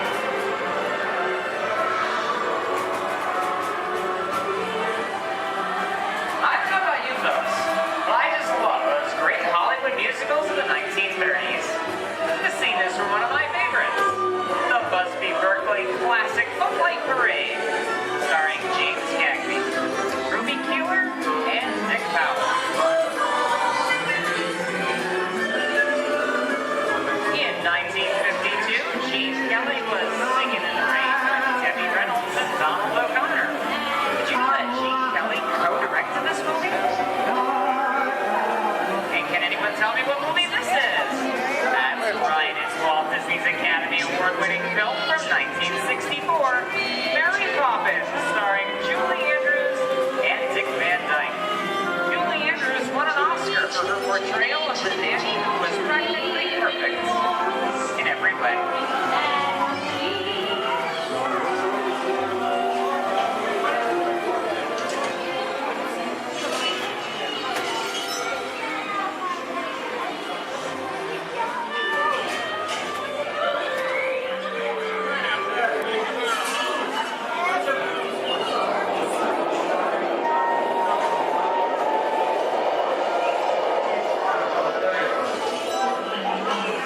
Hold on to those wallets and purses, folks. This doesn't look like a very good neighborhood. In fact, it looks a lot like the underworld. Scene of such classic gangster films as The Public Enemy, starring one of my favorite tough guys, James Cagney. Even though Cagney is best known as one of the movie's greatest gangsters, he won his only Oscar for his role as the song and dance man George M. Cohan in Yankee Doodle Dandy. I'll tell you, very nice time. George comes around, he's gonna leave you some beer, and you're gonna take it. And you're gonna kick in with the dog. And if you don't, somebody's gonna drop by here and kick your teeth out one at a time. Get me? Somebody's coming. Get down. Here is it. Yeah, just a bunch of rubbernecked tourists. Sorry for the delay, folks. I don't want to run a red light, even if it is just a movie. You talking to me? You talking to me?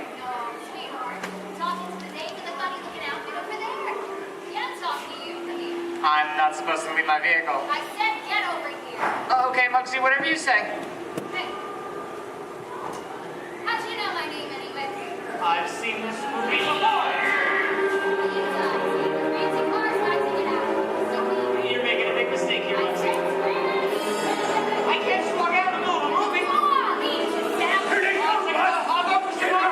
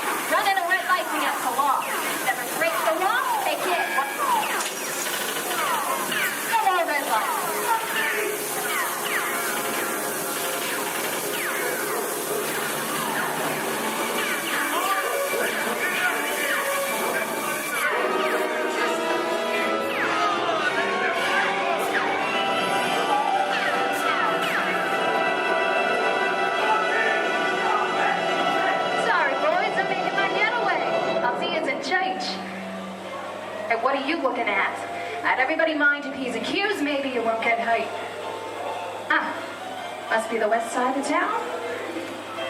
And now, the Old West, and two of Hollywood's legendary stars, Clint Eastwood and John Wayne.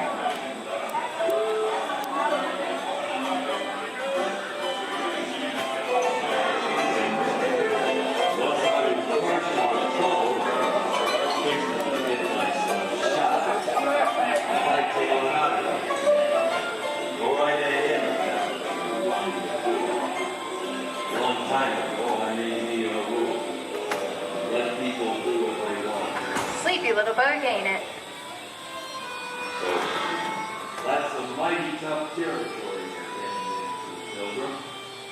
I think about turning back. That is, if you want my opinion. I reckon you ought to. Now that we're in the clear, this is the perfect time for me to collect up all your valuables. We'll start with the jewelry, then There it is! It's the bank robber! Don't let him get away! Look out, you're important this neighborhood, copper! Drop your gun! You're under arrest! This is nuts and nuts to this. Get out of here. Get yourself up! Well, look at it this way. I can't get any worse.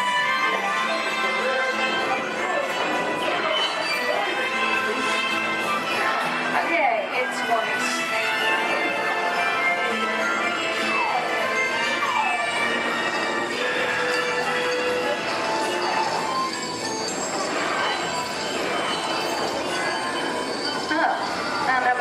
But this is kind of creepy.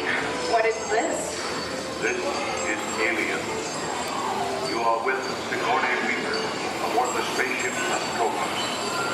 Something has gone wrong. One by one, the crew has vanished. And somewhere in the ship, a terrifying creature waits to claim its next victim. Look, Val, I ain't no victim. Warning. Remain in your vehicle. The area you are entering is extremely dangerous. Proceed with caution.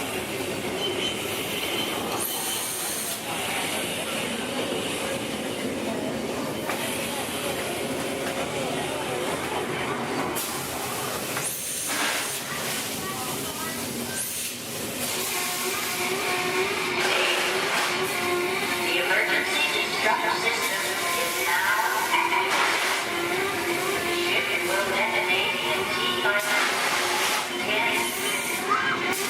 The occupant will hold Look out!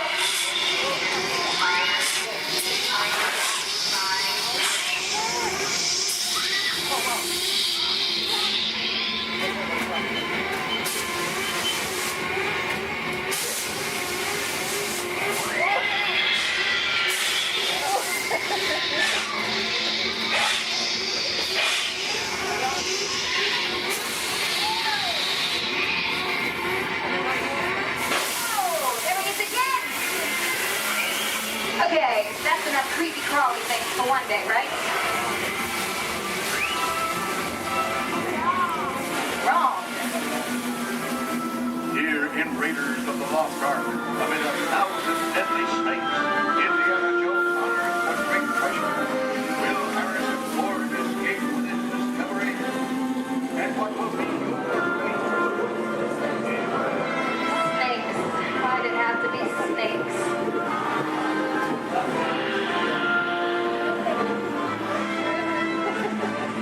Dust of 3,000 years lies undisturbed in this ancient burial chamber. On the chest, the great stone god, a priceless. Wow. Get a load of that chunk of ice. Time for me to get back to work. But don't nobody move on, go get the goods. I don't think they notice a few extra bodies around here. You know what I mean? But the jewel is guarded by a curse, and those who dare defy that curse must pay with their lives.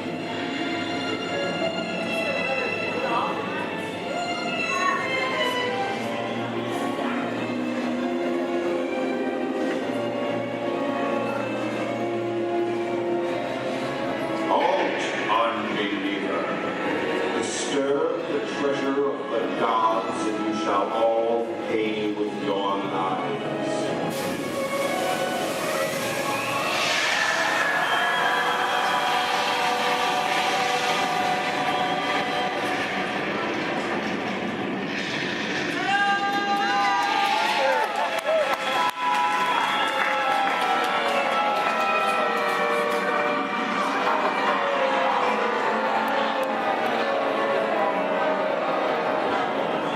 you, just going for popcorn.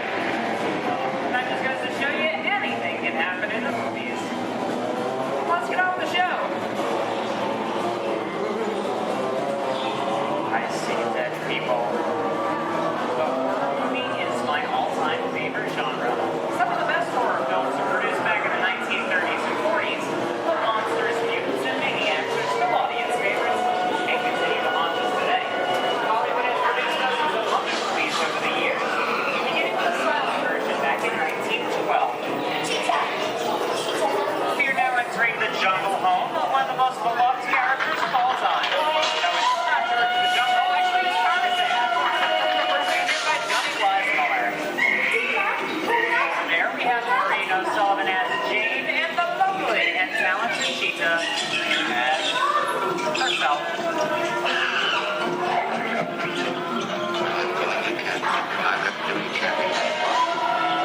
Those are not going to be noble. It doesn't take much to see the problems of three little people don't amount to a hill of beans in this crazy world. Someday you'll understand that. Louis, I think this is the beginning of a beautiful friendship. That's the last line of a movie ever.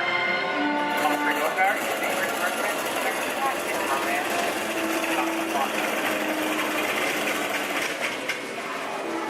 Inside of us, we both know you belong with Victor. Part of his work, the thing that keeps him going. If that plane leaves the ground and you're not with him, you'll be better. Maybe not today, maybe not tomorrow, but soon, the rest of the ground.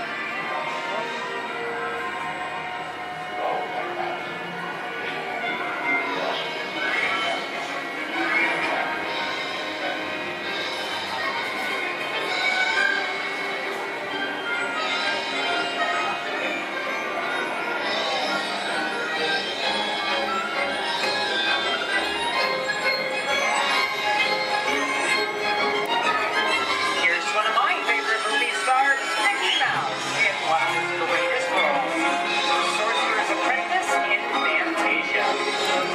The sorcerer in this sequence is named Yen Sid, which is Disney, spelled backwards.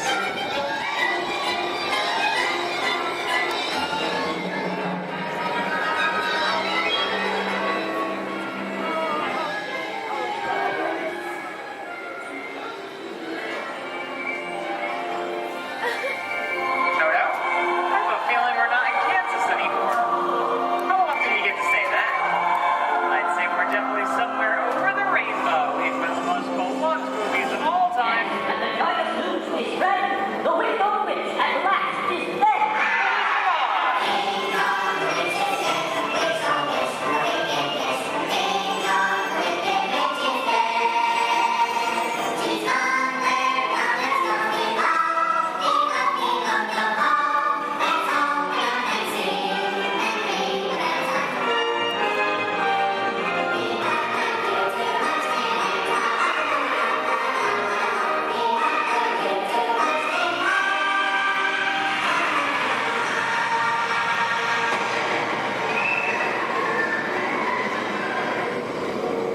Who killed my sister?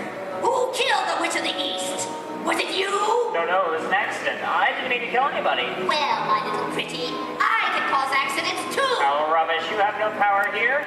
Be gone before somebody drops a house on you, too. Very well. I'll bide my time.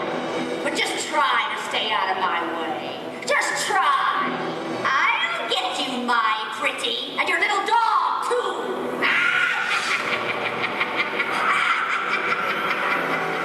I wonder how we get out of here. What do you folks think? Which way do we go? Follow the yellow brick road. Follow the yellow brick road. Why didn't I think of it? Sing along, folks. You know the words.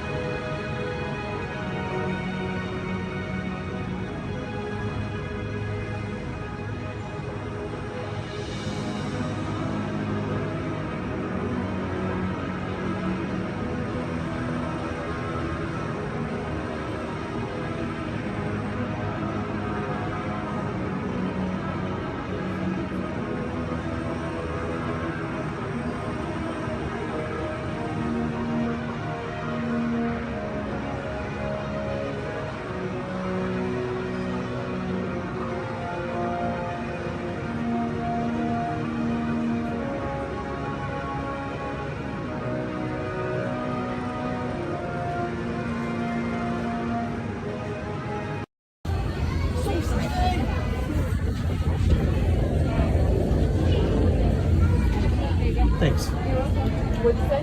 Yeah, you did? Oh. So I said like no. I used to Motion tracking, assigning individualized color profiles, web shooters calibrating. Woo! You there, Spider-Man? Oh yeah, where are you? On our way. Okay, please sit back and enjoy your ride until we reach speed and release disaster. Wait, I thought the level was still an exponential movement. Yeah, disaster sounds right. I got you, Dave.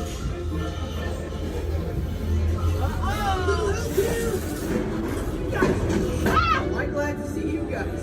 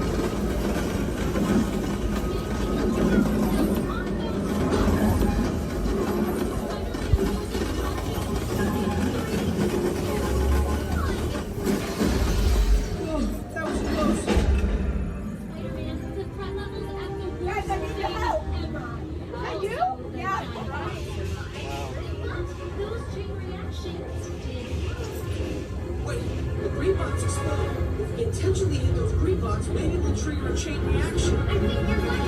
That should stop it.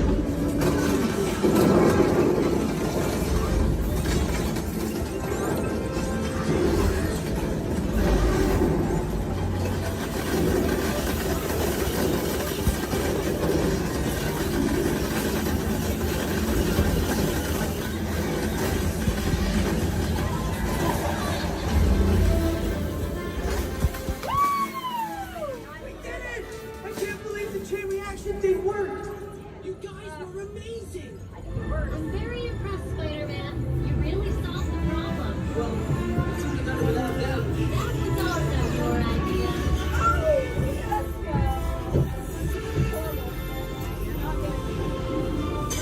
Dang it!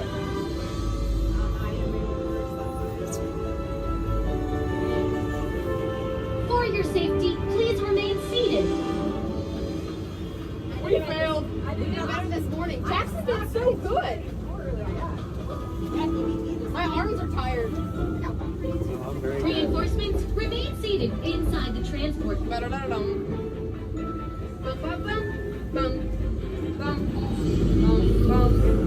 Hey, thanks for attending our open house presentation and preventing the destruction of the world as we know it.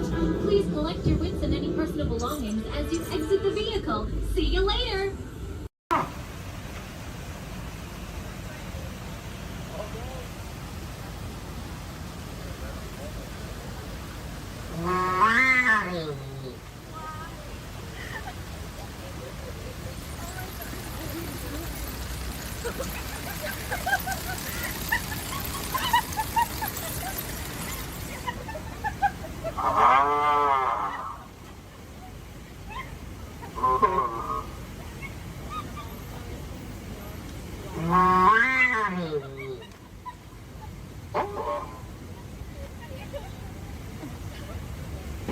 My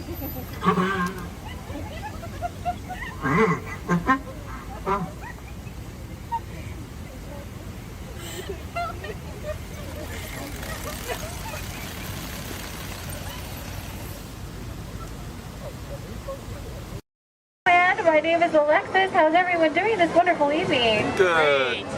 That was the most believable I've heard all night. But we're going to try it again anyways, folks. How's everyone doing this wonderful evening? Great. Woo!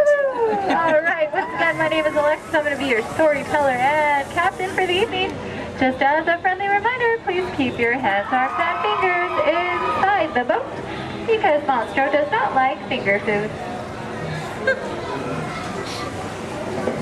Oh, my folks, it looks like we are being swallowed by Monstro the whale. This is the very same whale that swallowed Pinocchio. But not to worry, folks, because Pinocchio was a smart little puppet. He lit a fire in here that made Monstro sneeze, and Monstro sneezed so hard that he blew his tail right off. Now, Monstro's not half as scary as he used to be. Haha. Around the bench to your left, you'll find the cave of the big bad wolf. And across the way, the homes of the three little pigs, the one made of straw, the one made of sticks, and the one made of 100% wolf-proof brick. Just beyond this bridge to your left, you'll find the village of Alice in Wonderland. Alice's home is the one in the corner with the thatched roof, and if you follow the small cobblestone walkway, you'll find the home of the White Rabbit. This is where Alice fell down and began her adventures in Wonderland. To the right in the center of the canal, you'll find London Park, made famous by the film Peter Pan. This is where Wendy, Donna, and Michael, with a hum of Tinkerbell and a few happy thoughts, followed Peter Pan all the way to Neverland, where you never have to grow up. Straight ahead, you'll find the city of Agrabah, city of mystery and enchantment. The busy marketplace below is where Aladdin and Jasmine first met, and Aladdin, being that prince of thieves that he is, he not only stole bread that day, he stole Princess Jasmine's heart. Aww. And it's underneath these rose-covered arches where Aladdin and Jasmine took their first magic carpet ride into a whole new world.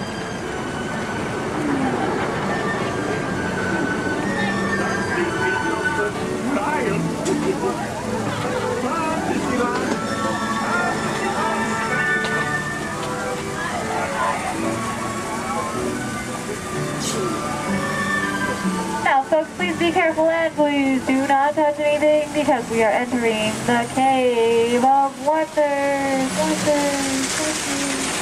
As Aladdin and Abu discovered, this cave holds one treasure more important than all the others. A magic lamp complete with its very own genie.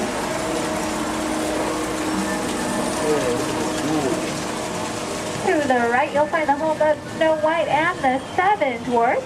The Seven Dwarfs are still back up in that jewel mine, whistling while they work. See?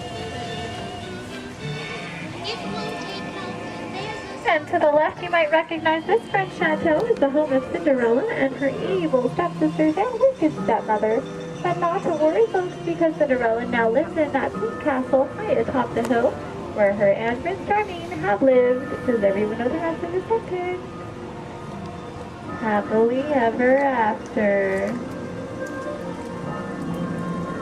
To the right, folks, in case you are like Dory from Finding Nemo with a short-term memory, you'll find the city of Agrabah, city of mystery and enchantment.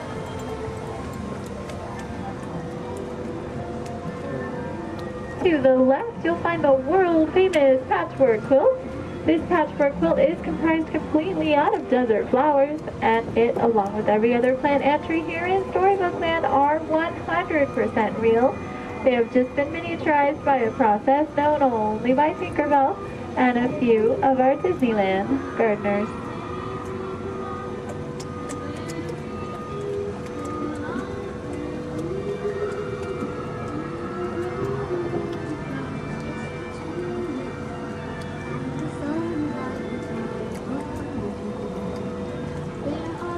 Coming up on your left, you'll find the humble home of Mr. Mole.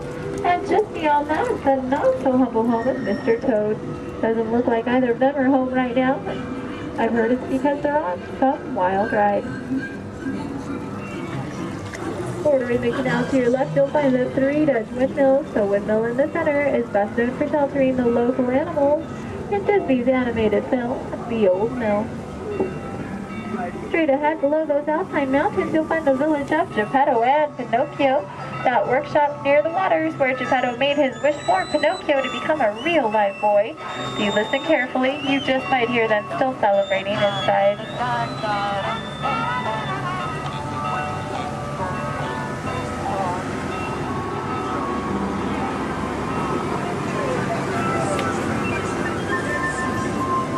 Coming up on your right, you'll see the ship of Prince Eric. The sandy beach nearby is where Ariel took her first steps on land and saved Prince Eric. That castle on top of the beach is where her and, you guessed it, Prince Eric, now lives happily ever after. And it is behind this waterfall that you'll find the Kingdom of Kingdom. This is where Ariel grew up and is still the home of her bunch of outfitted stalkers. Folks, it looks like our journey is coming to an end. For those of you closest to the dock, please remain seated with your hands, arms, and fingers inside the boat. Thank you for joining us here in Storybook Land. We hope you have enjoyed your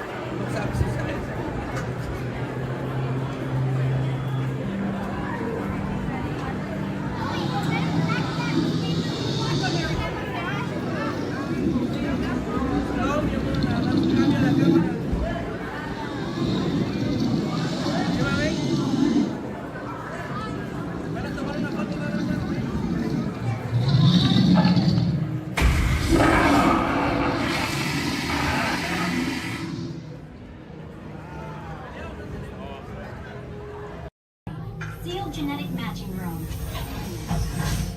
Okay, Dr. Stevens, they're ready. Can everyone see me?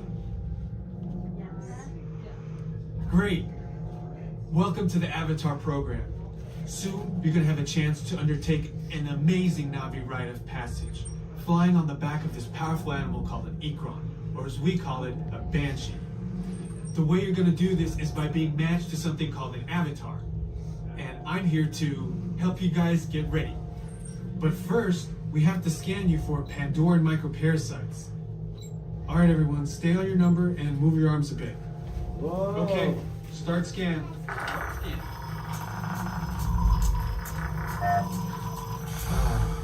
You've all got them.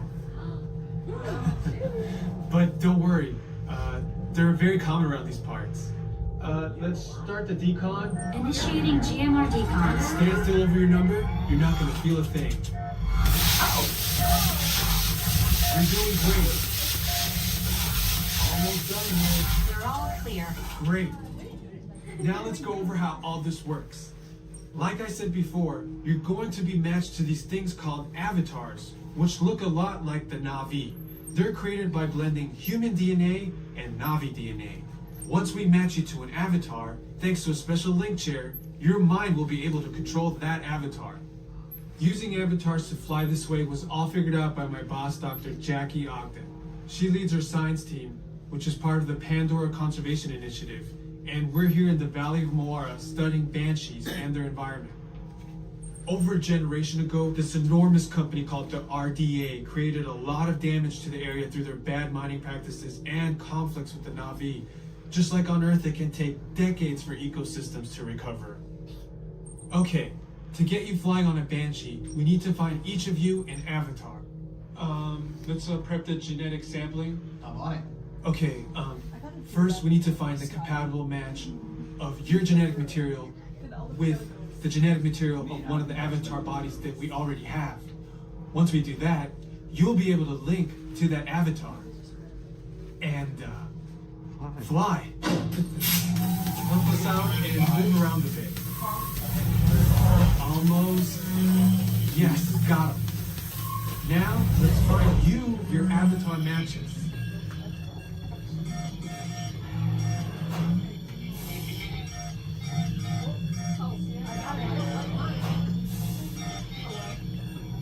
Oh, I got a match. Well, I got one. I got a match. Oh, I don't do that. I got one. All right, you've all been matched with avatars. I have purple hair. Looks like they're ready for you in the next room.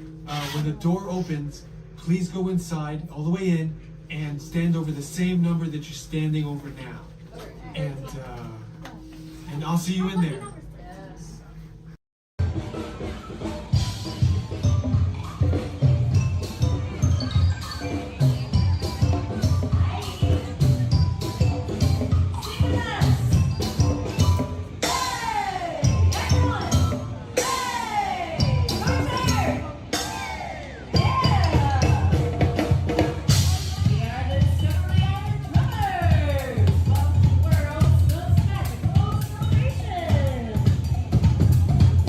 Who's having a great day out there?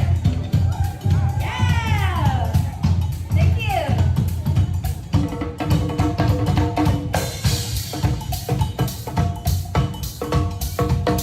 Hi.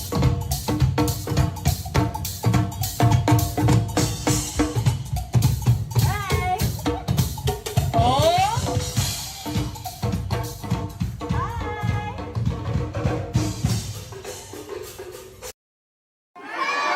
Crush, that's right. Let me show you how it's going to work. Behind me is our window to the Pacific. It allows us to see all of the undersea life that swim by. Up there in the corner is our hydrophone. That allows us to communicate with all the undersea life. So it's going to be very conversational, meaning Crush will talk to you. You'll be able to talk to Crush. He's got questions for you, and hopefully you all have some questions for him. You can ask him anything you want. You can ask him what he likes to eat, what he does in his free time, what's the meaning of life, anything like that. He'll be happy to try to answer. If you do need to leave at any time during the show, it's okay. Just use the doors on the opposite side of where you enter, back there. Again, if you need to exit during the show, use those doors back there. Back there is my pal Rachel. Everyone say, hey, Rachel! Hey, Rachel! She'll be back there to assist you if you should need any assistance during the show. I'm going to turn down the lights and the music now so we can see and hear just a little better. We do have some last-minute rules and regulations to go over, but my friends the Moonfish have volunteered to show you the rules visually. So, hey, Moonfish, come on out. All right, first rule inside, please no eating during the show. And no drinking, no smoking. And the last one, take all the pictures and video you like, just please no flash photography or video lighting. Round of applause for the Moonfish! All right, Crush is up there serving. He said when you're ready, just call him down. So on the count of three, yell, hey Crush, ready? 1, 2, 3! Hey,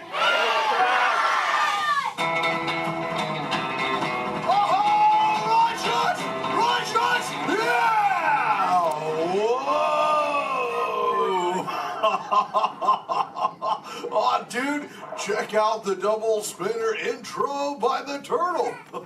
Whoa! Hey, check out all the human dudes in the human tank, too. Well, hello, human dudes. I said hello, human dudes. There you go. Whoa, hey, look at these little dudes, sub-level. Hey, little dudes. Focus, little dudes. Oh, man, let's totally make contact with some of the humans. Oh, hey, John, dude, come over here to the seafloor, dude. At the back of the seafloor, there's totally Meaty Man by the aisle with a blue lid and sparklies on it, dude. Oh, I see, dude. Chaw. Hey, what's your name, little dude? That's my deal, dude. Oh, totally sweet, dude. Let's see, how old is he?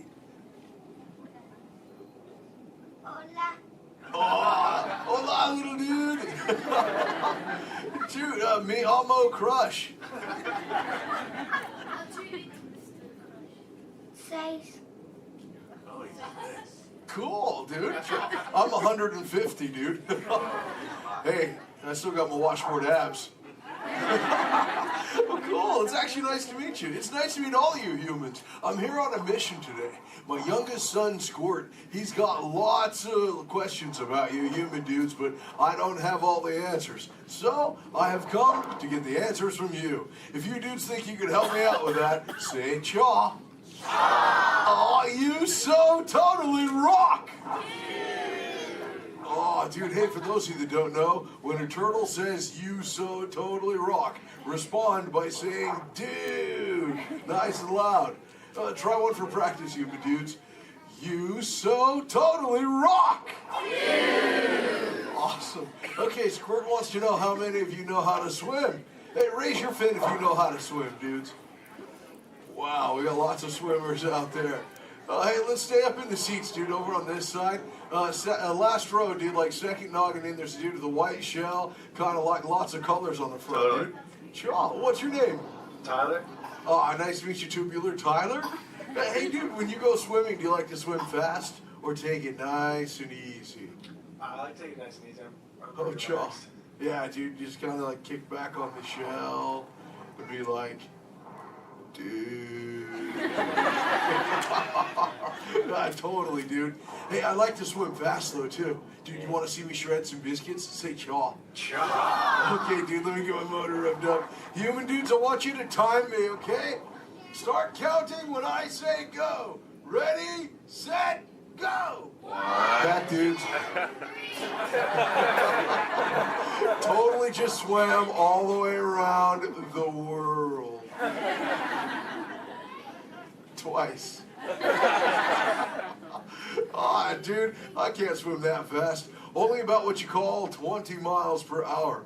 Hey, but check it out, dude. If I got a tiger shark on my tail, I can go way faster, dude. Hey, but I'm doing all the talking here. Humans, if you got a question for me, like totally raise your fin, dude. Talk to the dudette right there, waving me down from the second row. Hey, what's your name, dudette?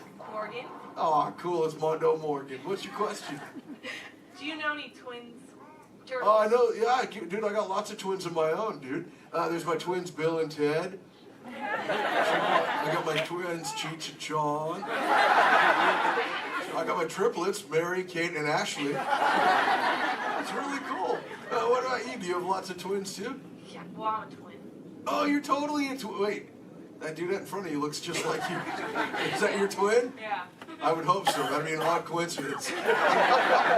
That's cool. Where are you dudes from? Castro Valley. Oh, where's that? By the Bay Area. Oh, okay. That's cool. That's cool area up there, dude. Way too many sharks, though.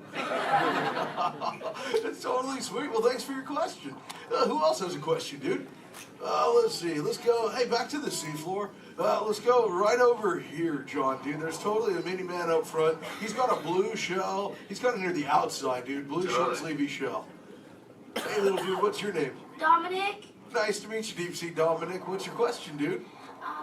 have you ever been married or divorced?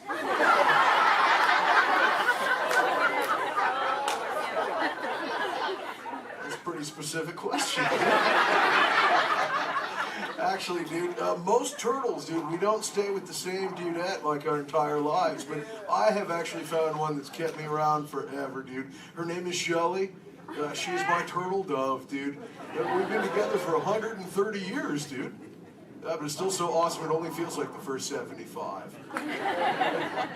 It's really cool. Hey, can I tell Shelly you said hi? Can I tell her you said hi? Hi. Oh, dude, she'll totally love to hear about you, dude. Let's see, who else has a question? Let's see. Let's go. Hey, John, dude, jump across the aisle up here near the front. There's totally a mini man. He's getting his fin waved by another dudette. Hey, little dude, what's your name? Braden. Oh, cool, dude. What's your question, Boogie Braden? How many kids do you have? Yeah, I got 65, dude. Sure. Like I said, I already told you about my twins, dude. Like Squirt, he's my youngest. And then there's Sheldon, Shelby, Michelle, Herschel, Rochelle, Trishelle, Lella Ding Dong. See, I got my teenagers, Leonardo, Donatello, Raphael, Michelangelo. Zach, Kelly, Slater, Screech, Jesse, Lacey, Chris Jr., Chris Jr. Let's see, there's John, Paul, George, and Ringo. John's going through a really weird phase right now, though, dude. He thinks he's a walrus. So there's Michael, Janet, Tito, Jermaine, LaToya, Randy, Marlon, Chris Jr., Chris Jr., Chris Jr., Chris Jr., Chris... Well, there's lots of Chris Jr.'s, dude. All the way up to my oldest son. His name is Keanu. Keanu's not very bright, but we still love him anyway. My What's that? sister's name is Trishelle too. Oh, Trishelle, dude, that's a totally sweet name. She must be part turtle. Actually, hey, maybe you can help me out with something, dude. I got a question for you. I found a thingy on the beach the other day. I'm not really sure what you human dudes call it. Where did I put that? There it is. Hey, dude, what's this? That's a bikini. Oh, cool, a bikini, dude. Do you use a bikini when you go swimming? Oh, why not? Because I'm not a girl.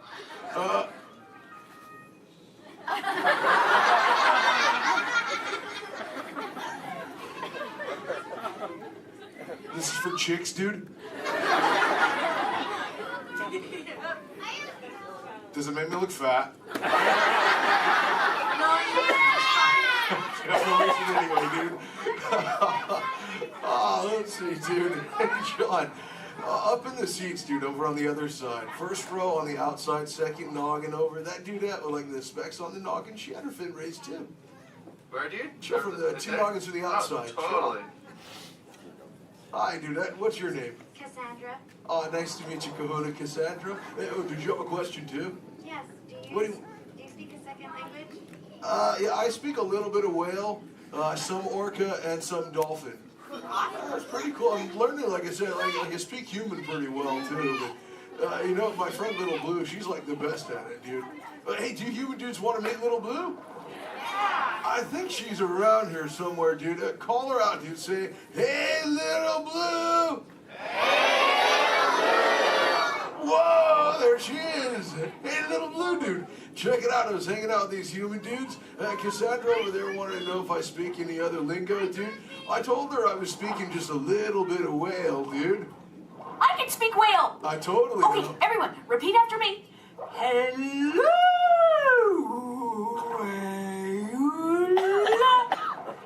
Okay, try that one all together, human dudes. Go.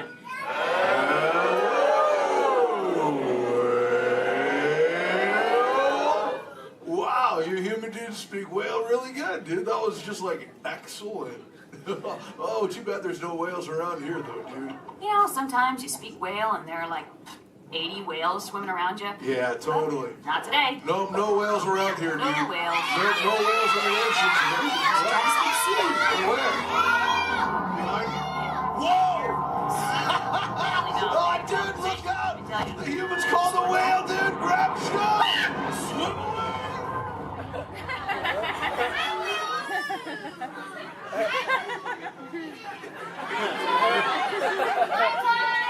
Dude, Little Blue, you're totally a squishy fishy. What should we do?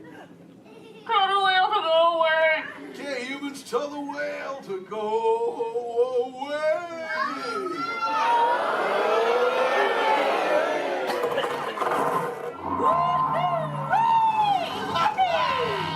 That's excellent. I'll see you later, Little Blue. Hey, humans, put your fins together for saving Little Blue. You so totally rock. Awesome. Thank you so much, human dudes, for sharing with me. I can't wait to get home and share all this knowledge with Squirt. Hey, but before I go, human dudes, remember this. We all share the same ocean, humans and turtles alike. So treat everyone you meet like an oyster, dude, because you never really know when you just might find a pearl, dude. That was like a warm and fuzzy moment, wasn't it?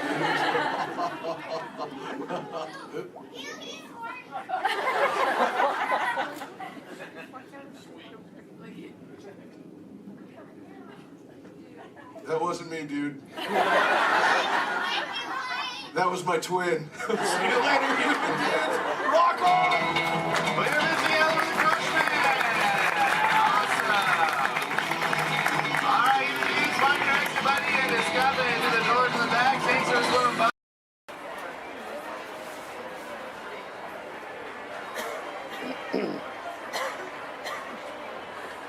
Ladies and gentlemen, boys and girls, before we do the party dance, everyone, please maintain personal friends on the turns of motion. As well as if you also much older, if you ask to go and please let me go to the side of the bench. And a welcome to the crowd today, and here we go. Our board.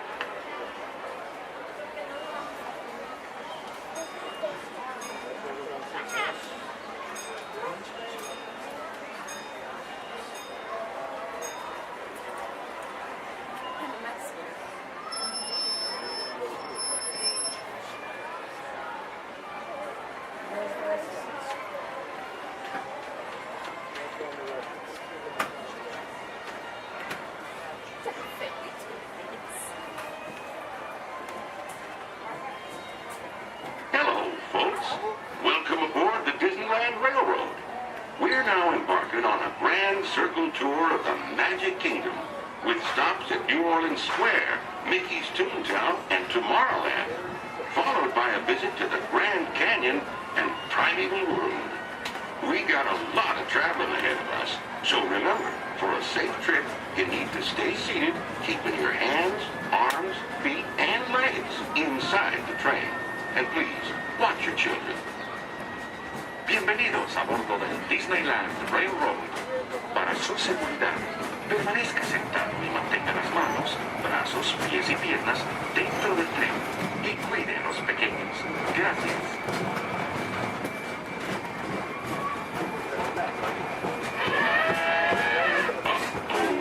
Did you folks hear that? Sounds to me like we've reached the wilds of Adventureland, where you just might run into a lot of savage critters out there, including lions and tigers and tiki birds. Everybody best be on the lookout. You never know just what may show up. We're approaching our first stop, New Orleans Square Station. This station serves Frontierland, New Orleans Square, and Critter Country. If you'll be leaving us here, please remain seated till the train comes to a complete stop. Then watch your step while getting on. Have a good time at the Frontier here. For those of you continuing on with us, we'll resume our journey in just a moment. This is New Orleans Square.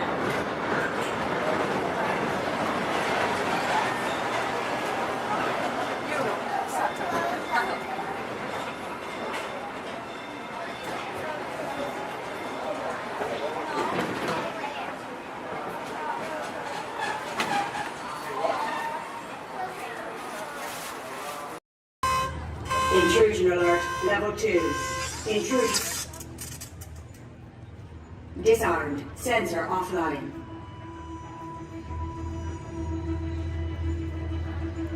Nothing to see here. Move along.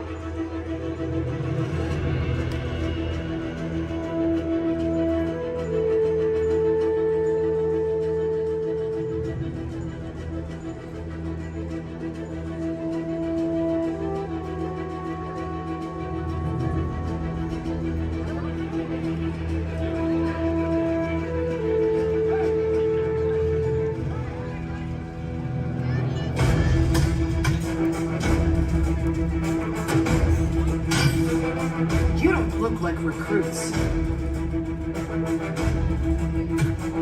I've got this.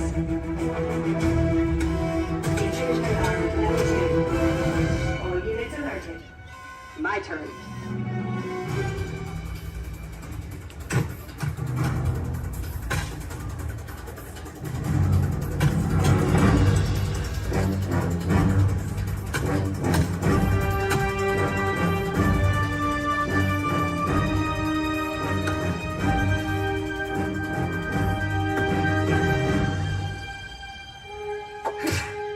Let's try this again.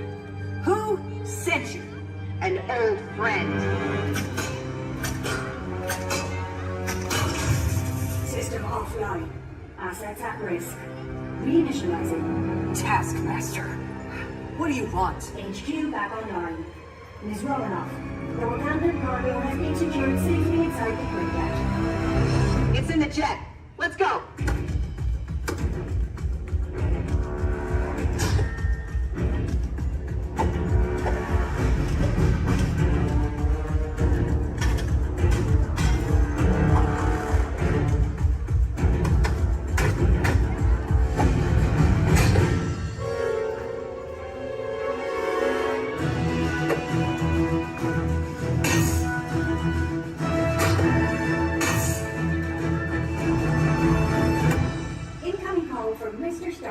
Friday. Don't put him through.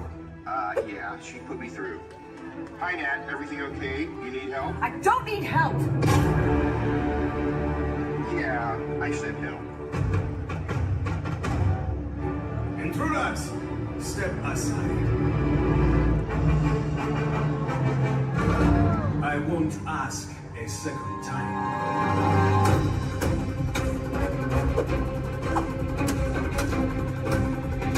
Friday, please introduce our guest. The Taskmaster. Origin unknown. Be ready. Taskmaster has the ability to master and recreate your fighting skills. It's annoying. This is a fight you cannot win.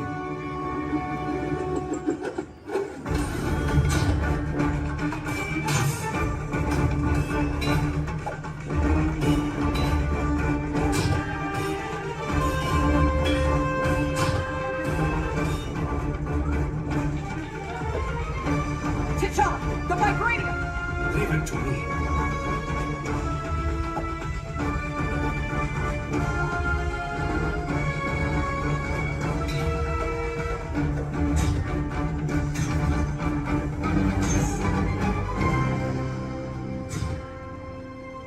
We've got it. Let's go. Friday, seal off Bay 94. Yes, Miss Romanoff. Bay 94 secure.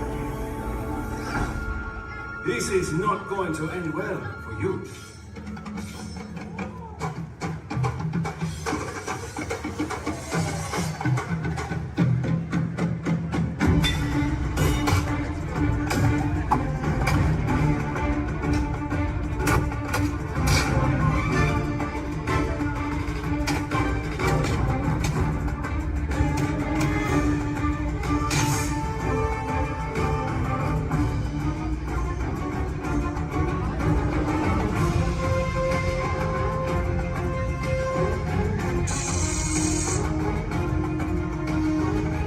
Looking for this?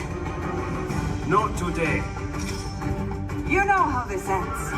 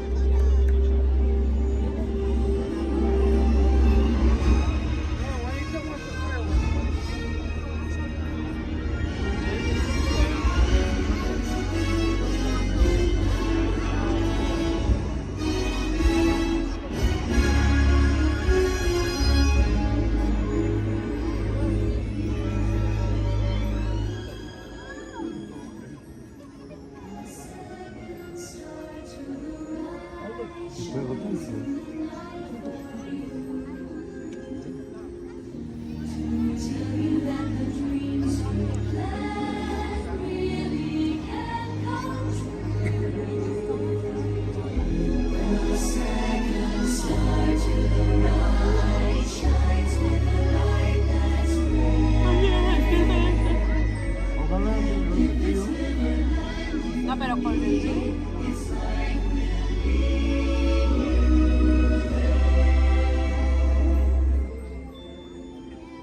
A long time ago, in a place called Neverland, there lived a sparkling spirit named Tinkerbell. Legend has it that to this day she still flies over this magical land of fantasy. And the story is told for children of all ages that if you wish hard enough and believe strong enough, Tinkerbell will soar high above the magic kingdom and light our fantasy in the sky.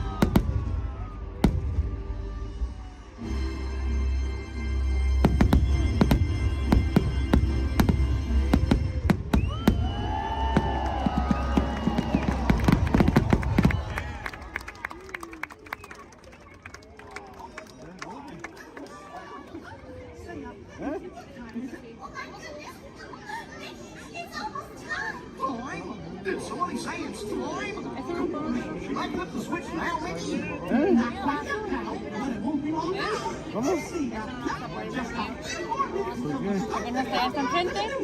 Oh gosh, I can hardly wait. No, eso que es en el castillo, ahorita van a empezar a subir los monos. Then the ultimate danger nice people right here in the Magic Kingdom. Oh, what a special moment in time. Time? Isn't time? Now, go over. Hey, take it easy there, Pooh. We still have plenty of time to go home. No, we don't. Go. This is it. Start the countdown clock. All right, Mickey. Starting the countdown clock. Okay, everybody. It's time to start counting down the new year. Are you ready? Okay, then. Here we go.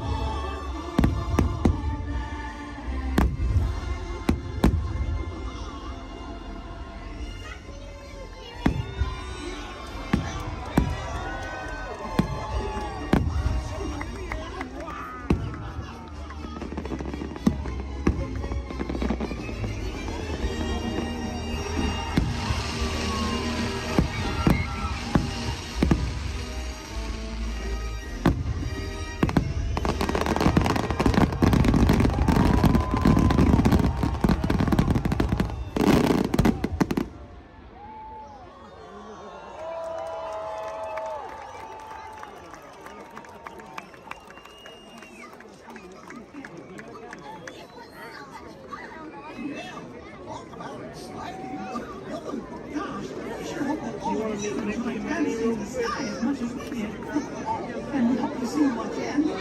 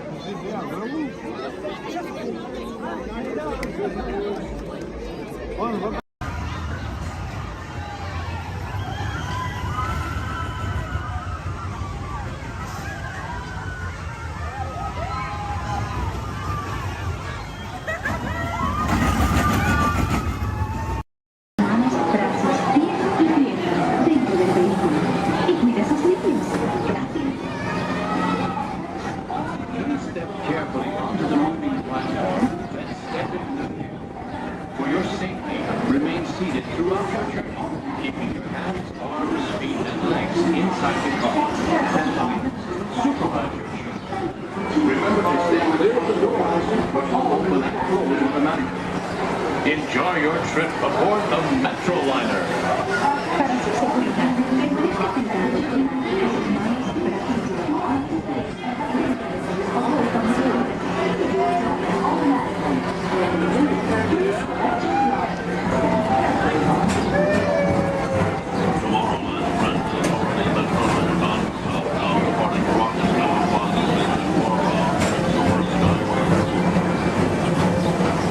Welcome aboard, TTA travelers. We hope you enjoyed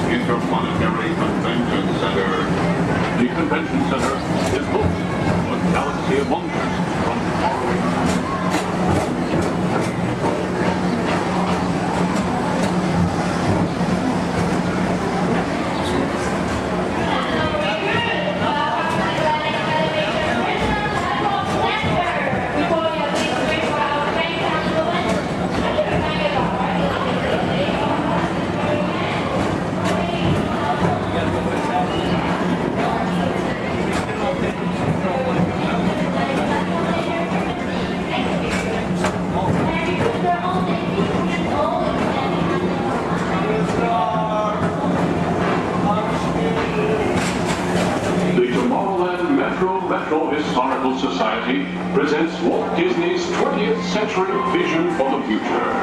This model city dared to dream the perfect community in which to work, live, and live.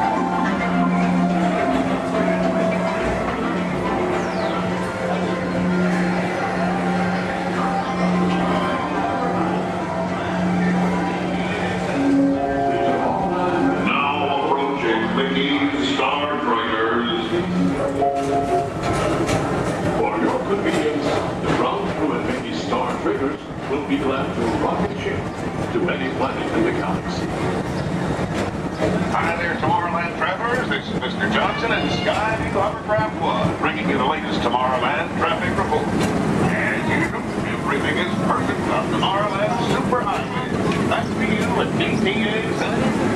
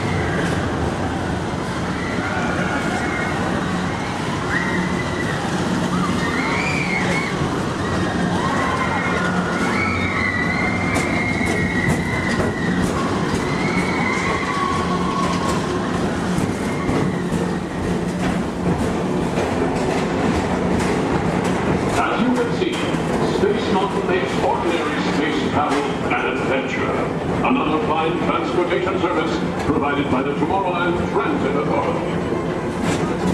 Attention, all visitors from Galaxy M31. Please keep forward-facing tentacles clear of oncoming Metroliner vehicles. Thank you.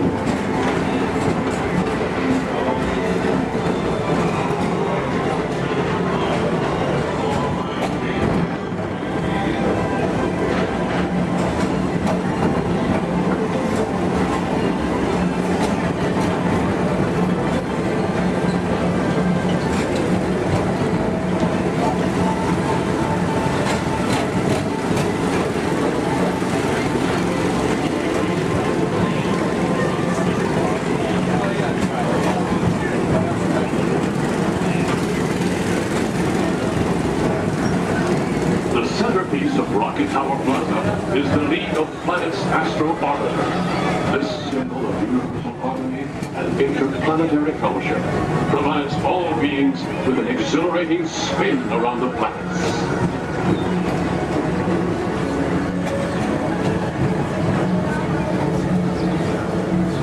Remember, Blue Line passengers, for all your future travel needs, the TTA services all of Tomorrowland's outlying areas, the personal rocket ship docking lot, and of course, perfect park acres. Paging Mr. Morrow, Mr. Tom Morrow. Your party for the Saturn has arrived. Please give them a ring. Now approaching Walt Disney's Carousel of Progress.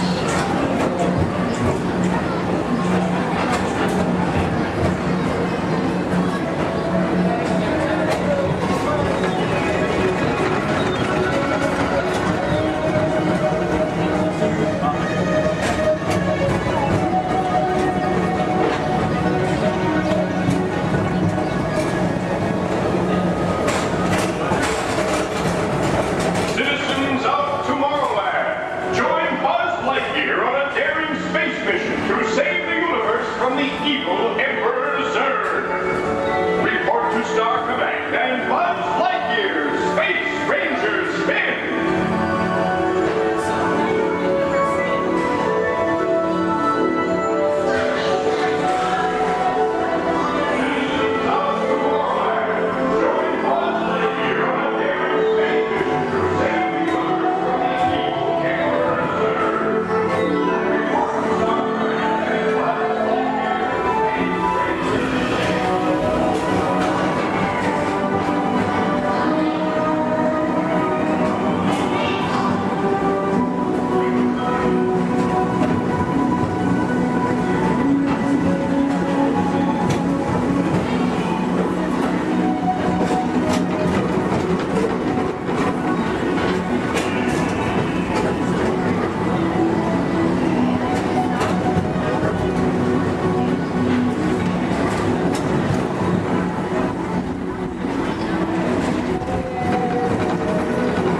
Welcome back to Rocket Tower Plaza at the heart of Tomorrowland. Come now, rejoin us and believe in the promise of tomorrow.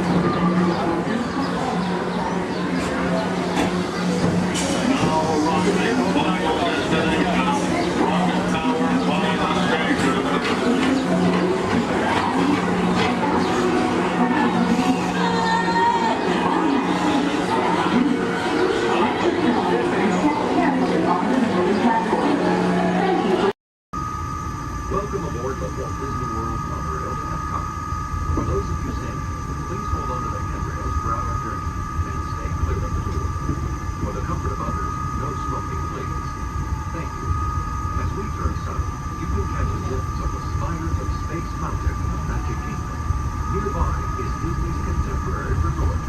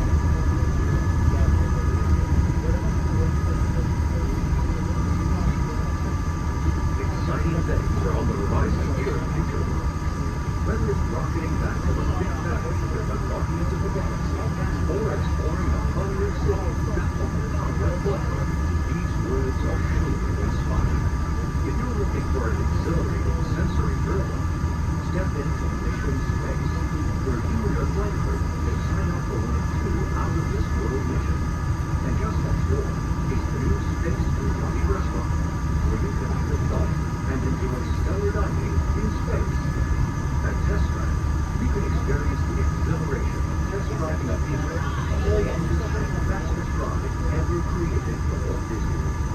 Across the river and during the showcase, you'll find representatives from the coastline, making this a truly international experience. Some exciting new adventures from around the world are coming to France, Canada, China, and the United Kingdom.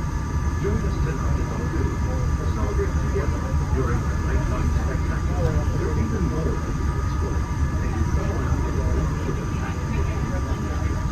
Inside those glass pyramids, unleash your spark and journey into imagination and pictures, and experience your favorite short films like never before at the Disney Pixar Short Film Festival. Next is the land, where you can celebrate Earth's rich diversity.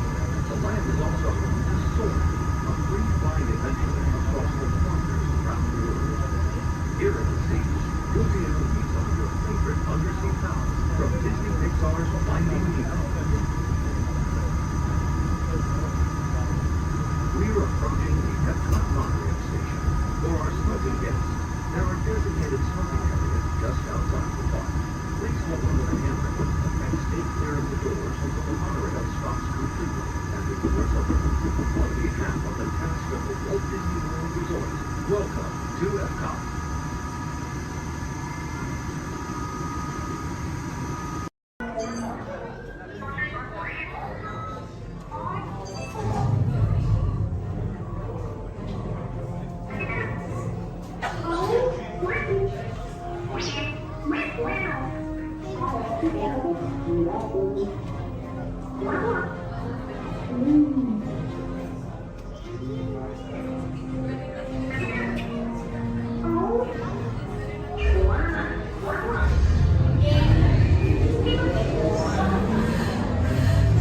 Incoming transmission from Ray.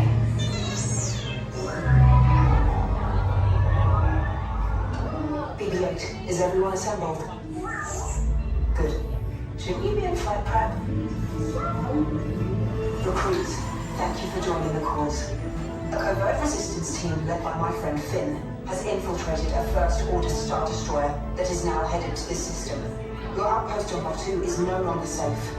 We have transports waiting to take you to General Organa's secret base on Pucara. I'll regroup with you there. The Resistance desperately needs your help in our fight against Kylo Ren and the First Order. Remember, it is vital that you keep the location of the Pucara base secret. Lieutenant Beck, one of our top commanders, will lead you. Affirmative. Transport is ready. 9 on the night shall personally see him delivered. Thank you, Lieutenant. Welcome to the Crawlers. May the Force be with us. Commander Poltam led a squadron of X-Wings to escort us to the rendezvous point on Pucara. Roger, this is Black Leader. I hear you're a fine-looking group of recruits. Well, no time to waste. Let's get you on your way to the General. Stand clear. Deck doors opening now. Hurry, all recruits to transport. No need for safety gear, it'll be a smooth ride. Ground crews, deck is in motion. Recruits crossing to transport. Initiate pre-flight sequence on Deck 3 for Pucara.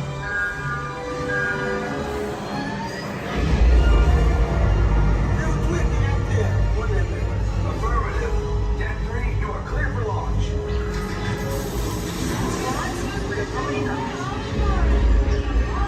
Pucara personnel, this is your final call on board. Away from the blast doors, all the way forward.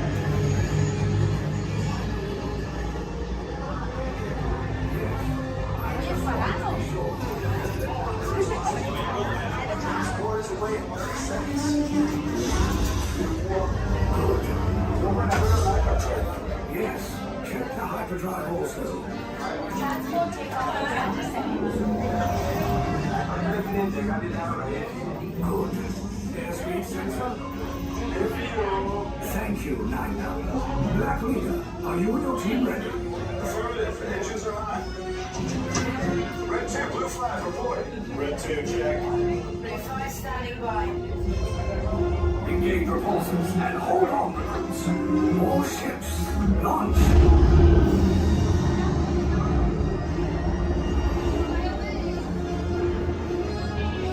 I am your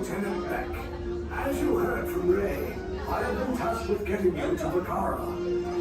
Red 2, Blue 5, keep tight now. Let's get ready to make that jump to light speed. On my mark. Black Leader, we're picking up an unusual signal. Are you spotting anything? Yeah, I see it. We'll check it out. BB-8, what do you got? There appear to be a number of small craft heading our way. Raise the shields. We got company. First order TIE fighters. Reroute. Reroute. Red 2, Blue 5, we got a queue of paths for transport. Make the jump. They're all over us. I'm hit. We lost Red 2, more incoming. Blue 5 taking evasive action. Try to shake him, Blue. I'm trying. We lost Blue 5. I'm going to try to draw him away. Copy that. Get us clear so we can make the jump. Be ready. You won't have much time. Where are all those TIE fighters coming from?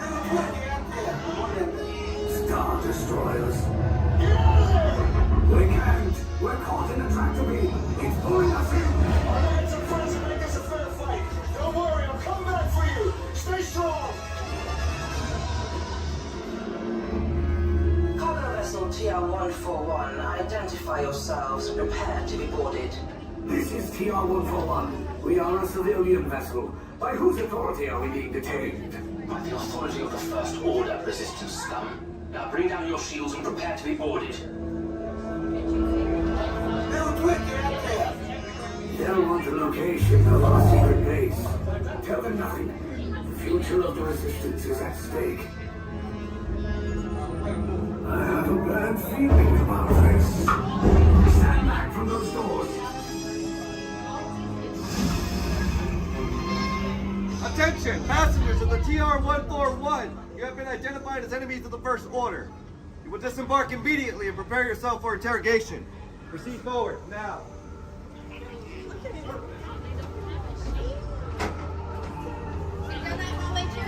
Interrogation. Keep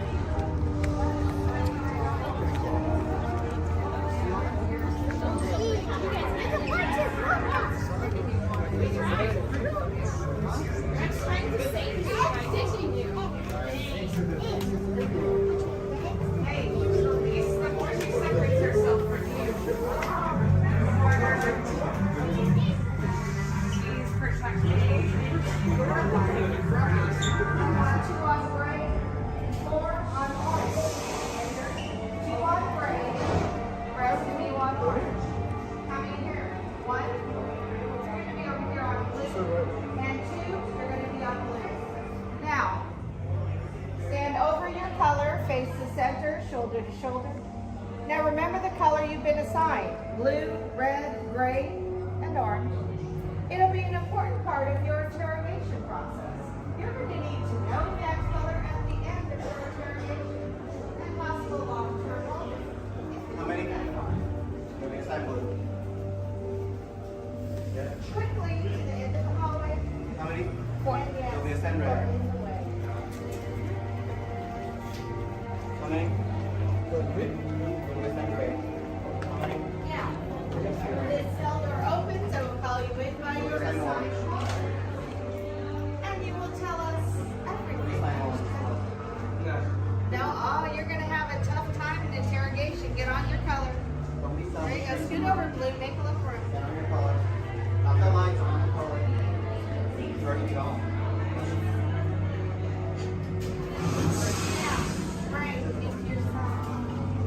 Everyone has been assigned a color. Look down and memorize it. Do not forget it. This was for interrogation. Please will be trouble. Is that your only speed? Slow. Let's move it along.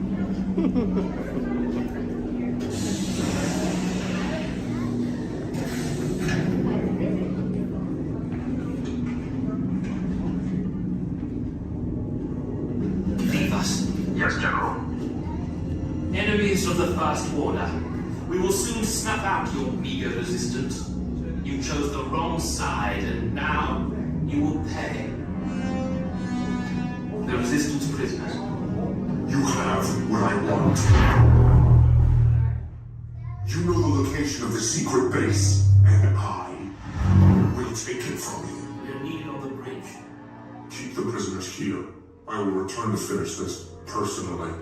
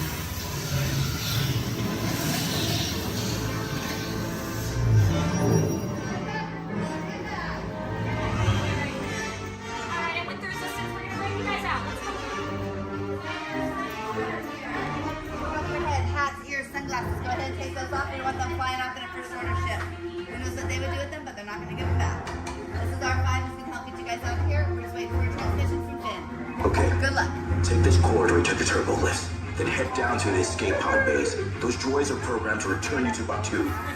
Hurry and don't get caught. Lieutenant Beck will guide you. Recruits, for your safety, stay seated with seatbelts securely fastened. Keep hands, arms, feet, and legs inside the transport and supervise your children.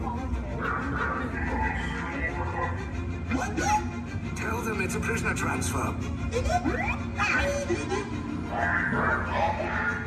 Did it work?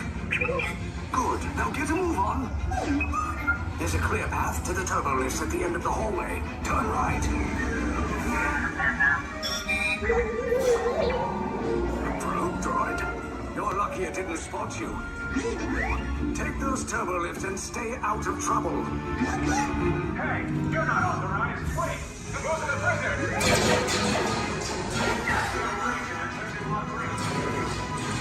Your cover is blown. Find an alternate route. Who picked these two droids anyway? Detention approach. Prisoners not seen at the Carry on! Fire!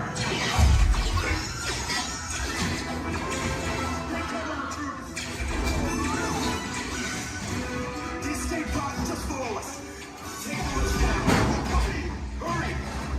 No, not up! I said down!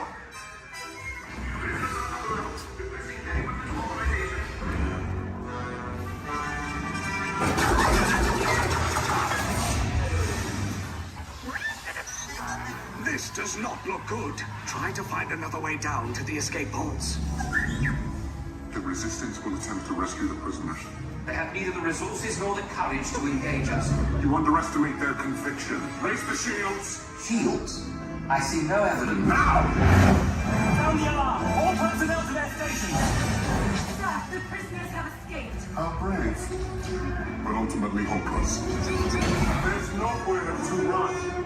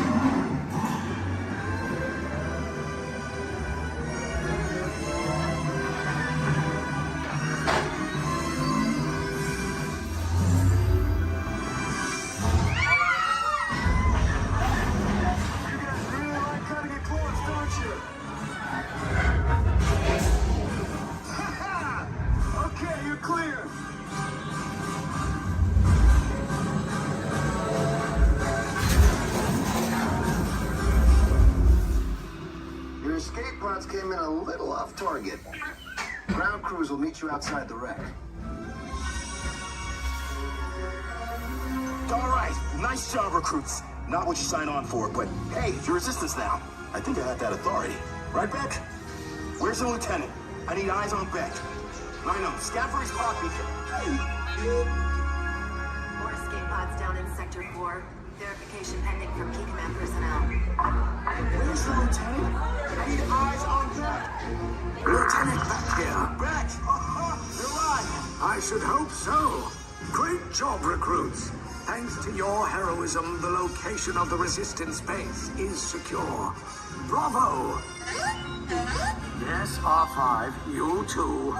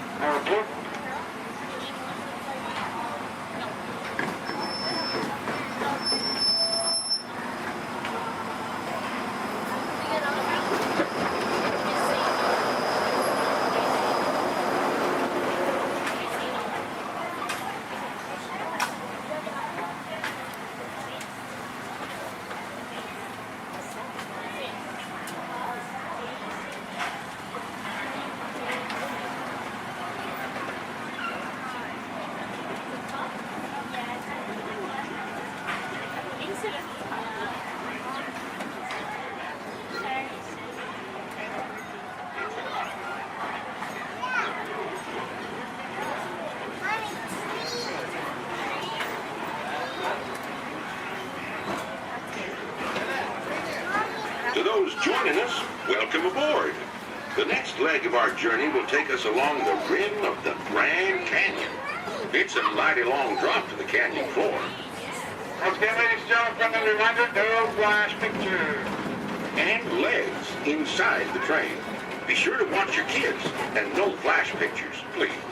Para su seguridad, permanezca sentado y mantenga las manos, brazos, pies y piernas dentro del tren. Y cuide a los pequeños. Por favor, no tome fotografías con flash.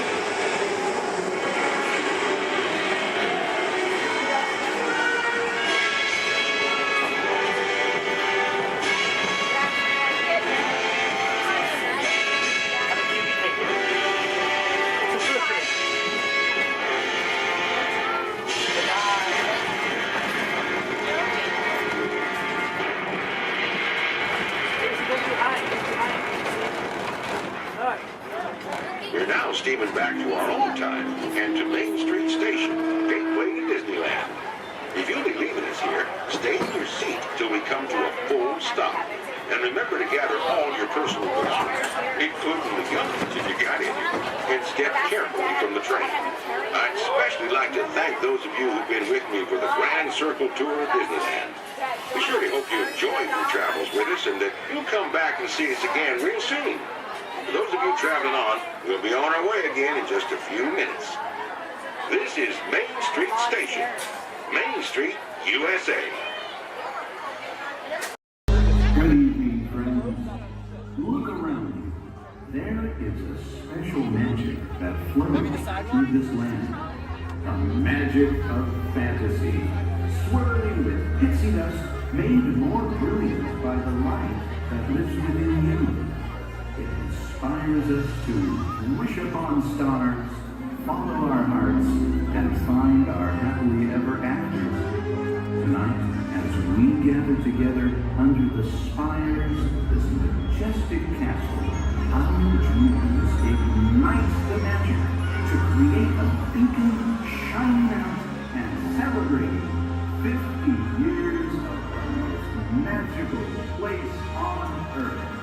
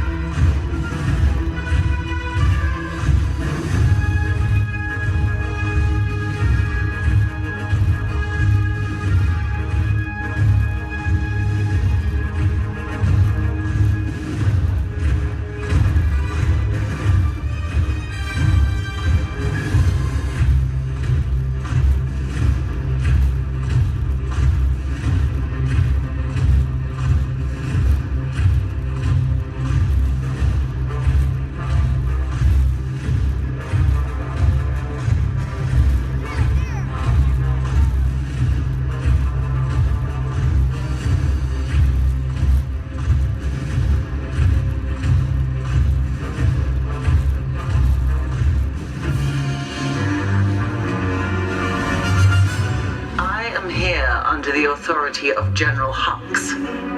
You are here under the authority of me. Stand proud.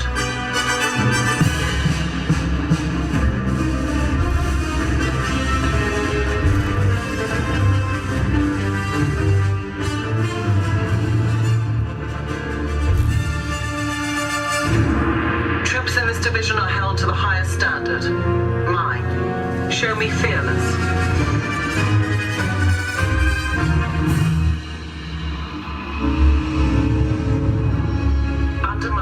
You will be proud to wear the armor of a stormtrooper. You will learn discipline, loyalty, and what it means to be a stormtrooper. Battle stance.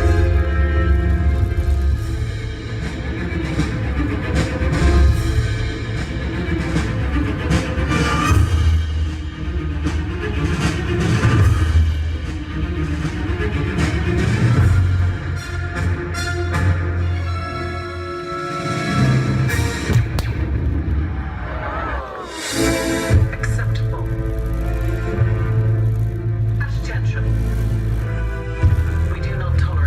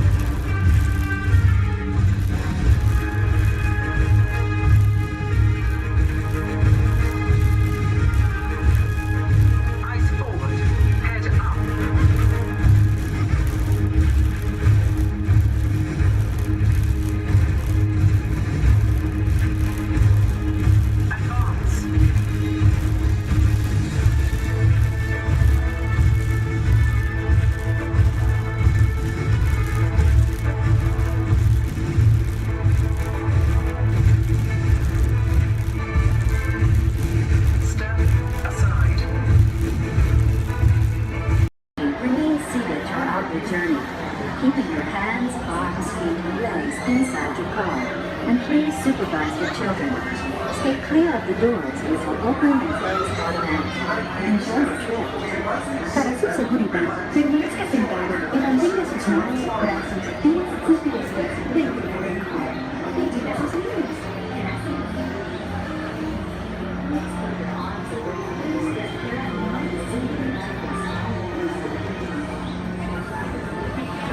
Welcome aboard the Tomorrowland Transit Authority People Mover. Your quiet and carefree highway in the sky.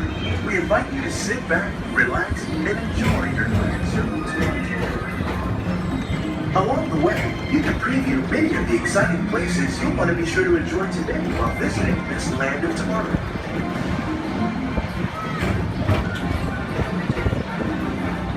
The People Mover is the perfect vehicle for people watching, so keep your eyes peeled. You never know who you might see.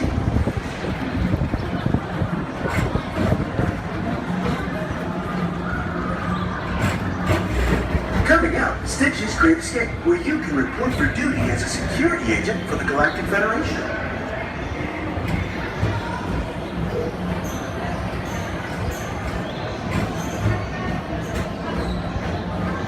Your mission is to keep Experiment 626, the biggest little mischief maker in the galaxy, under control. I don't think so!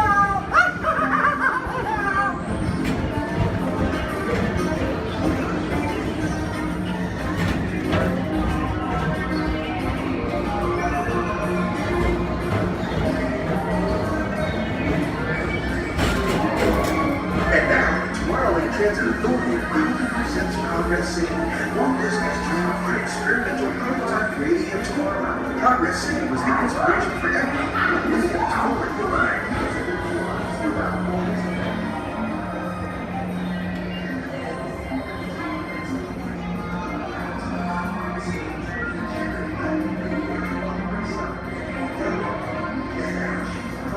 If your future includes shopping, then you'll want to visit Mickey Star Traders, where you'll find the greatest goods from around the galaxy. That's right! It's out of this world!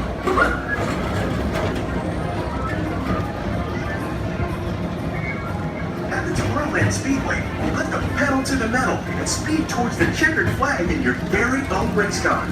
Young or old, this is your chance to drive in the fast lane without worrying about getting a speeding ticket.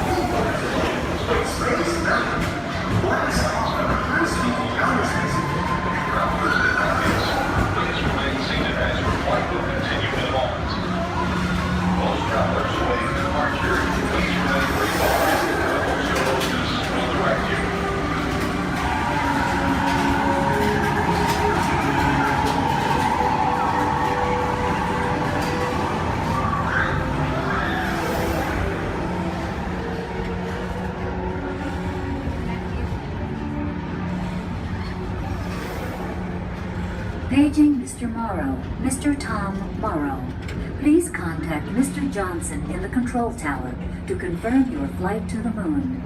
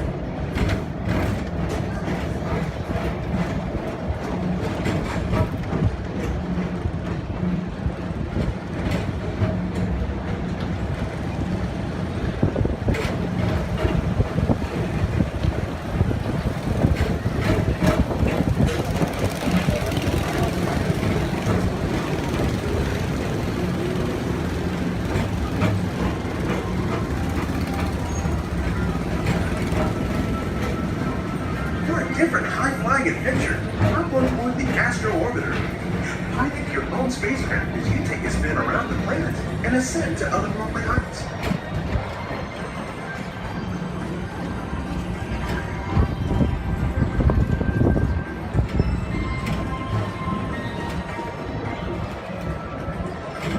We're now approaching Walt Disney's Carousel Progress.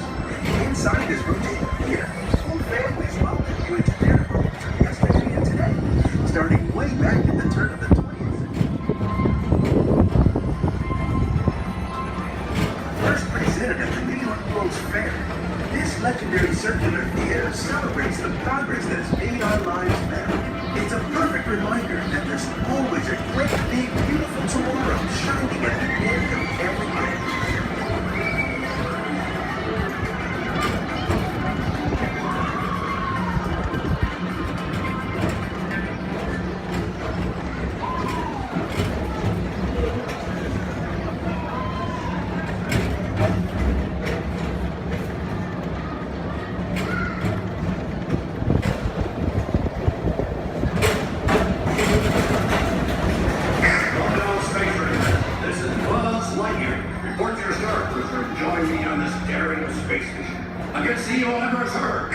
As an honorary space ranger, you'll use your own personal laser cannon to save the entire galaxy.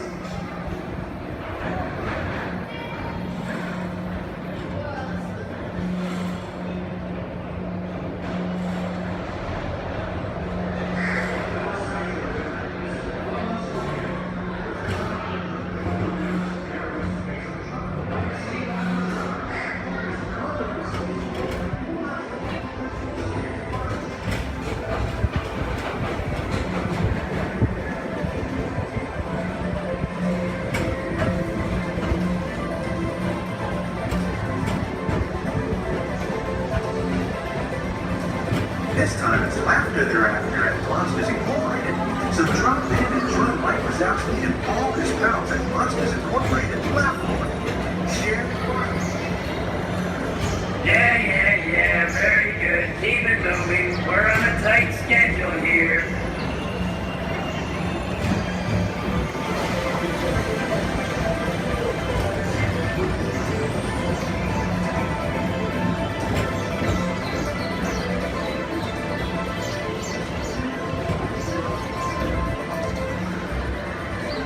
Thank you for joining us on Tomorrowland Transit Authority People Tour. It's been a pleasure to have you aboard. Enjoy the rest of your day and have a great, big, beautiful tomorrow. Welcome aboard to Tomorrowland Transit Authority People Tour. Your flight is right for the outside. Step onto the moving platform with caution and exit by stepping away from the car. Thank you. Please remain seated at all times, keeping your hands, arms, feet, and legs inside the train. Please supervise all children, making sure they are seated away from the train openings, either fully on a lap or on a bench. Our next stop will be New Orleans Square Station. Do we want to discard? Do we want to stop at the door? No, do you want to go all the way around? Or do we want to stop at now? Welcome aboard the Disneyland Railroad. We're embarking on a grand circle tour of the Magic Kingdom. We'll be stopping at New Orleans Square, Mickey's Toontown, and Tomorrowland. We'll also visit the Grand Canyon and make a trip back in time to the primeval world and the age of the dinosaurs before returning to Main Street Station. As we begin our journey, remember that for a safe trip, you need to stay seated, keeping your hands, arms, feet, and legs inside the train. And please watch your children. Bienvenidos a bordo del Disneyland Railroad. Para su seguridad, permanezca sentado y mantenga las manos, brazos, pies y piernas dentro del tren y cuide a los pequeños. Gracias. Our first stop is New Orleans Square Station. But to get there, we need to pass through the wilds of Adventureland. It may seem peaceful through here, but trust me, it's a real jungle out there. Literally. So be on the lookout. You just never know what might be lurking along the rails.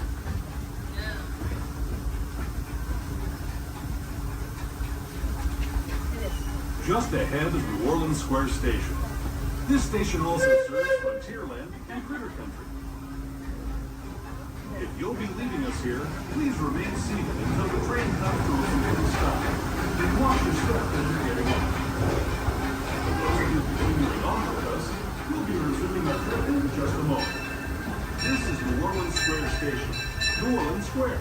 As we make our way to New Orleans Square Station, please remain fully seated until the train has come to a full and complete stop. This will be your stop for attractions such as Pirates of the Caribbean, Indiana Jones Adventure, Jungle Cruise, the many adventures of Winnie the Pooh, Splash Mountain, and Haunted Mansion Holiday.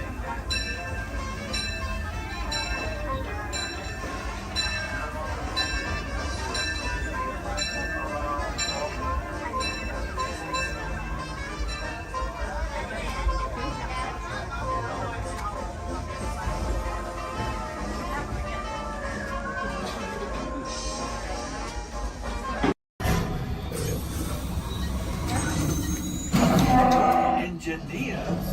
Automatic repair engaged.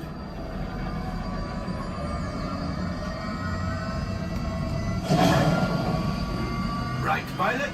Push the flashing button to take off. Pilot on the left. Move your stick to fly right and left. I was just about to say that. Pilot on the right. Pull back on the stick to fly out. And push forward to fly down. Oh, watch it. Julie is flying this thing look in the air. Weapons are online. Left pilot, hit the booster.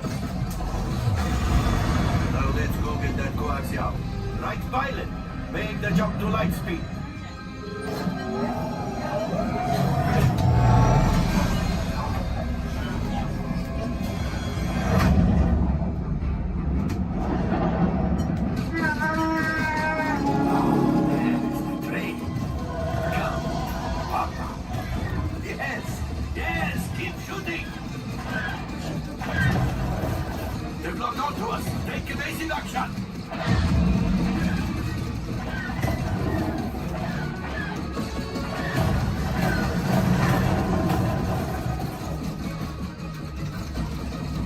There it is, after that train.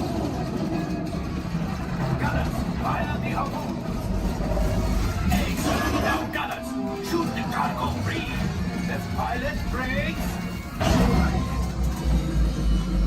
Well, my friends, that could have been much worse.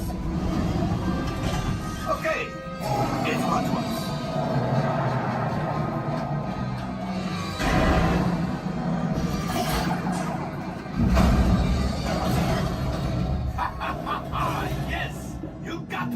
Excellent, my friends. Now power up the ship.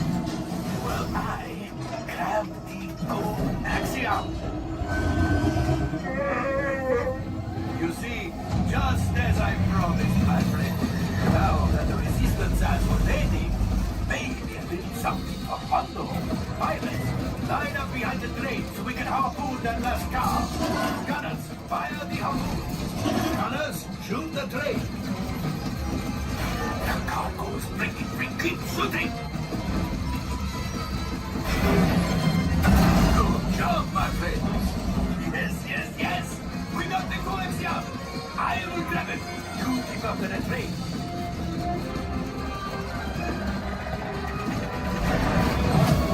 Gunship! Oh, that's ridiculous!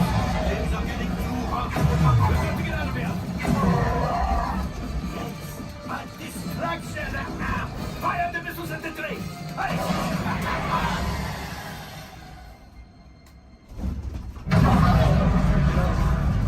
Watch out! The Star Destroyer is collapsing! Left pilot, hit the boosters! Boost! Boost! Boost! We made it! I don't believe it, but we made it! Now, let's get out!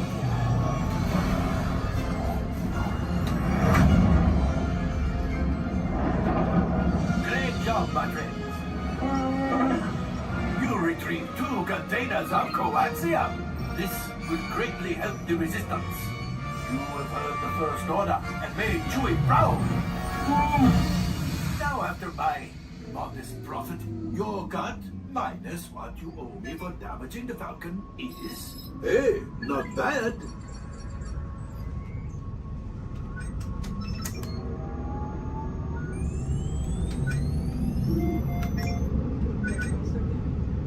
POV, damage report. Engine failure. All right. Hyperdrive leak. That is not too good. Multiple hull ruptures. Well, it could be worse. All right, I'm making an executive decision. Everybody out. Go on, get out.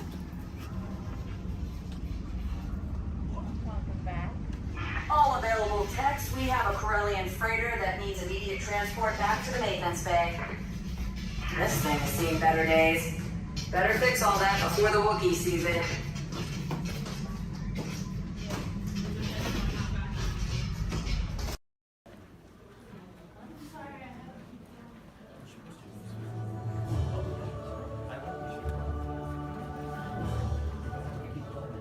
Hello. I'm Dr. Marsh, director of the Dino Institute, and I hope you enjoyed those quaint exhibits in the old wing. That's how dinosaurs have been presented to the public since the study of fossils began over 150 years ago. Today, that bare bones approach is about to become extinct.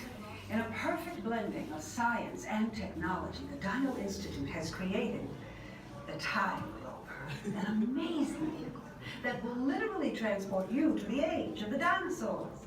How? That's proprietary. But the result is a breathtaking journey through a prehistoric world where you will witness the most spectacular creatures to ever walk the earth. In a moment, you'll be going live to our control center for a comprehensive safety briefing, and then it's on to the tour that will convince you forever that the future is truly in the past.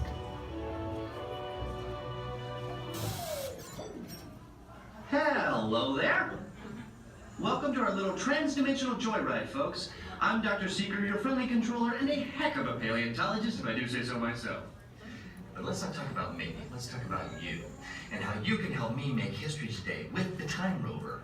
It's like this. If I can bring you back from the Cretaceous period, it stands to reason that I can bring back a live dinosaur with you. And not just any dinosaur. Take a look at this guy. He's an iguanodon, and I'm certain that he is the key to understanding these magnificent creatures. I tagged him with a locator during an unauthorized field trip. Otherwise, I'd be traveling with you. Right now, our dino should be about here, at the very end of the Cretaceous period. That's where you're going today. I've arrived, it seems, just in time to correct a little misstatement. Dr. Marsh. That is impossibly close to the giant asteroid impact that destroyed most life forms on Earth. Our tools are designed to take you to the early Cretaceous period. And I can assure you that all Time Rovers have been securely locked on those coordinates. That's right. See? Securely locked. Access denied. Continue. Of course. We were just talking about seatbelts. Plug them in, use them. It can get kind of choppy out there, so keep your hands and arms inside the vehicle at all times. Flash photography? I wouldn't. It alters the homing signal, and that's not good. Oh, and one more thing. Those locked coordinates? We're in. Now, here's the drill. You follow the homing signal to the iguanodon. Then I'll enlarge the transport field, and boom, you're back with one additional passenger extra large. And don't worry about that asteroid. You'll be in and out of there before it even breaks the atmosphere. Trust me, what could go wrong? Hey, it's me again. Remember, only you guys are going on this special mission, so don't tell anyone, okay?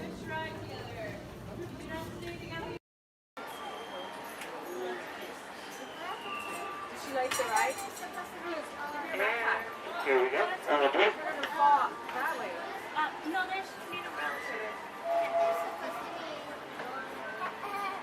Yeah, but it fell off.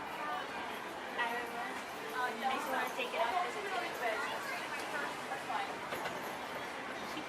Just grab that blue blanket.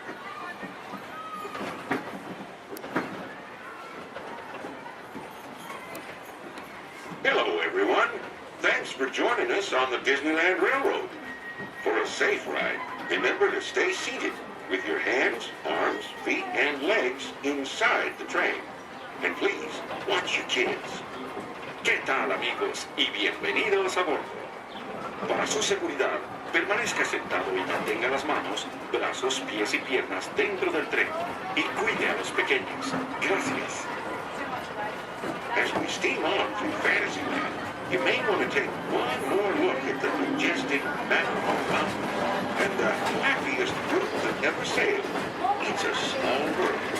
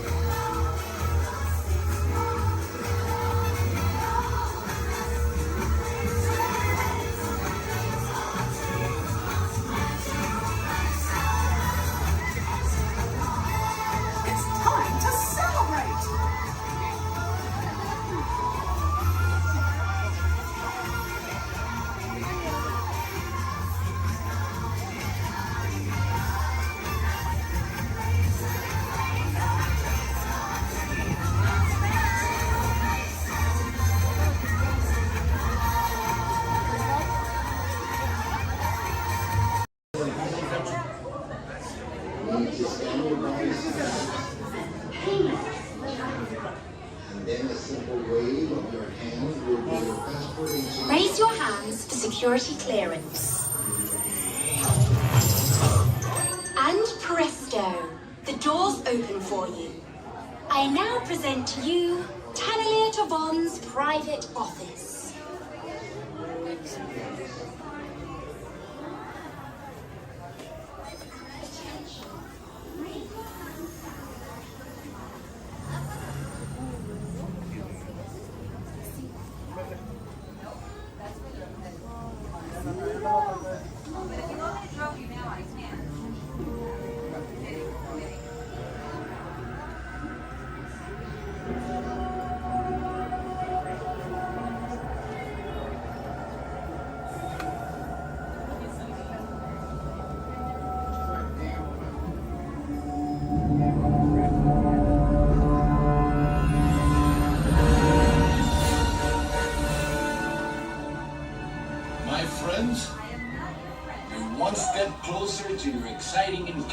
with the Guardians of the Galaxy.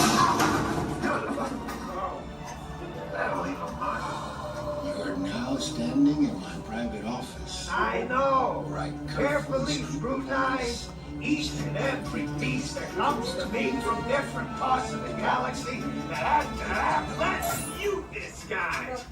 Getting consistent landing on a constant loop was big motivation for me to escape. I go, ouch! Ouch! That was not part of the plan. Why? Of course I escaped. For those of you who have not been paying attention, the name's Rocket, one of the Guardians of the Galaxy. The smart one. Listen up. He's gonna put you on a gantry lift for your tour. I'm gonna sneak on top of your lift and take us all the way to the big old generator control room. I'm gonna blast that thing and destroy all the control systems, which will open up every cage in this freak show and free my friends. Our buddy Mantis is in the getaway ship waiting for my signal, and then we'll be on our merry way. But this plan won't work unless you help. I don't have clearance. My hands don't scan. Yours do. If you raise your hands, I get the clearance and the chaos begins. It's a foolproof plan. 35% of the time. Oh. I'm gonna take this. Now move it.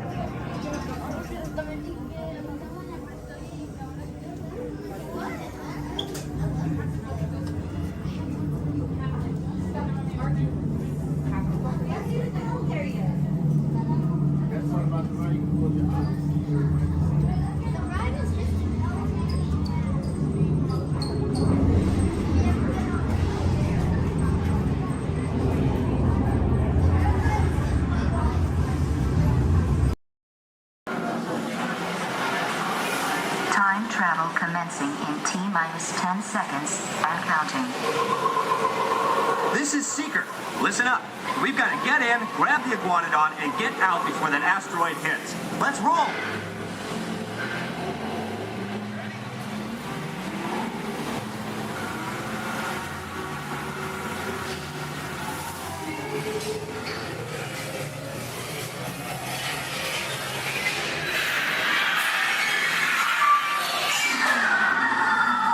Okay, now let's go get that dino. Computer, what are you tracking? Styracosaurus. Not our dino. Warning, meteor shower in range. Just little ones. Oleoramus. Hadrosaur. Raptor. Time to get serious. Locking autopilot on homing signal now. Hang on! I'm tracking a big dino on the scope. Could be ours. Computer, full stop. Identify. Carnotaurus. Definitely not our dino. Go, go, go!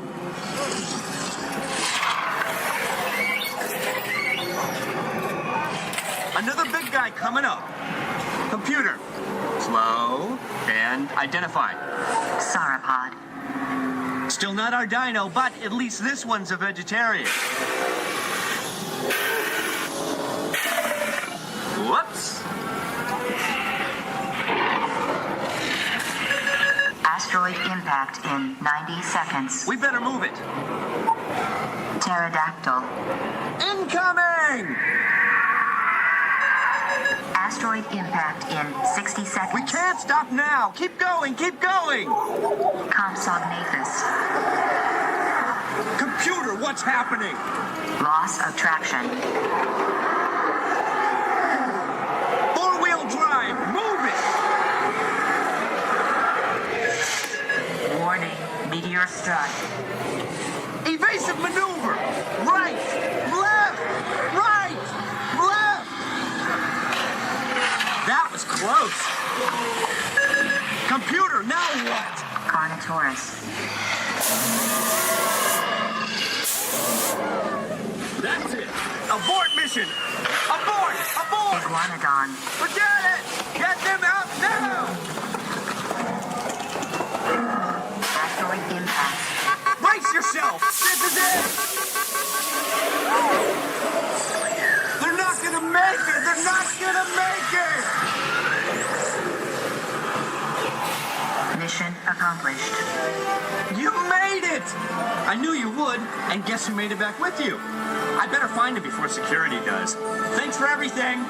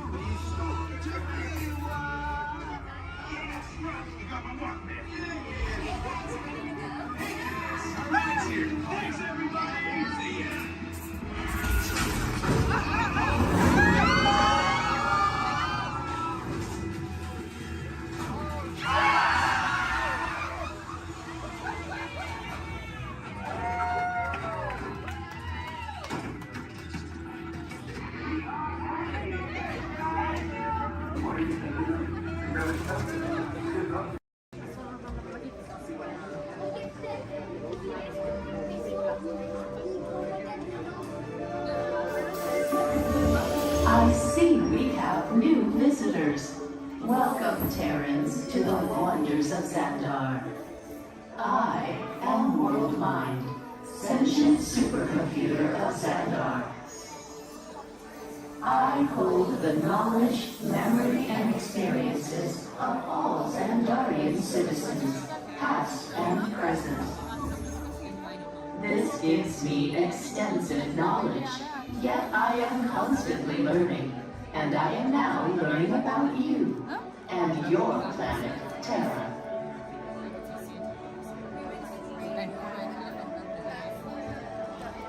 Much of my knowledge of your world came from your great scholar, Peter Quill. However, many of his facts have yet to be confirmed, such as the incredible importance of a legend called Footloose. Through my fellow Xandarians working here at the wonders of Xandar, I am discovering more about you Terrans. Such as your fascination with eating the turkey leg. Why only the leg? What about the rest of this creature? We are eager to learn the answers to these questions and so much more about your world. In return, we Xandarians hope to share with you more about ours. Although Xandar is 2.537 million light years away from your planet Terra, our worlds are actually quite similar and began at precisely the same moment. We refer to this as time zero, before the existence of anything. Our worlds were born of a single point of matter and energy that blasted outward in what you Terrans refer to as the Big Bang. And from nothing came the beginning of everything.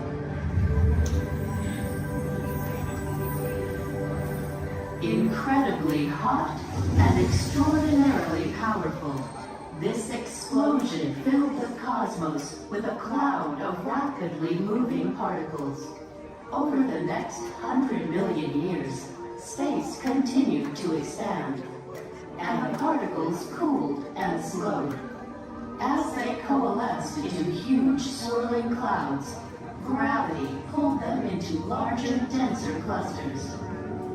At the heart of these clusters, the temperature rose, and the particles were compressed so tightly they fused, releasing enormous amounts of heat and light. This is how the very first stars in our shared universe were born.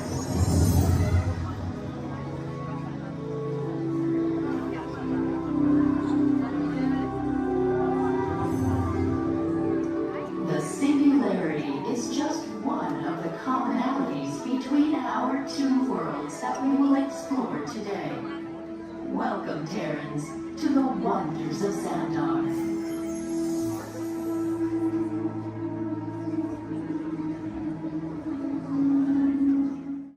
We recently learned that your Terran visionary, Walt Disney, had a similar goal in mind with his early concepts for the experimental prototype Community of Tomorrow. Years now, Peter Quill, what do you have to say about this? It was really a group effort to execute my plan. Thank you, Mark. The Great Lady, I would love to hear more about how Terra was chosen for this Wonders of Xandar tour. Well, that was really my idea. And that got too, because I love that place. It's awesome. I went there as a kid, and I cannot wait to get to go back and ride. I forgot his name. Also want to see the energy, dinosaurs, and of course, hear the veggie fruit. It's the best.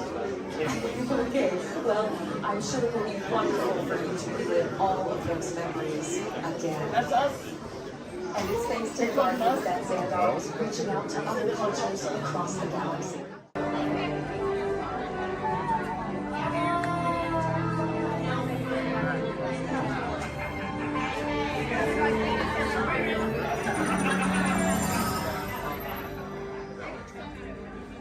Greetings, Terrans. I am Nova Prime Irani Rayal, Commander of the Nova Corps. On behalf of all Xandarians, I hope you have enjoyed exploring the wonders of Xandar. As you have seen, your world and ours were born of the same moment, one which you refer to as the Big Bang. As such, we are all galactic neighbors in a vast universe which we and countless others share. For you to travel to Xandar would take 2.5 million years, assuming you had a ship that could fly at the speed of light. So we decided to come to you. But even we could not have reached you so easily were it not for the Cosmic Generator, an advanced piece of Xandarian technology that creates jump points, artificial tunnels that act as shortcuts, linking distant points in space.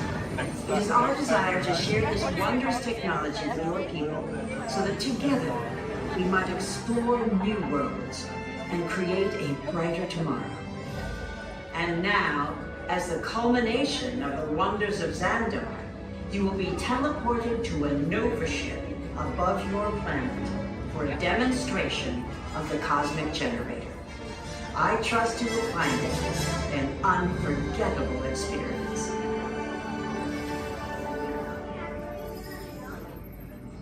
Welcome, people of Epcot, Epcoters, Epcotians, citizens of Epcot.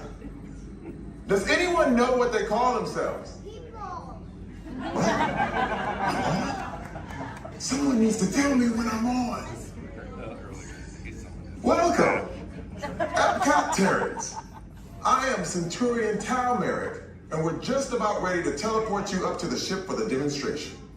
As you're about to enter a secure Nova area, I must ask you to put away your Terran communication devices at this time. Recording of any type is strictly prohibited. I am very serious about this. Now, please step forward into the chamber. You're gonna love this. You're on! That was the best. That was like probably highlight. You're on! Someone get that guy. I should warn you that we have never teleported Terrans before. But since your molecular structure is very similar to Xandarians, it should work. It'll work. So long as you are standing inside the lighted ring. You do not want to know what happened last time someone did not stand where I told them to, okay?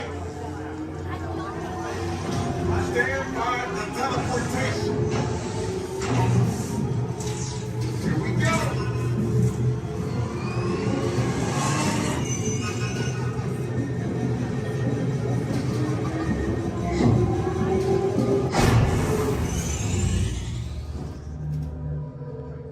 You made it.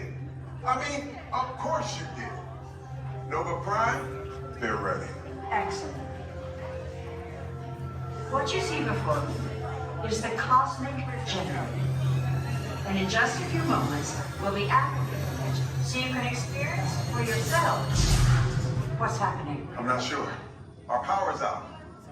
And the Cosmic Generator is gone. Interior Mark, go to Code Red. Prepare the fleet. And call the Guardians. Now.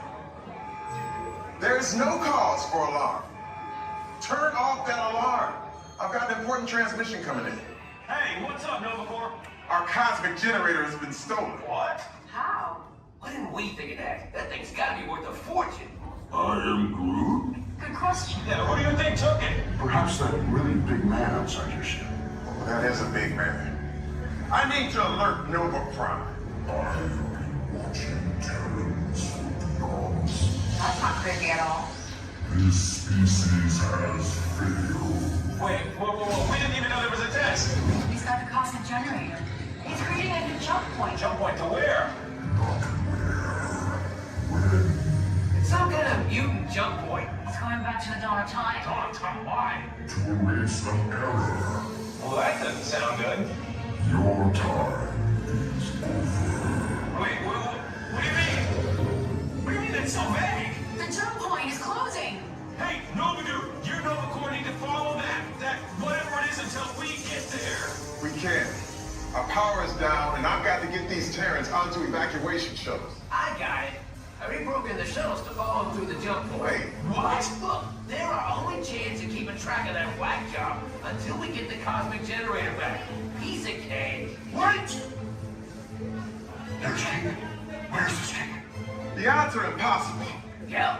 But it's our only shot. Good luck. Are you sure you can control it? Come on, it's me. We got this. We're all toast. First there was King, now there is toast. This plan is making me so hungry. Terrence, listen up. We need to make our way to the evacuation shelters now. We'll follow with the plane to get our power. Okay, they're headed for the jump point. This plan never gonna work. Ah, yeah. Well, okay, I'm locked onto your vehicle. We'll be right behind you. Nothing to worry about. Unless we cannot stop this unusually large man. We are likely doomed. Good luck. You're gonna need it.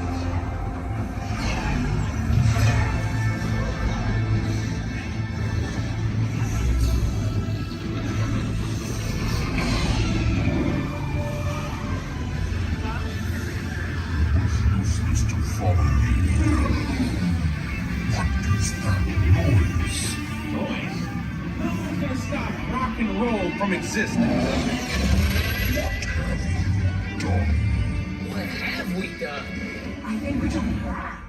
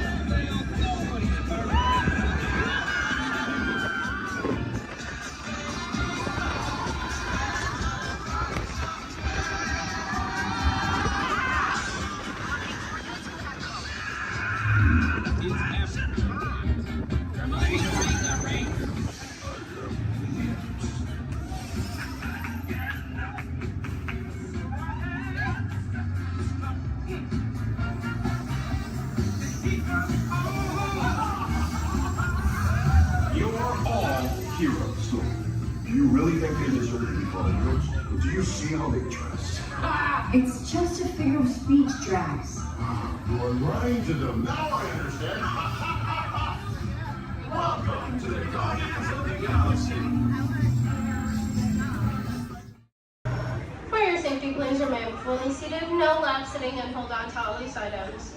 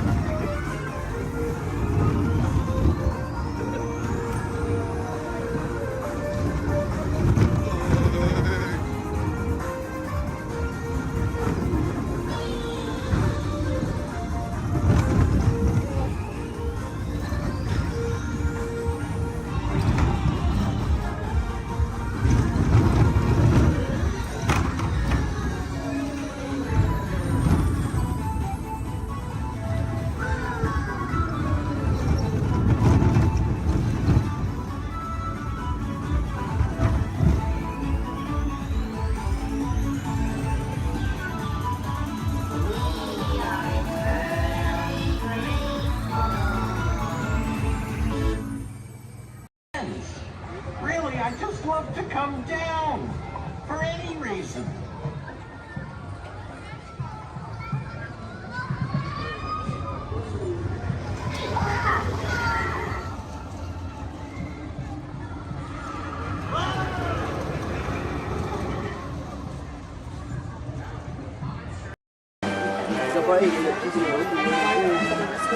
Alright folks, we'll be on our way up to Sleeping Beauty's Castle Center Park. Please remain seated, you're in.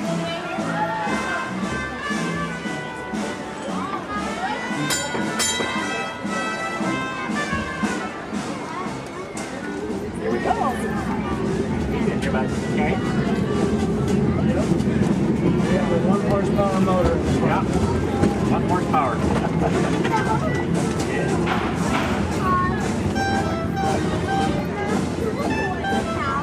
Well, because this one only has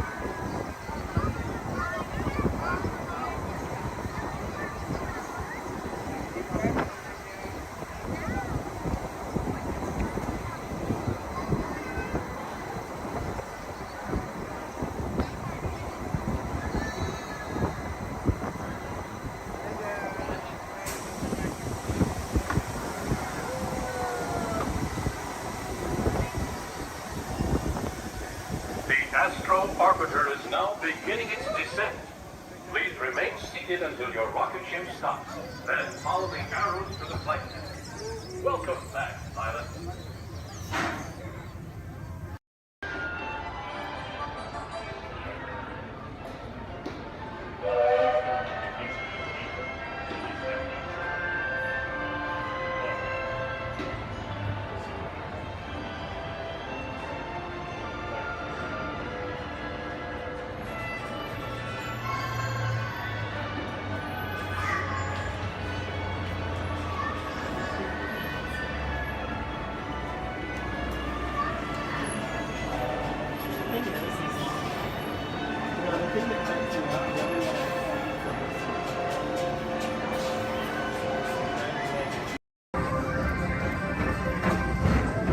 Attention all visitors from Galaxy M31. Please keep forward-facing tentacles clear of oncoming vehicles. Thank you.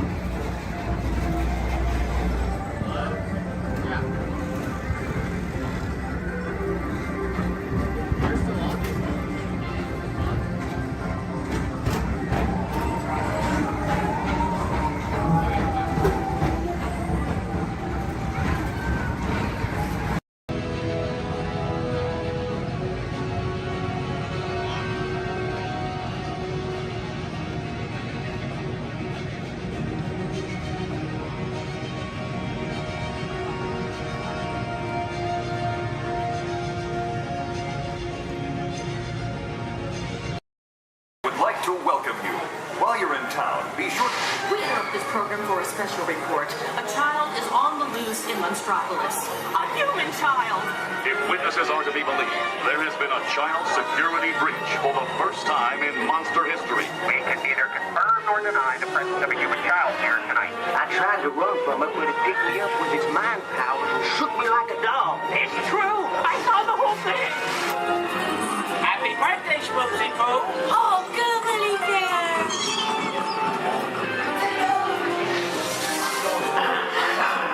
It grabbed me with its giant forked tongue and rolled me up and down like a yo-yo. It was horrible. I was minding my own business. We gotta get you home.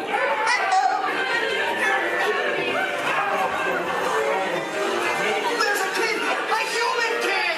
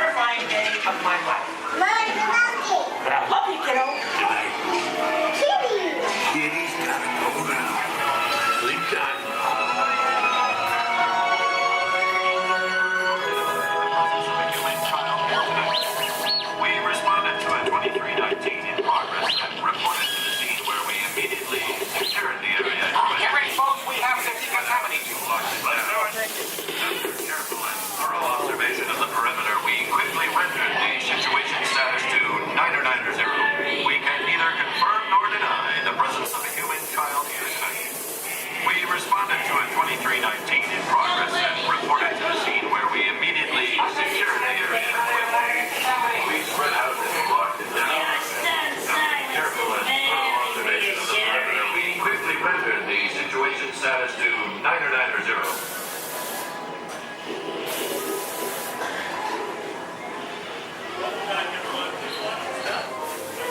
Come back and see me sometime.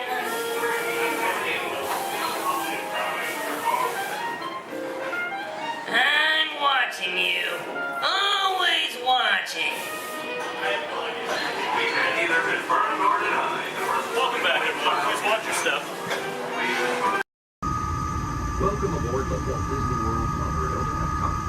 For those of you staying, please hold on to the handrails throughout our journey and stay clear of the door. For the comfort of others, no smoking, please. Thank you. As we turn south, you can catch a glimpse of the spires of Space Mountain of Magic Kingdom. Nearby is Disney's contemporary resort.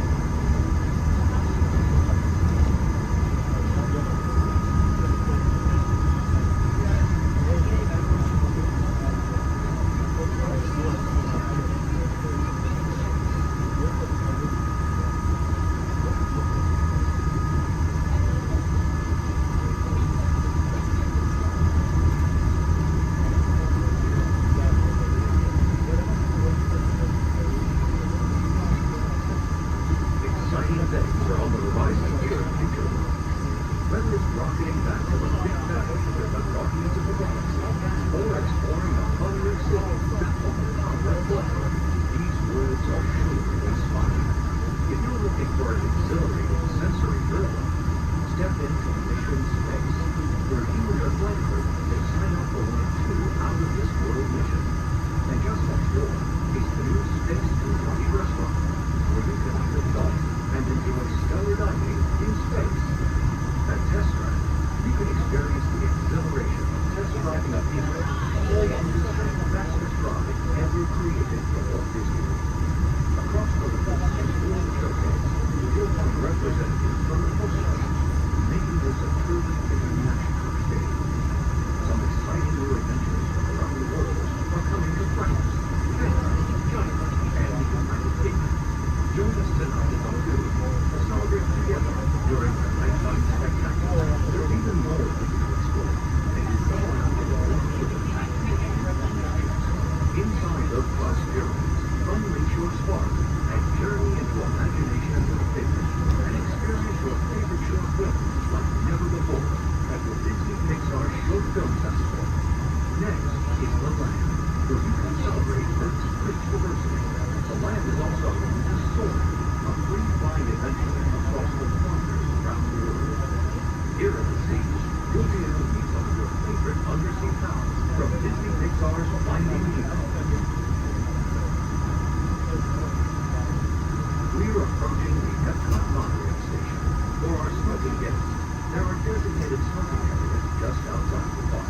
Please hold on to the handrail and stay clear of the doors until the monorail stops completely and the doors open. On behalf of the cast of the Walt Disney World Resort, welcome to Epcot.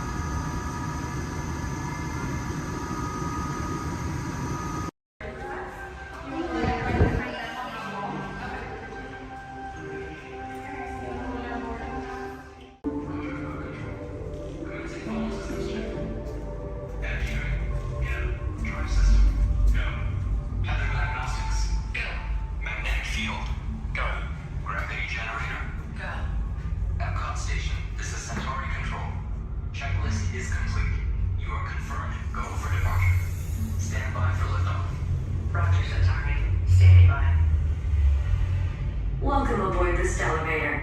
In just a few moments, you'll be on your way up to Space 220 aboard the Centauri space station. Enjoy the ride. SV1, you are clear. Initiating in 3, 2, 1, liftoff.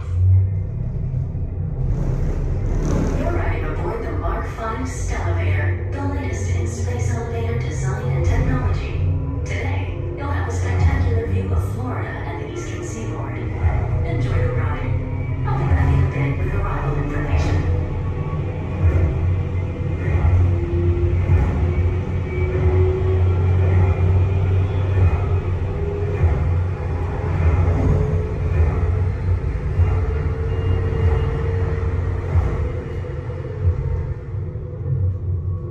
SV1, we are on our final approach. Roger that. If you look above, you'll see Centauri Space Station coming into view. Once we dock, gather your belongings and exit through the open airlock. A Space 220 agent will be waiting for you. SV1, cleared for approach. Gravity generator active. Airlock activated. Docking complete.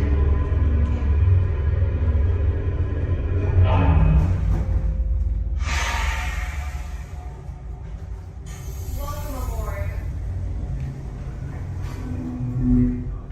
Is this where we go down? Yeah. Give me one moment. You guys are gonna head right down this way. Somebody should meet you there. If there's nobody, oh, there is somebody. Okay. Head on down. Thank you. All right, guys. Is it okay? We're safe.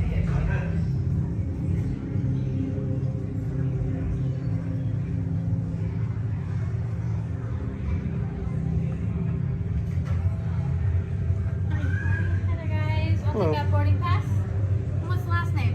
Niece? Alright, for Joffrey? Yes. Alright, you guys can follow me. How was the trip up today? Was it good? Awesome.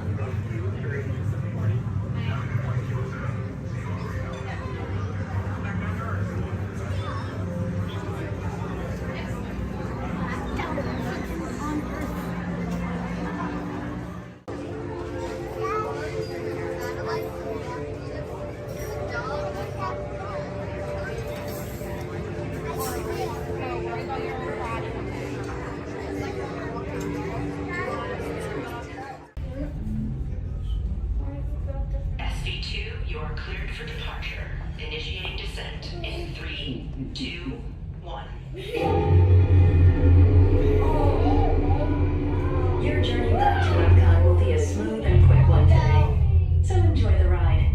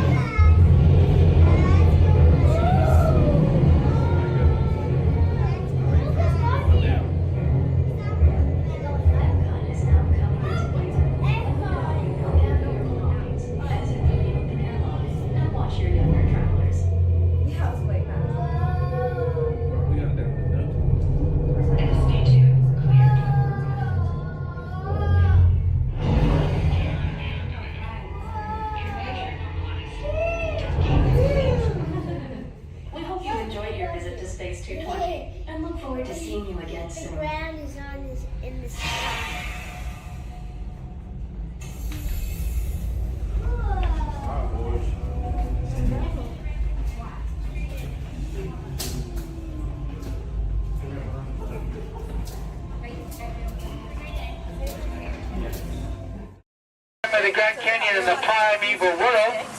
In the tunnel, you'll notice there is a window pane. If you use a flash on your camera, it's going to bounce back in your face. You will not get a picture. You will annoy your neighbors. And you'll make the dinosaurs, and especially our front conductor, very angry. Please, no flash cameras in the tunnel. I only get a little angry. I don't. I keep my eyes closed.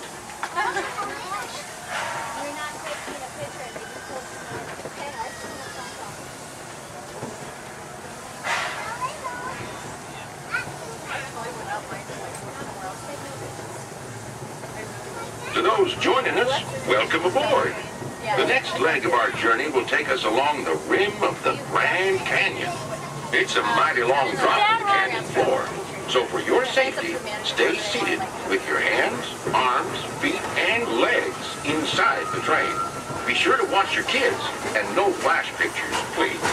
Para su seguridad, permanezca sentado y mantenga las manos, brazos, pies y piernas dentro del tren y cuide a los pequeños.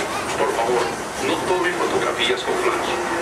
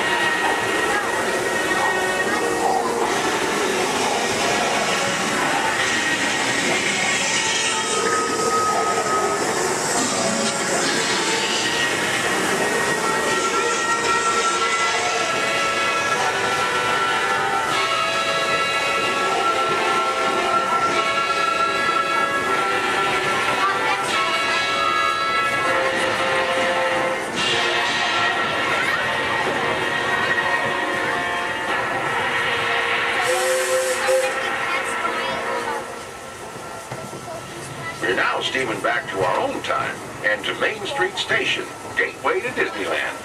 If you'll be leaving us here, stay in your seat till we come to a full stop. And remember to gather all your personal belongings, including the young'uns if you got any, and step carefully from the train. I'd especially like to thank those of you who've been with me for the Grand Circle Tour of Disneyland. We surely hope you enjoyed your travels with us and that you'll come back and see us again real soon. For those of you traveling on, we'll be on our way again in just a few minutes. This is Main Street Station, Main Street, USA.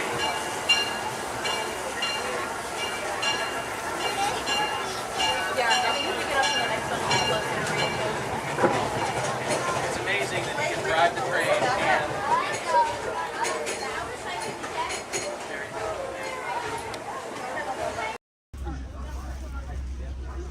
Everybody make sure we're staying seated. Sante Sun Award, and that says me. Thank you. There's another word we like to say out here in Harambe, which is Tuwende, and Tuwende means let's go. Jumbo, everyone. My name is Julia, and I will be your safari guide today. A few quick safety reminders before we head on in. Just make sure to keep your hands, arms, feet, and legs inside the truck, and make sure everyone is staying seated for the entire safari ride. Above you, you'll see that animal spotting guide. That'll help you identify some of the animals that we might be seeing out there today.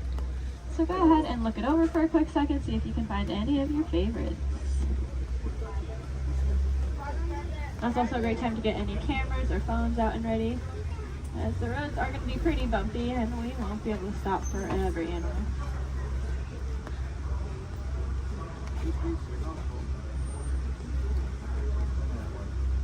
We are going to be starting our journey here in the Little Aturi Rainforest. The animals that live out here are going to be more shy and reclusive, so keep your eyes open for any stripes or camouflage.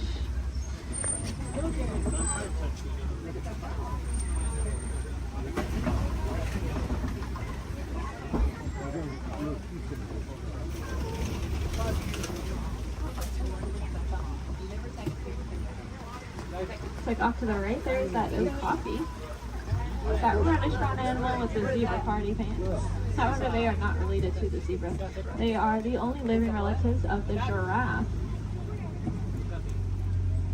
Just like a giraffe, they have a very long tongue. Theirs are so long they can lick their own eyes. And if you look down to the left, you'll see a bird standing on a nest. There's actually a couple eggs, I believe, in there, maybe. That is a saddle-billed stork. They're about 5 feet tall, and their wingspan is about 9 feet long. And if you look up at that canopy above your head, that is also just about 9 feet long. Put that in perspective for you. Now, if you look back at the okapi over there, I said they're related to the giraffe. Just like a giraffe, they have ossicones, which are those stubby horn things on their heads. But that one that we're seeing doesn't have any ossicones. That's because she's a female. Only male okapi will have them, whereas all giraffes will have them. Up on the hill to the right are the greater kudu. And we can tell they are female. That's because they don't have any horns on them. The males will have horns that can spiral backwards up to 6 feet long. If you look off to the left against this cable wall here, you'll see a black rhinoceros. Kind of looks like one of those boulders, just a lot smoother. Now, these black rhinos are unfortunately critically endangered. There are less than 10,000 individuals left in the whole world, and that's including the one we are looking at. They don't have any natural predators though. That is all due to the poaching of their horns. Their horns are thought to have medicinal value to them, so they'll be rounded up and used in medicine. However, those horns are made entirely out of keratin, which is the exact same thing that our hair and our fingernails are made out of.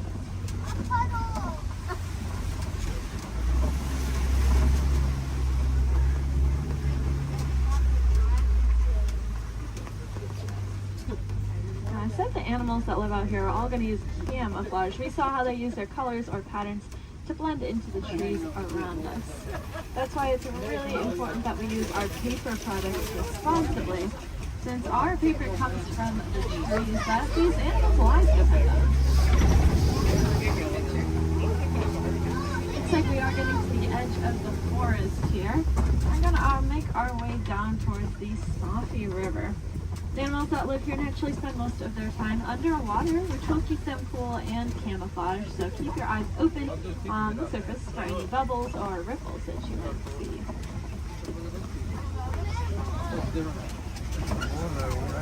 Like off to the right, there are some pink-backed pelicans.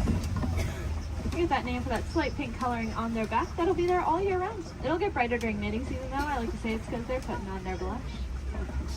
And if you look off to the left, you'll see a belote of the Nile hippopotamus. Make sure we're staying seated, friends. Make sure we're all staying seated. These hippos can hold their breath anywhere from 5 to 8 minutes at a time, which is going to allow them to sleep underwater. They'll float to the surface every couple minutes, take a big breath of air, and then sink back down all completely asleep. They are herbivores, meaning they only eat plants. They'll come out towards nighttime and graze on about 80 pounds worth of grasses. And they'll go back in the water.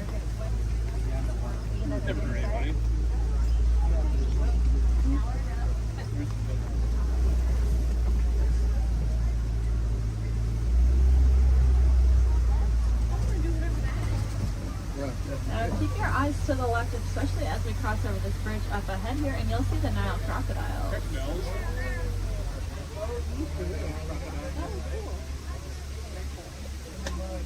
Three of them.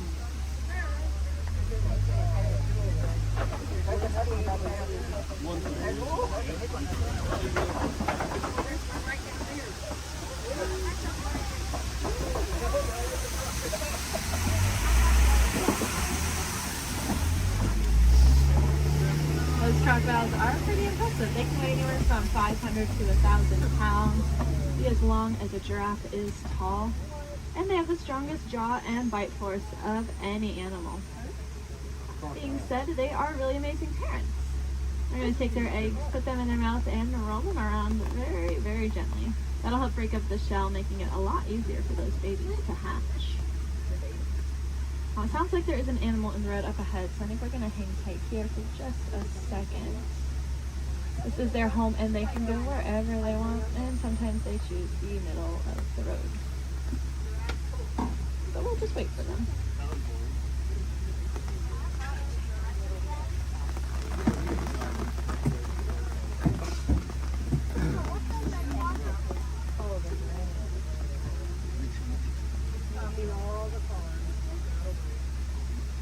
Does anyone know how to tell the difference between an alligator and a crocodile? Yeah, a lot of people say the shape of their snout, which is true. That personally confuses me though, because it's the opposite of what you think it would be. So what I do is I look at their teeth. When their mouths are closed, if you see teeth sticking up and out, then it's a crocodile. And if you don't see any teeth when their mouth is closed, it's an alligator.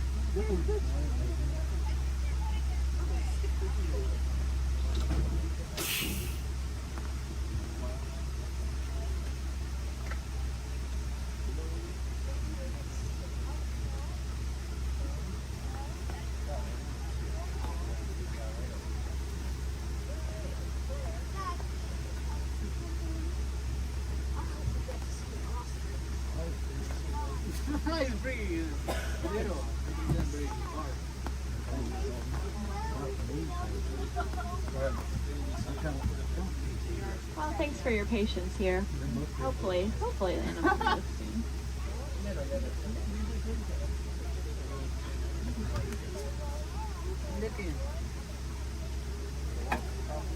Crocodiles are also something that are called a living fossil, which just means that they were alive way back when all the dinosaurs and all them were alive. But they never went extinct, and they didn't evolve into a different species. They kind of just stayed.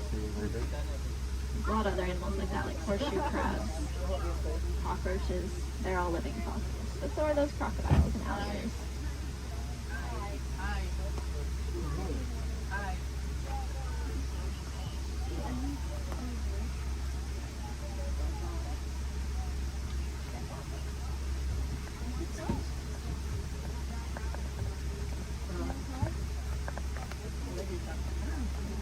Sounds like there are some giraffes that just keep walking in the road. This is just what we call a giraffic jam. Now you can say you went to Disney World and got stuck behind a giraffe.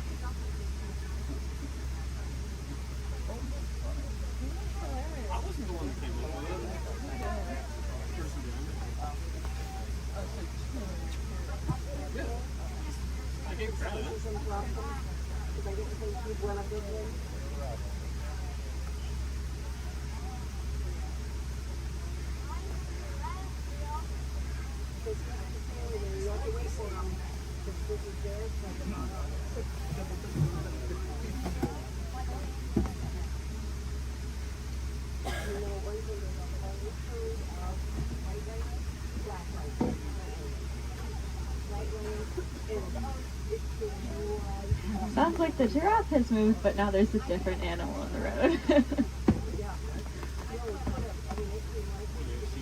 The animals really like the rain, so they are very active. Okay, it sounds like maybe we'll be back on the road soon. I think all the animals are out of the road, at least at this very second. But I don't want to jinx it. But that's good news for us because that means once we get down into the savannah, there's going to be a lot of cool animals really close to see. Alright. See how far we can get.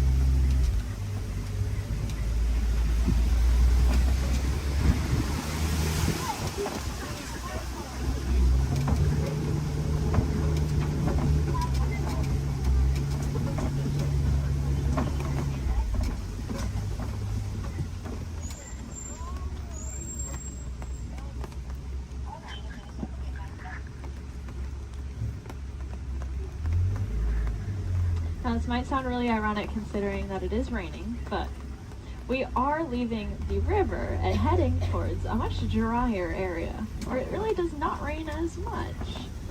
And I say that because the baobab tree that's off on the right there, it is going to be leafless about 9 months out of the year just to conserve water. Some people call it the upside down tree because, well, it looks like the roots are on the top. It's also known as the tree of life. That's because it stores a lot of water in its trunk there. So other animals will use it as water source.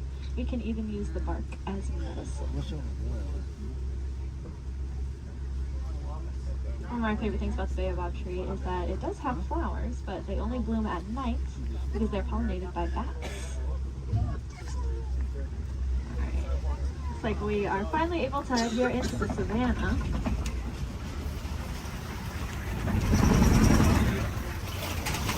Now you may notice the trees are starting to thin out quite a bit, and that's because it doesn't rain as much out here, like I said. So the animals here can't really rely on camouflage in the same way, and so they're going to be very agile and flighty. Most of them can run within an hour or two of being born. That is something I personally cannot even fathom, being able to run within an hour or two of being born. Crazy.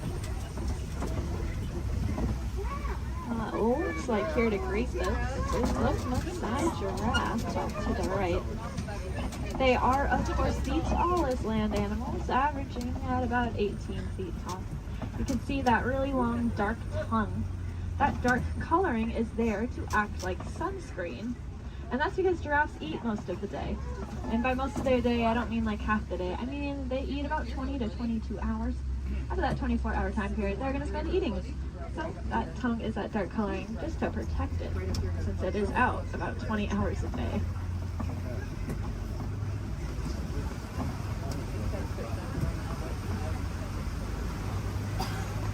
Off to the left here in this den, you'll see some African painted dogs. They are the most successful hunters out here with an 80 to 90% success rate. That is so successful that their young, sick, and elderly will eat first, and the healthiest adult will wait and eat last. What makes them so successful is that they are so cooperative. As a pack, they're not going to move on until everyone's got the chance to eat. Those painted dogs are there on the left. On the right, you'll see another giraffe, as well as some Ankole cattle. I think these two were the culprits that were in the road earlier.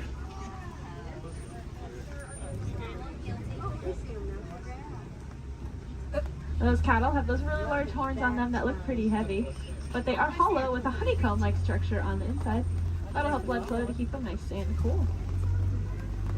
If you look to the left, you'll see the sable antelope, those 3 brown antelope back there. You'll also see some Hartman's Mountain zebra. Now take a really good look at the zebra here, because one of them is a little bit smaller than the other one, and that's because she's about 7 months old. That's her and her mom there. And if you look at her legs, though, her legs are just as long as her mother's, and that's because zebras are born with their legs fully developed. Running, as I said, is very important out here. So those zebra babies are born with long, lanky legs, ready to run within half an hour of being born. Their stripe patterns are going to be unique to them in the same way that our fingerprints are unique to us. That's actually true for a lot of animals, not just those zebra. It's true for those painted dogs we saw, and it's also true for these giraffes up here.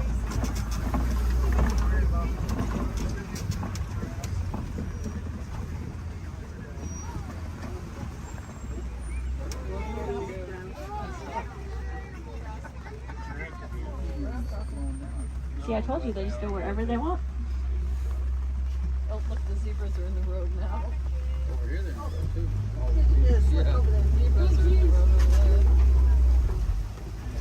Now, since giraffes spend most of their day eating, they also spend most of their day standing up. They don't really like to sit down. It's very vulnerable for them. They even prefer to give birth standing up. So that's about a 6-foot drop for those baby giraffes. I like to say the first thing a giraffe experiences in life is gravity. Of course, when you're born already about 6 feet tall, I guess it really doesn't matter that much. It also is going to kickstart their heart, that drop. So maybe it's a good thing.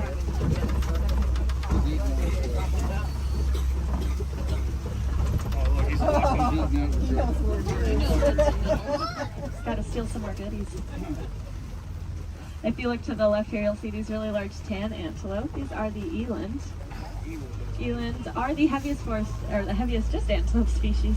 About 6 feet just at their shoulders, and they can jump straight up from that standstill position up to 10 feet in the air. My favorite thing about those eland, though, is that they make flower crowns to attract each other, and I think it's adorable.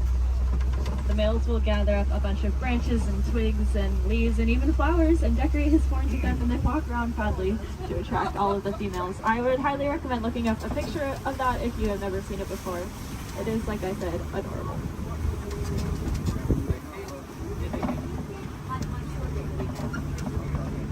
Now off to the right, there's going to be a path. We're not going down that path, but if you look down it, you'll see some little tiny antelope called the springbok.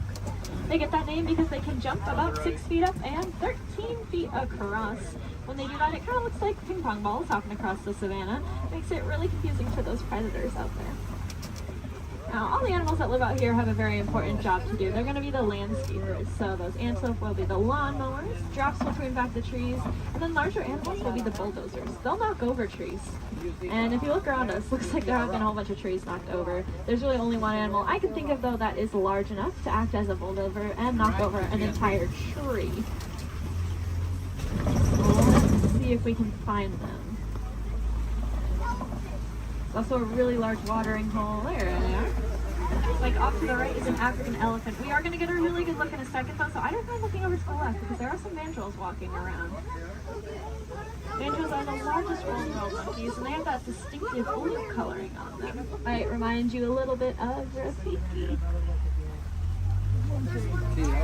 Let's see, I promised a good view of this elephant here. And I know the road up ahead has been closed, so I think we're going to get a really, really good view. Yeah.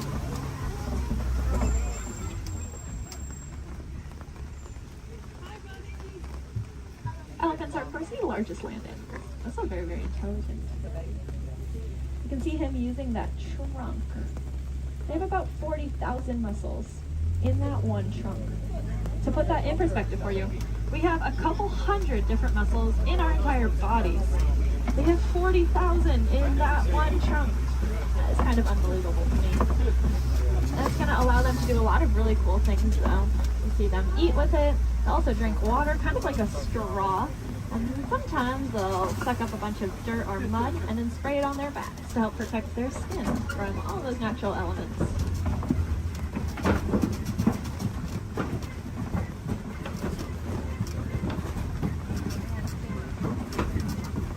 Lucky for us, I think we are headed deeper into elephant country here. And I say that because elephants love to eat red clay. Now, if you look around us, it looks like we are surrounded here by this red clay. It's very nutritious, so they'll eat it as an extra form of nutrition, just like how we might take a vitamin or a supplement every day. And there are some tusk marks over to the right and some footprints down to the left. So the herd must be nearby. I think I see them off to the left there. Elephants are matriarchal, and that means the oldest or wisest female is going to be the dominant one in charge. Males are going to leave the herd at about 15 years old, and if they don't do it willingly, they will be forced out by those females. They're going to go hang out in bachelor herds, which can consist of up to 140 individuals that come and go as they please.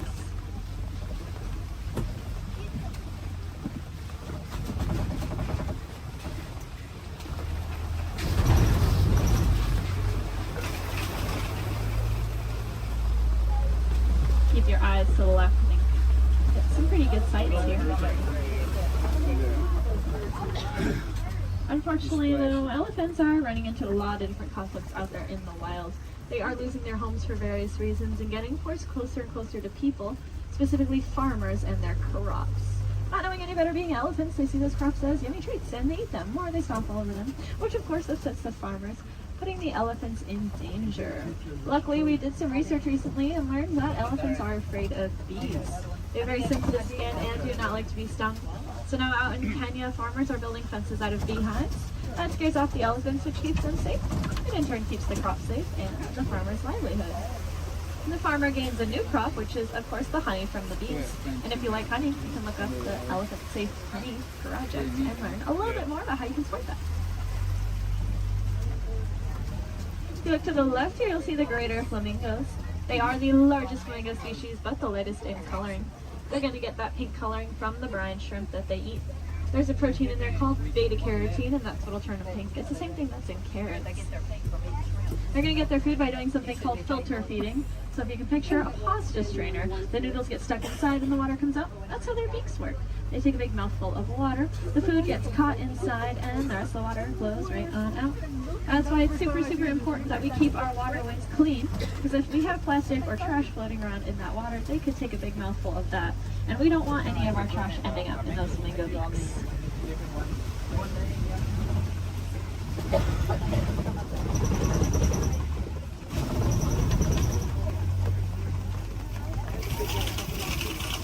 Looks like this side of the savanna's getting a little bit more tree coverage here, which leads me to believe there might be some cats nearby.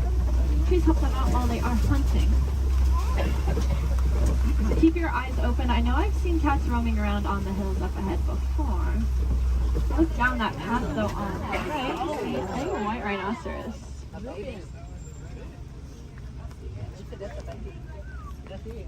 White rhinos are the most social of the 5 rhino species. They're usually always in a group with their buddies, so that one's friends probably aren't too far behind. They have a really, really good hearing too. Their ears will wiggle independently of each other, and they look like funnels, which helps them pinpoint the exact location a sound is coming from.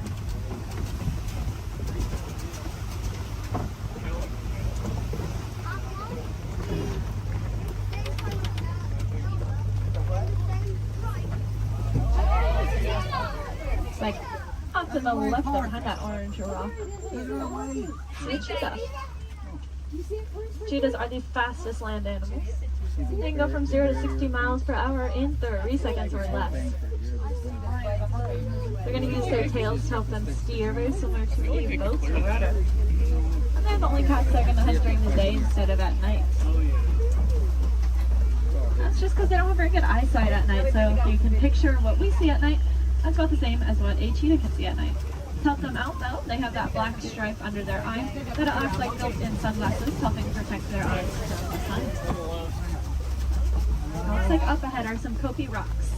And on top of those Kopi rocks, looks like a female lion up there.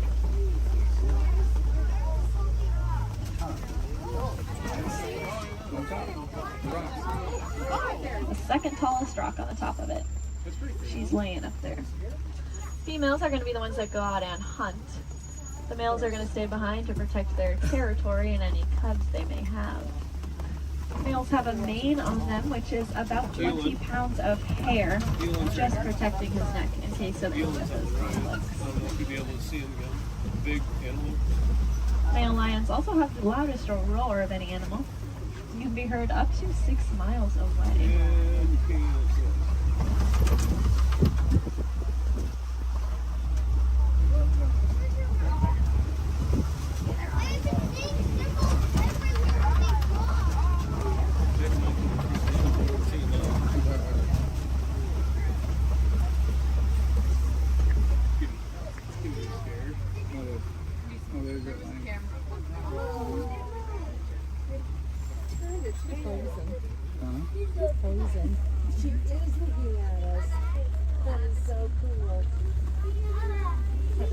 It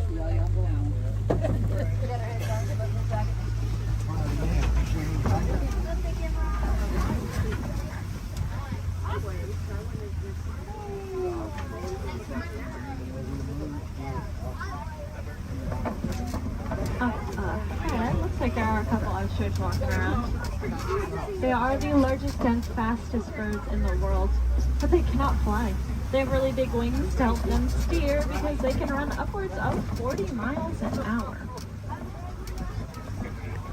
Impressively, they have the largest eyes of any land animal. And they also have really large eggs. If you look down on the right here in the grass, you'll see a couple of those ostrich eggs. They can weigh up to 30 pounds each and are so strong that an adult human could stand on one without it breaking. You could fit about 2 dozen chicken eggs into one singular ostrich egg.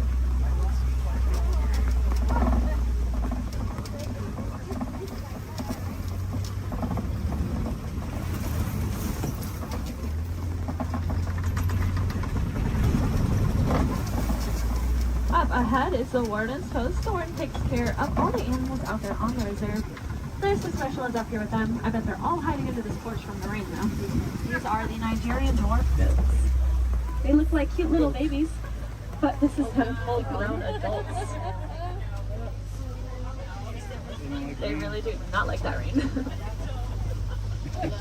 They have a very sweet and nutritious milk that is high value in Africa, so in return for that milk, we'll give them a nice place to live and some amenities. It just goes to show that we can peacefully coexist with a lot of amazing animals.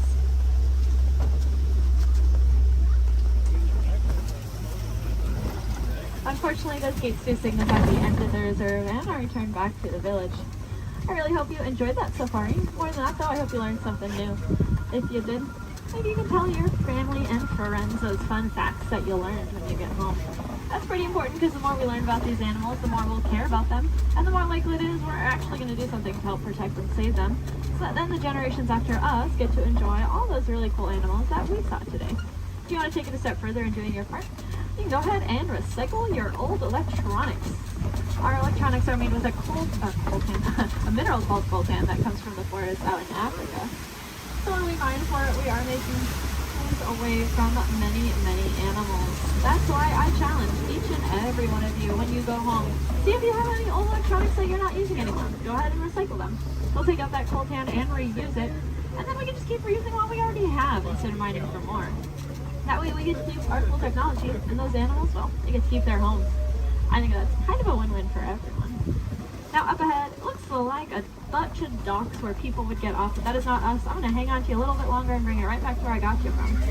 Just hang tight here for a couple more minutes.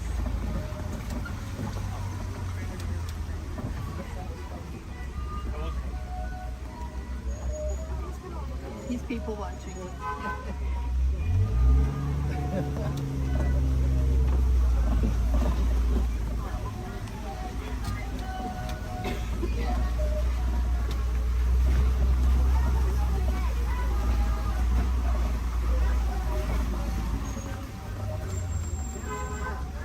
Now, if you want to learn a little bit more about the animals that we saw today, but maybe from the comfort of your own home, and you happen to have Disney Plus, there is a show I highly recommend. It's called The Magic of Disney's Animal Kingdom. It's really, really cool. It gives you a behind-the-scenes look at how we take care of all the animals that call this park home. It is one of my favorite shows, but I am, of course, not biased at all. If you want to see some more animals while you're in the park today, I'd recommend heading over to the Gorilla Falls Exploration Trail. Lucky for us, it's going to be right where I drop you off. Once you get off my truck, you'll go down a ramp, and if you take a right, you'll just be exiting the area. If you take a left, though, you are magically already on that trail. It's about a 10 to 15 minute walking path, where you can see a bunch more African animals, including, of course, those gorillas. If you head over to Asia, there's an Asian version of that trail as well called the Maharaja Jungle Trek, and they have all those Asian animals that we love, like bats, Komodo dragons, and tigers. It's also an aviary in both of those trails. If I had any wilderness explorers on board, you're riding the Simba 1. That is the code you'll need to get your safari badge, the Simba 1.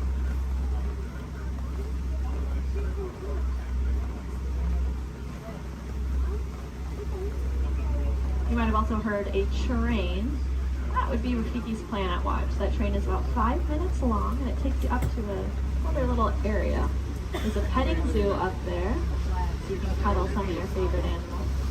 There's also a drawing area where you can learn how to draw a Disney animal from a Disney animator. And there's a whole bunch of reptiles and amphibians up there as well to check out. The last train is going to leave at 4:30 though, so if that sounds like something you're interested in, I recommend making sure you are on that train before 4:30.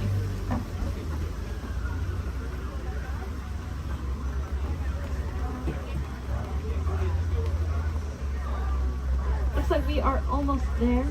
Thank you for your patience. I know that was a little bit longer than expected.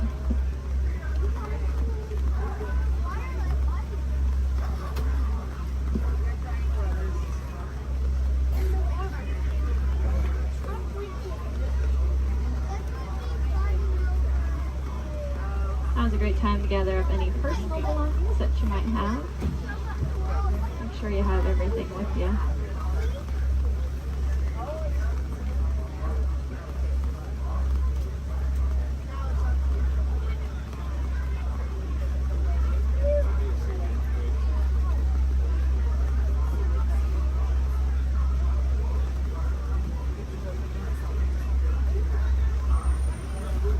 Here in Harambe, we do not like to say goodbye because it is far too sad and final.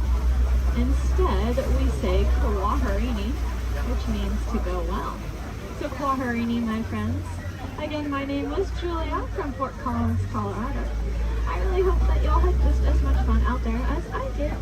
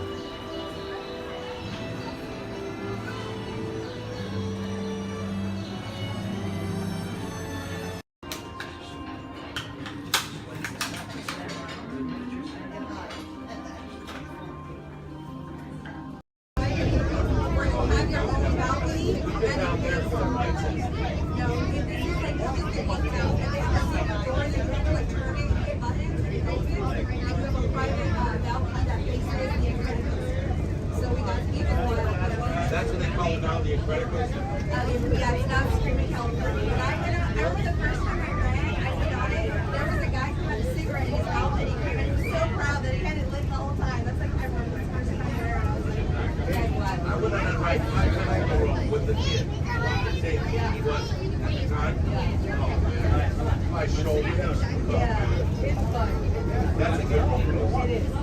I grew up in Santa Clara and then Marriott's in America. California after that. He's from Redondo. Like 30 days. I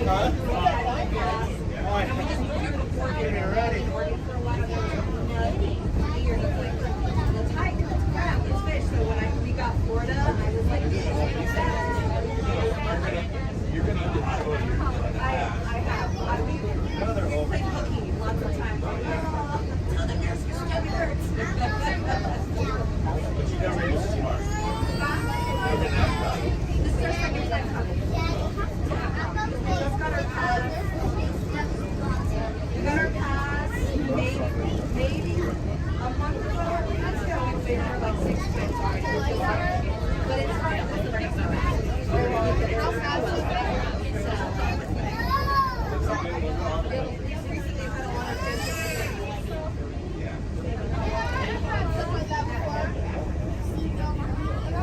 I've been here was pouring, and we didn't bring a jacket. It's not very fast. Every day around 2 o'clock, thunderstorm. We live in Apollo, so that's Any country you want, literally.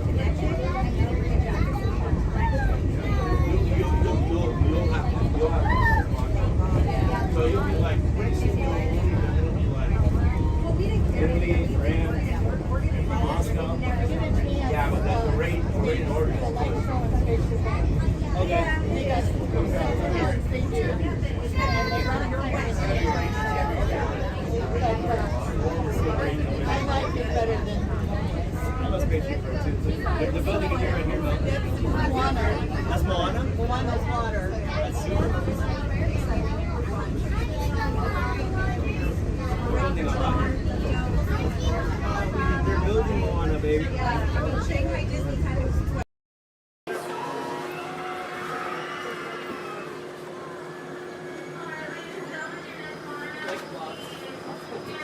Hello, everyone. Welcome aboard the Disneyland monorail. We are now beginning a 2.5-mile journey to downtown Disney Station and back. For a safe trip, remain seated, keeping your hands, arms, feet, and legs inside the cabin.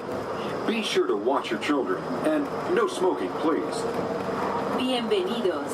Para su seguridad, permanezca sentado y mantenga las manos, brazos, pies y piernas dentro del tren y cuide a los niños. Por favor, se ruega no fumar. You're riding aboard a Mark 7 monorail, the latest generation of Disneyland monorails. When Walt Disney introduced this attraction in 1959, it was the first daily operating monorail system in the Western Hemisphere. Just ahead is Disney's California Adventure, where you can live the ultimate California dream through attractions and live shows that are as diverse as the Golden State itself. The towering hotel is home to the Twilight Zone Tower of Terror, where you can literally take a thrilling drop into Hollywood history. The bear-shaped rock formation is part of the Grizzly Peak Recreation Area, a haven for outdoor adventures. Beyond it, you'll find the high-energy fun of Paradise Pier. Coming into view on the left are the villas at Disney's Grand Californian Hotel and Spa. It's the first Disney Vacation Club resort on the West Coast and shares the same arts and crafts style as the famous hotel which we are now entering.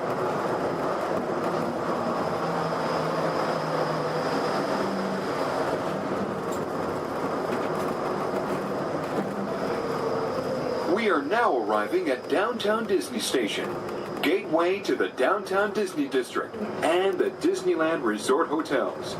If you will be leaving us here and returning later today, please hold on to your park ticket and have your hands stamped as you leave the station.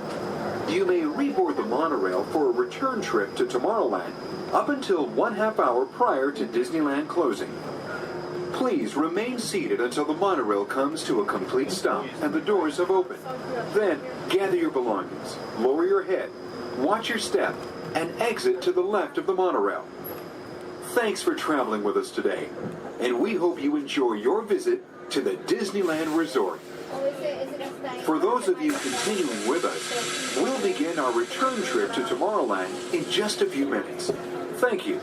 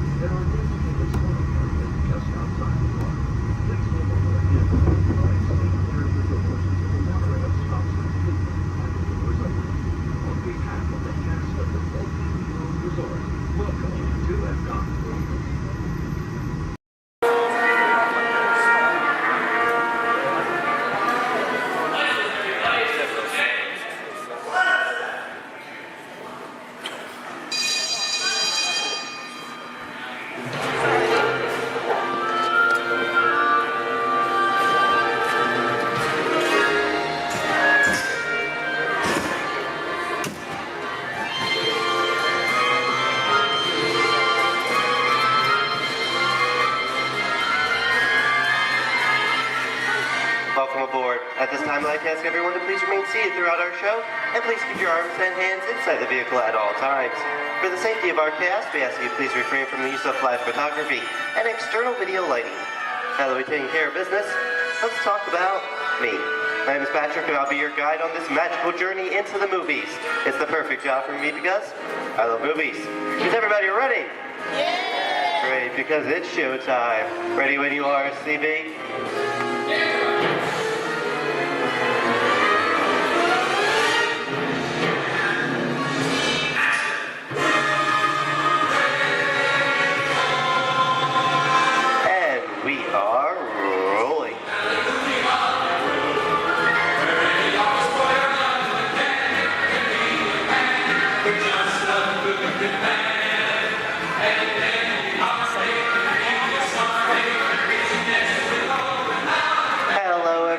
Welcome to the Great Movie Ride. Once again, my name is Patrick, and I'll be taking you from this Hollywood soundstage into some of the greatest movies of all time, all on one tour.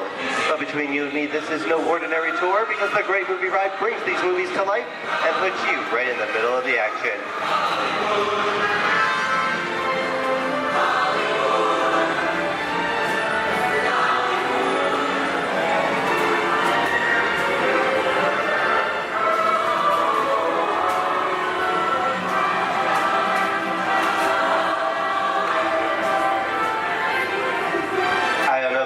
But I just love the great Hollywood musicals of the 1930s. This is a scene from one of my favorites, the Busby Berkeley musical extravaganza, Footlight Parade, starring James Cagney, Ruby Keeler, and Dick Bow.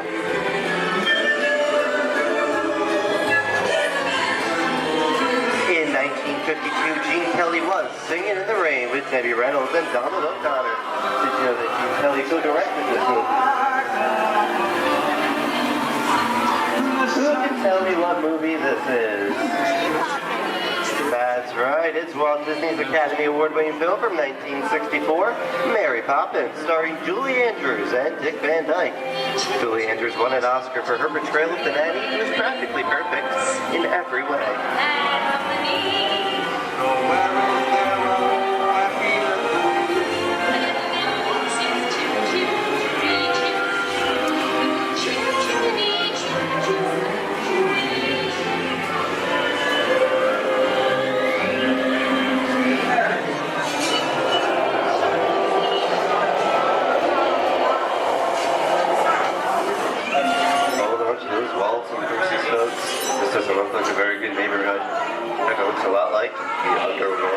To see such classic gangster films as The Public Enemy, starring one of my favorite tough guys, James Cagney. The working title for this movie was Beer and Blood, and in the United Kingdom it was known as Enemies of the Public.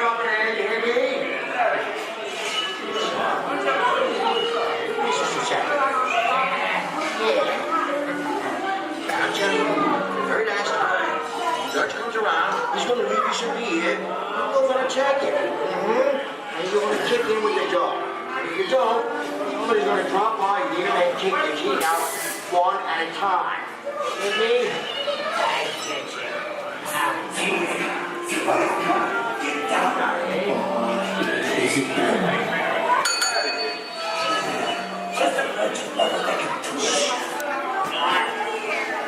Sorry about the delay, folks, but I don't want to run a red light, even if it is just a movie. You talking to me? You talking to me? That's okay, I'm talking to the demon who's putting it off over there. I'm talking to me. I'm not supposed to leave my vehicle. I say get away. Oh, okay, Moxie, whatever you say. Hey, how'd you know my name anyway? I've seen this movie before. Oh. I've seen fancy guys like thinking out of these meetings. You make me think about this. I'm out of here. You gotta get out of here. Down the middle of the movie. I'm beating you, son. Here they come, boss. Get out, you grinders.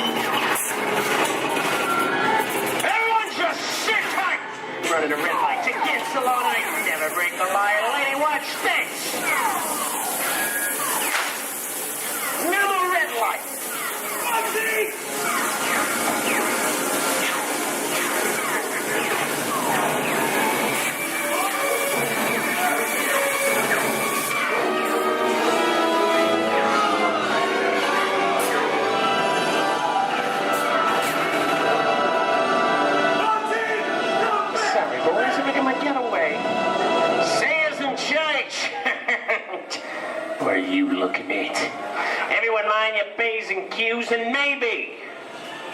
You won't get hurt. What is this? Jay-Z? And now, the Old West, and two of Hollywood's legendary stars, Clint Eastwood and John Wayne.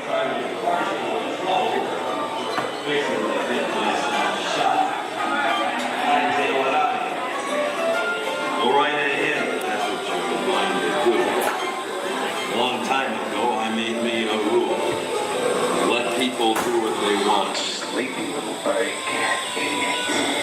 So, that's some mighty tough territory you're heading into, Pilgrim. I'd think about turning back if I was you. That is, if you want my opinion. Now to make it clear, it's a perfect time for me to collect up all your valuables. Starting with the jewelry, going on to the cold hard cash. Perhaps work away. Hey! It's the bank robber. Don't let him get... I ain't like this neighborhood, Kappa! This is nuts. Nuts! Tell us I'm getting out of here. Don't go, man. Get yourself up. Look at it this way. Easy on me. Can't get any worse.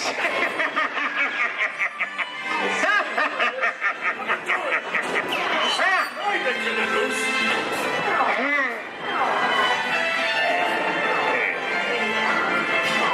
Okay. It's worse.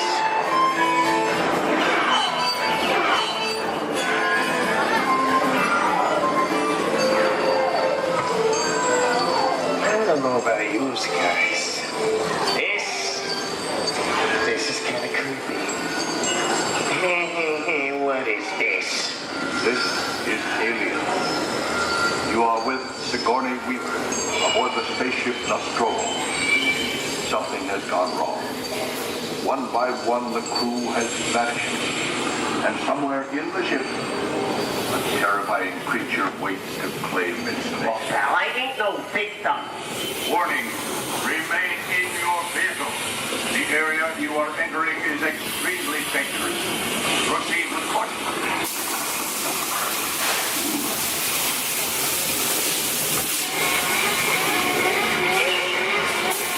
The emergency destruct system is now activated. The ship will detonate in T-minus 10. The option to override automatic detonation expires in T-minus 5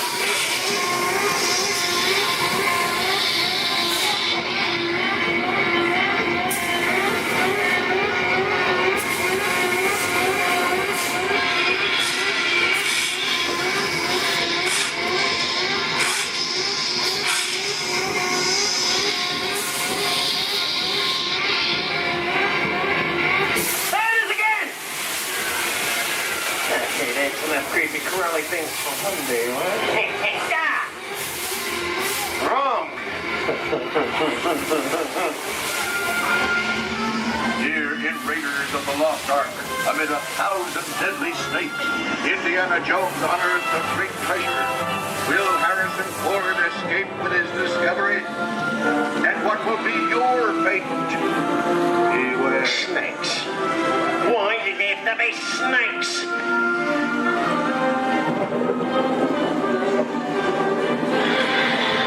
The dust of 3,000 years lies undisturbed in this ancient burial chamber. And on the chest of the great stone goblet, a priceless Get a load of that chunk of ice. Time for me to get back to work. Don't nobody move while I go get the goods. I don't think they'd notice a few extra bodies around here. Know what I mean? But the jewel is guarded by a curse, and those who dare defy that curse must pay with their lives.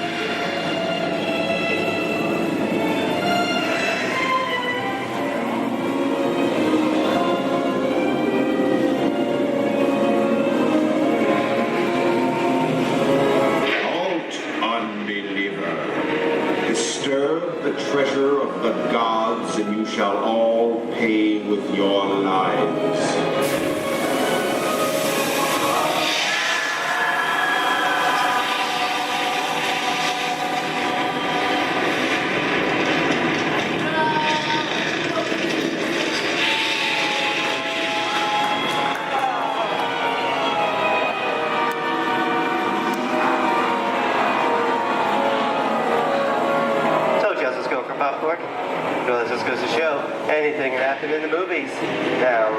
on with the show.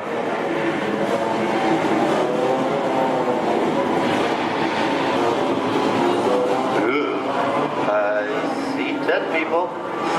The horror movie is my all-time favorite genre.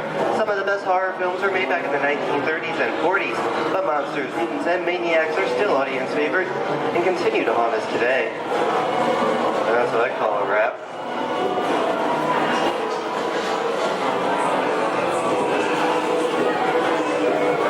We are now entering the jungle home of one of the most beloved characters of all time. Now it's not George of the Jungle. Actually, it's Tarzan, portrayed here by Johnny Weissmuller. Over here, we have Maureen O'Sullivan as Jane, and the lovely and talented Cheetah as herself.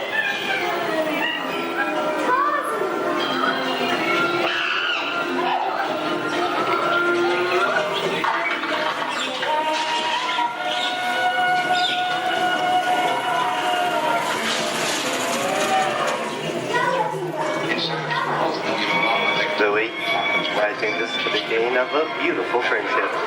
Best last line of a movie ever. Humphrey Bogart and Ingrid Bergman in the classic romance, Casablanca. Always have passed. You didn't have it. You lost it until you came to Casablanca. You got it back last night.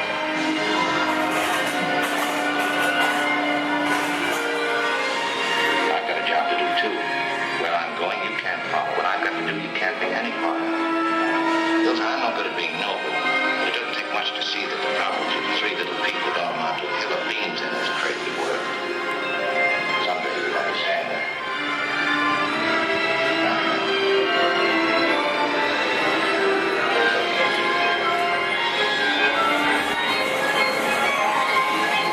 And here's one of my favorite movie stars, Mickey Mouse, in one of his greatest roles, the Sorcerer's Apprentice in Fantasia. The sorcerer in the sequence is named Yen Sid, which is Disney, spelled backwards.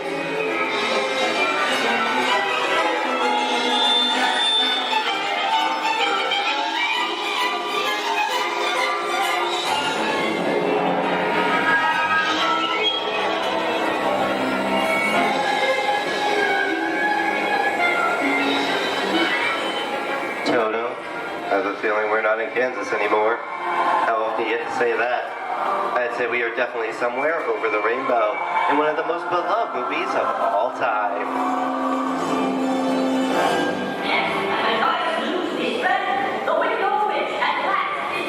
The Wizard of Oz.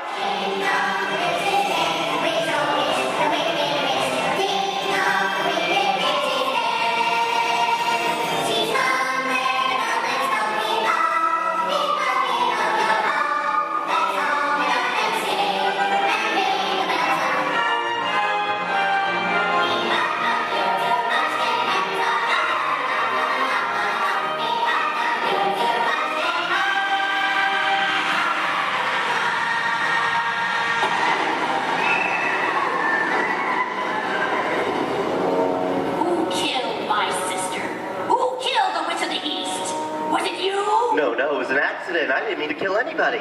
Well, my little pretty, I can cause accidents too. Oh, rubbish. You have no power here. Be gone before someone drops a house on you, too. Very well. I'll bide my time. But just try to stay out of my way. Just try. I'll get you, my pretty. And your little dog, too. I wonder how we get out of here. What do you folks think? Which way should we go? Follow the yellow brick road. Follow the yellow brick road? No one, I think of that. Bring along, folks. You know the way.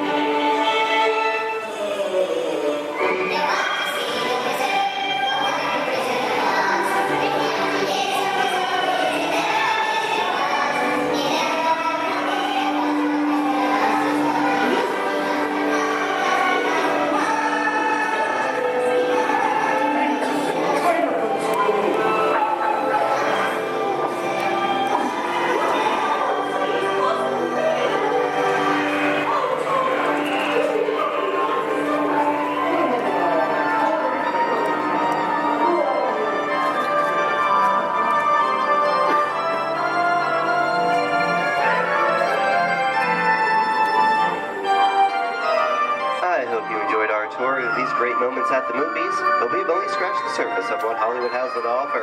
There are thousands of great movies out there just waiting for you to discover. And here are just a few of my favorites.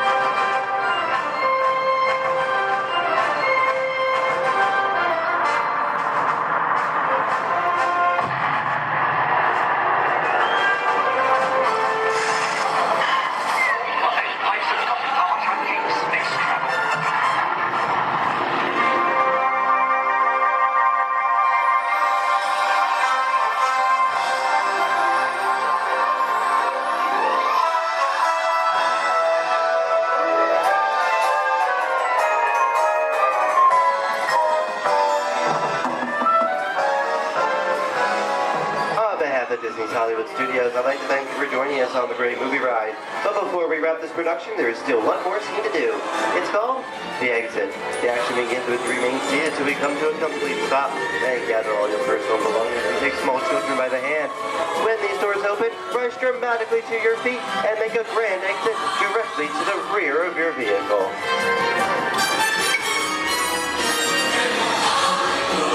Oh, and one more thing. When I yell action, don't forget the thunderous applause for yours truly.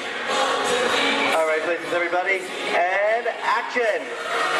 Thank you, thank you. Have a wonderful day here at Disney Hollywood Studios, and we'll see you at the movies. The stuff movies are made of. Goodbye, everyone.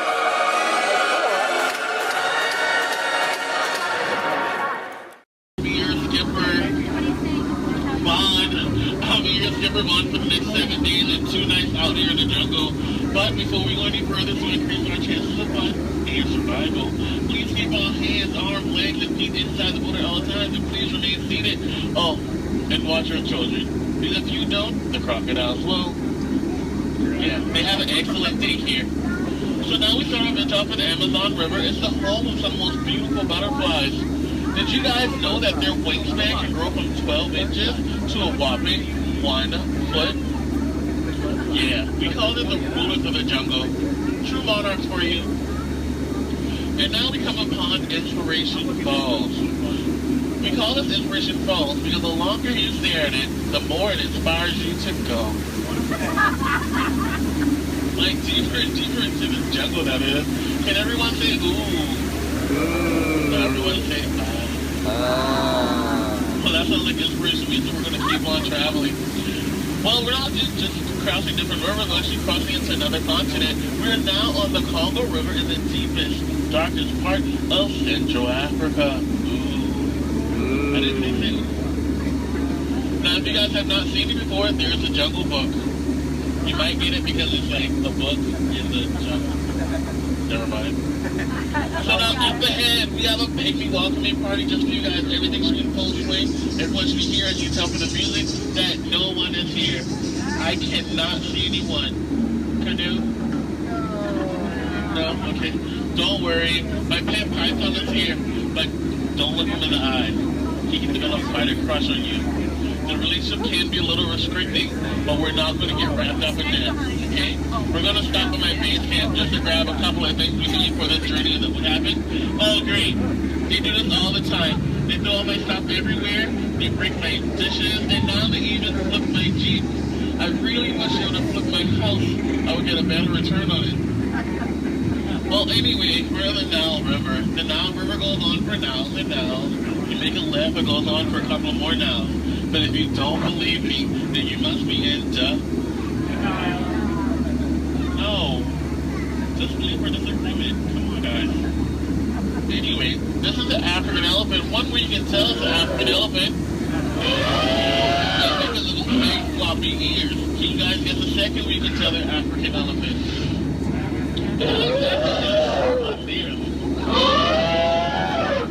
Well, anyway, now those African elephants actually trod down the path here on the African Bill for all these beautiful animals to come play together on the Nile River.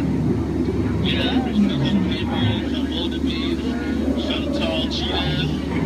Oh look, and now me and his family of lion are playing so nicely with that zebra that he is dead. Tiger. We're just gonna let him rest in peace, sis. Now see, this is a sight to see. I told these guys that a rider can outrun a horse. Did they listen? No. Well, I guess they'll get the point in the end. Well look, that's my friend Ina. Everyone say hi, Ina. Alright, bye, Ina. So now we're going into crocodile country. Please hold your favorite child close. You know who they are. Here we have Smiley and his girlfriend Ginger. Be careful, Ginger Snap. Yeah, she is one tough cookie. I'm sorry, that was a crummy joke. I thought I was milking for what it's worth. And look up ahead, we have what we call falling water, named after Dr. Albert Falls. Did you guys know that there's 100,000 different types of bacteria in that one waterfall? Yeah, feel that mist on your face. If you don't feel it now, you're gonna feel it later. Oh, and now it's time to talk about me. Now, as it is pleased to see the sun, I landed my job here. I actually took a crash course. My career never took off the way I thought it would. Never since then I was playing it. But that'll the tail end of that story. Thank you guys for listening. And now we have apples. Don't worry, guys. I will scare them away with my trusty gun and some discouragement. Down apple, bad apple. What would your mother think? Thank you. Yay, I'll see you later. So now we are headed to Headhunter territory. This is a terrible place to be headed. Yeah. Now up ahead, this is my last group. They're a bunch of boneheads. The guy in the front, that is art, and that's a sculpture. Now these guys are dancing in a circle only for one reason. They forgot how to dance.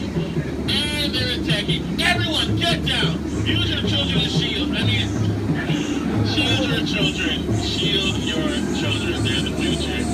Yeah. Ricochet. Ricochet.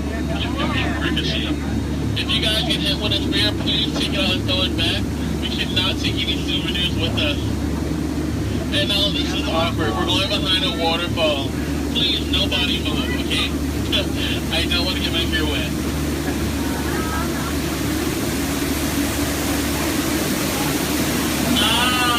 Now that bacteria. That is actually the backside of water, also known as O2H. So now we're on the heart of Cambodia, on the Mekong River. Apparently, there was an earthquake, because now this temple looks a little... They do have their trunks on. And a lot of you guys may think that's water coming out of their nose. Well, it's not. And let's not hear if you guys can make practical jokes. Sometimes you freeze your boat. So I think we're going to miss it this time. So if we go back really, really fast, we can miss it. Maybe not. You might want to duck. Goose is a very fun game to play. I'm actually a two-time world champion of Duck Goose. So now this is my favorite part of the cruise. I want to point out some of my favorite plants. Pay attention, please. That one. That one over there. The green leafy one right there. And then the tall one in the back. Did you see that? And here we have Trader Sam. Everyone say hi, Sam. Hi, guys. So, Sam is actually the head salesman of the jungle, but recently his sales have been shrinking. So he's got a great offer going on for you guys, 2 of his heads for 1 of yours. So no matter which one you guys place it or dice it, you always come out ahead. So now we're returning back to civilization. Please keep your hands, arms, legs, and feet inside the motor all the time, and please remain seated. This is kind of awkward. I'm horrible with goodbyes. So I'll leave you guys with these parting words. The same thing my mom told me when I turned 9 3/4. She said, "You're a skipper, Bond. Now get out." Oh, please watch your hand and watch your step. If you miss your step... Please pay attention to the following safety information. When the automatic doors have opened, please proceed directly across the ramp into the cabin. Continue to move all the way across your aisle, filling in every available seat. Galactic regulations require that all carry-on items be safely stowed beneath your seats. To fasten your restraint, use the yellow strap to pull the belt out from the right side of the seat and snap the belt into the buckle on your left. For your safety, remain seated throughout your flight with your restraints securely fastened, and please watch your children. Para su seguridad, permanezcan sentados, con el cinturón de seguridad ajustado, y cuiden a los pequeñitos.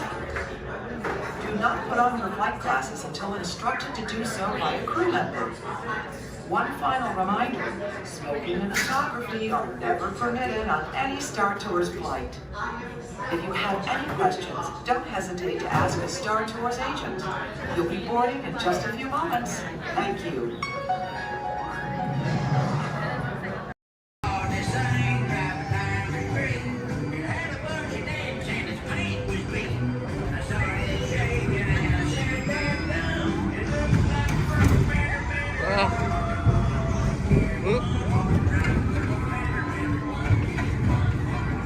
Wait, what?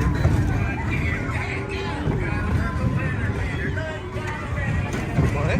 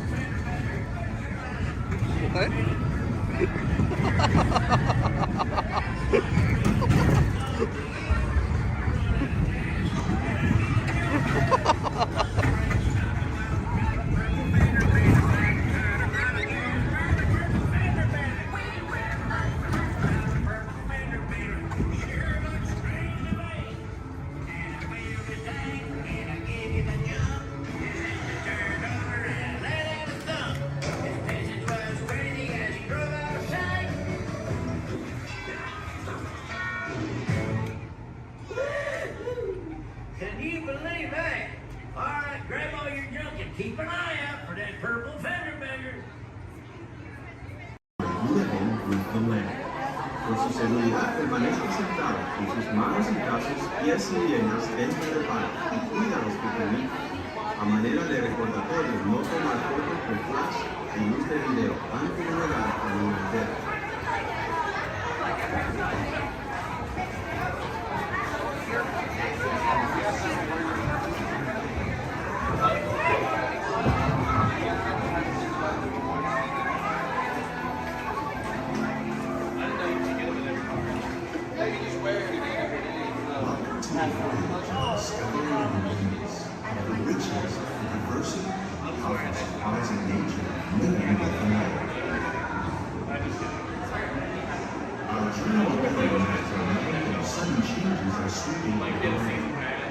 Storm may seem violent and destructive to us, but to nature, it's a new beginning in the cycle of life.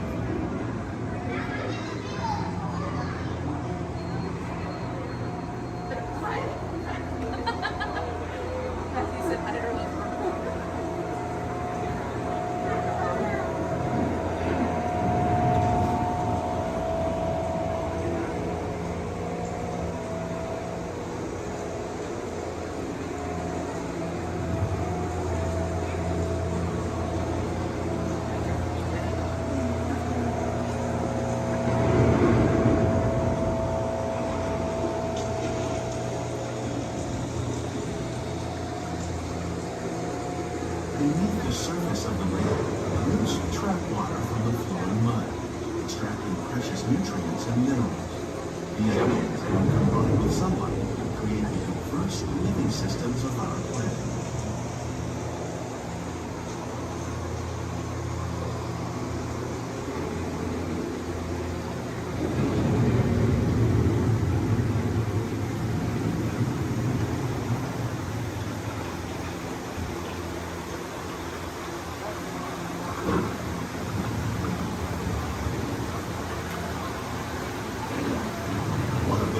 Systems is the rainforest, home to the most amazing concentration of life on our planet. These dense and beautiful forests cover only a tiny portion of the Earth's surface, but they contain more than half of its plant and animal species. Rainforests are also extremely rich in productive living systems, providing us with oxygen, food, medicines, and other elements essential to our lives.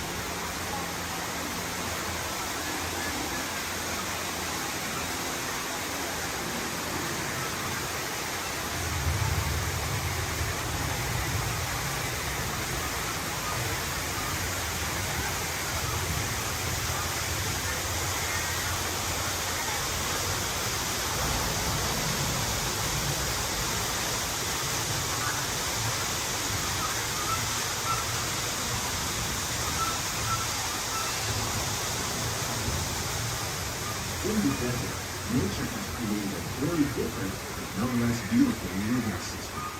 And while this arid landscape may seem lifeless, it is very much alive. The plants and animals that have learned to survive in these harsh conditions make use of what little water they can find and avoid the scorching rays of the relentless sun.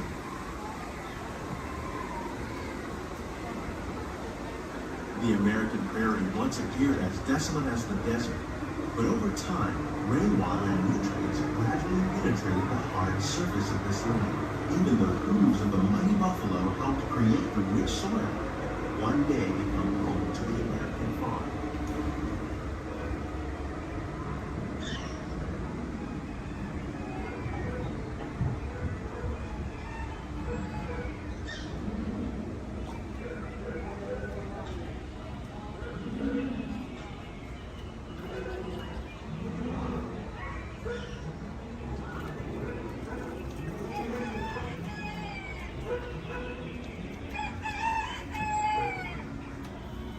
Of all the forces at work on the land, humans have had one of the most profound effects.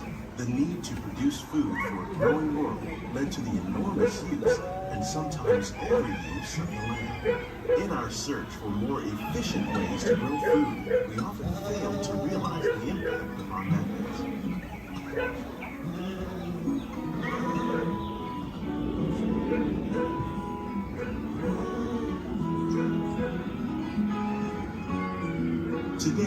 we're learning to live with the living, discovering better ways to grow food that will assure both human and environmental well-being.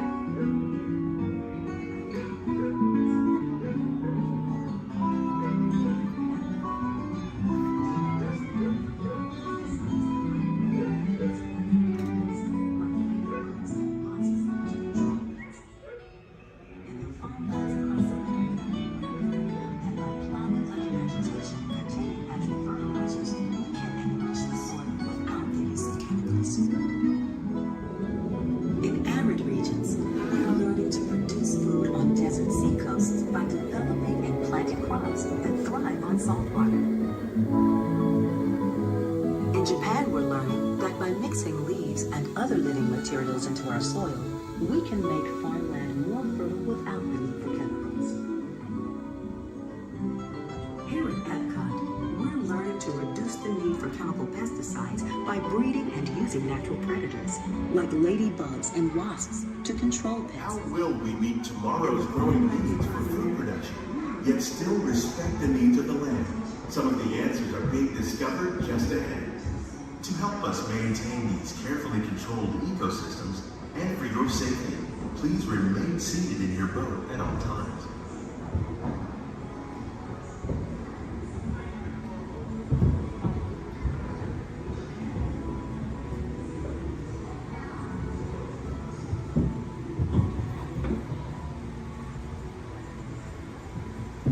Welcome to our living laboratory, where scientists from Epcot and the U.S. Department of Agriculture are exploring innovative ways to produce bountiful harvests now and into the future.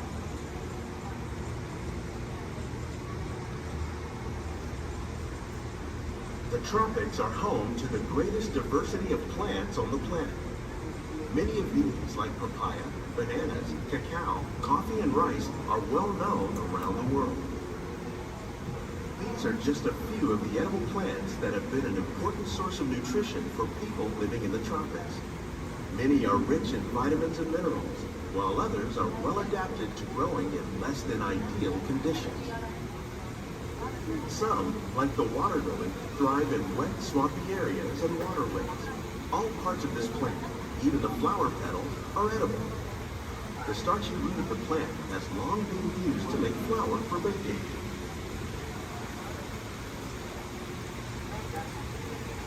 One day, many of these lesser-known tropical plants may be as important as the bananas growing on both sides of the boat. More than 28 million tons of bananas are eaten annually, making it the most popular fruit in the world.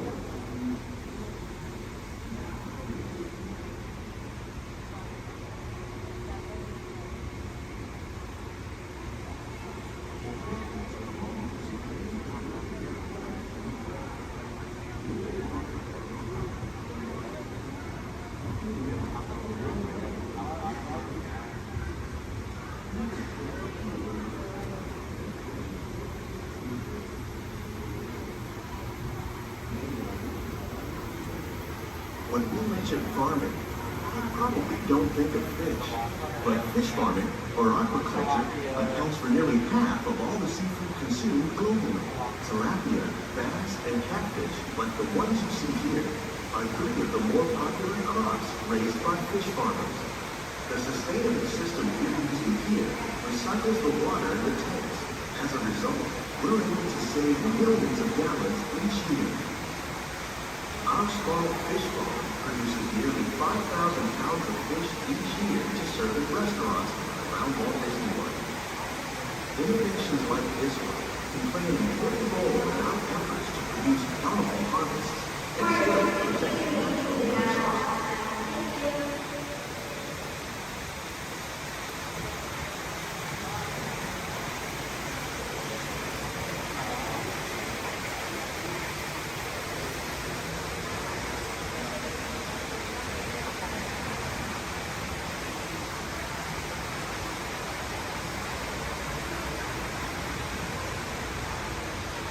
While there are more than 50,000 edible plant species in the world, most of us are only familiar with the handful that make up our everyday diet.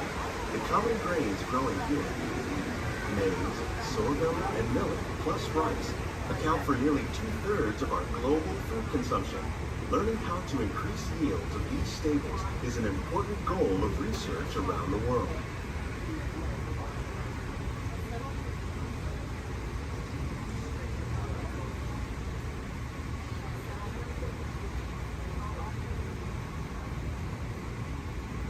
These plants are definitely on their way up. Innovative growing techniques like these increase yields while more efficiently using resources like water, fertilizer, and pesticides. Another innovation at work here is our integrated pest management program. By populating our greenhouses with beneficial insects that prey on harmful pests like aphids and flies, we are significantly reducing our reliance on conventional pesticides. We're growing these crops using our nutrient film system. This technique precisely controls and recycles water and nutrients. With it, we can produce over 27,000 heads of lettuce a year in this one small area.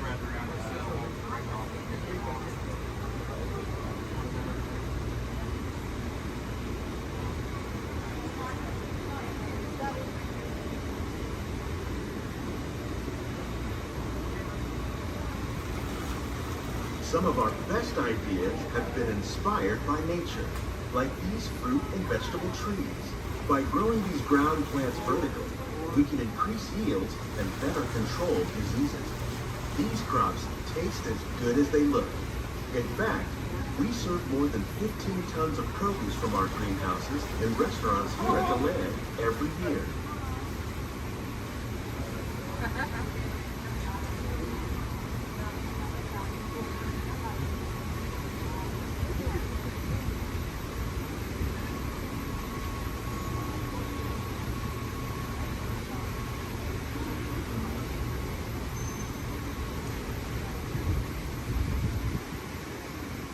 The future of agriculture may include innovative ideas like this vertical growing system. Plants grown in this way use a fraction of the space required by traditional growing methods. That saves water and increases production. The aquaponics system on your left combines hydroponics with aquaculture. The fish provide a natural source of fertilizer for the plants, and the plants help keep the water clean for the fish. It's another great way to produce more while using less. In our lab, Epcot scientists are working with the U.S. Department of Agriculture on a number of innovative projects. The goal of these efforts is to produce higher yielding and better quality plants.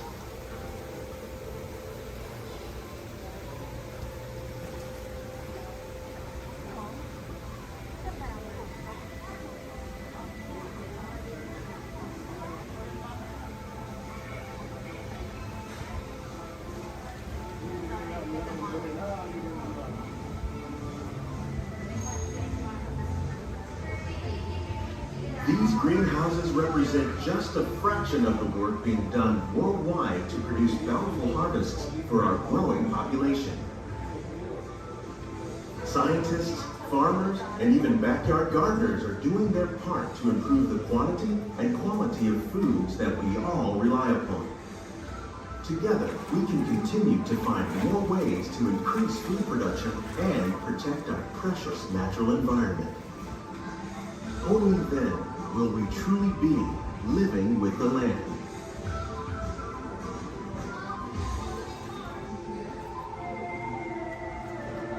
On behalf of Walt Disney World, we hope you've enjoyed this unique journey through our living laboratories. If you'd like a closer look, then check out the Behind the Scenes walking tour. It's a chance for the whole family to get up close and personal with the plants and growing techniques in our laboratory. Please keep your hands and feet inside the boat and remain seated until the boat comes to a complete stop.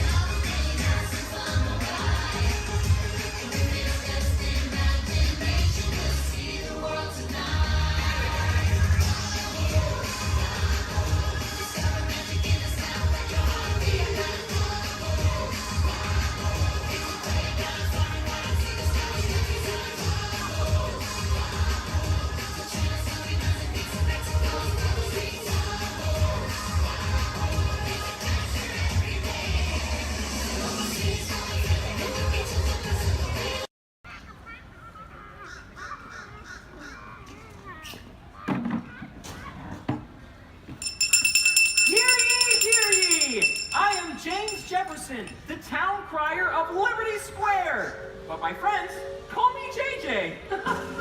Come on, everyone, gather round. You're just in time.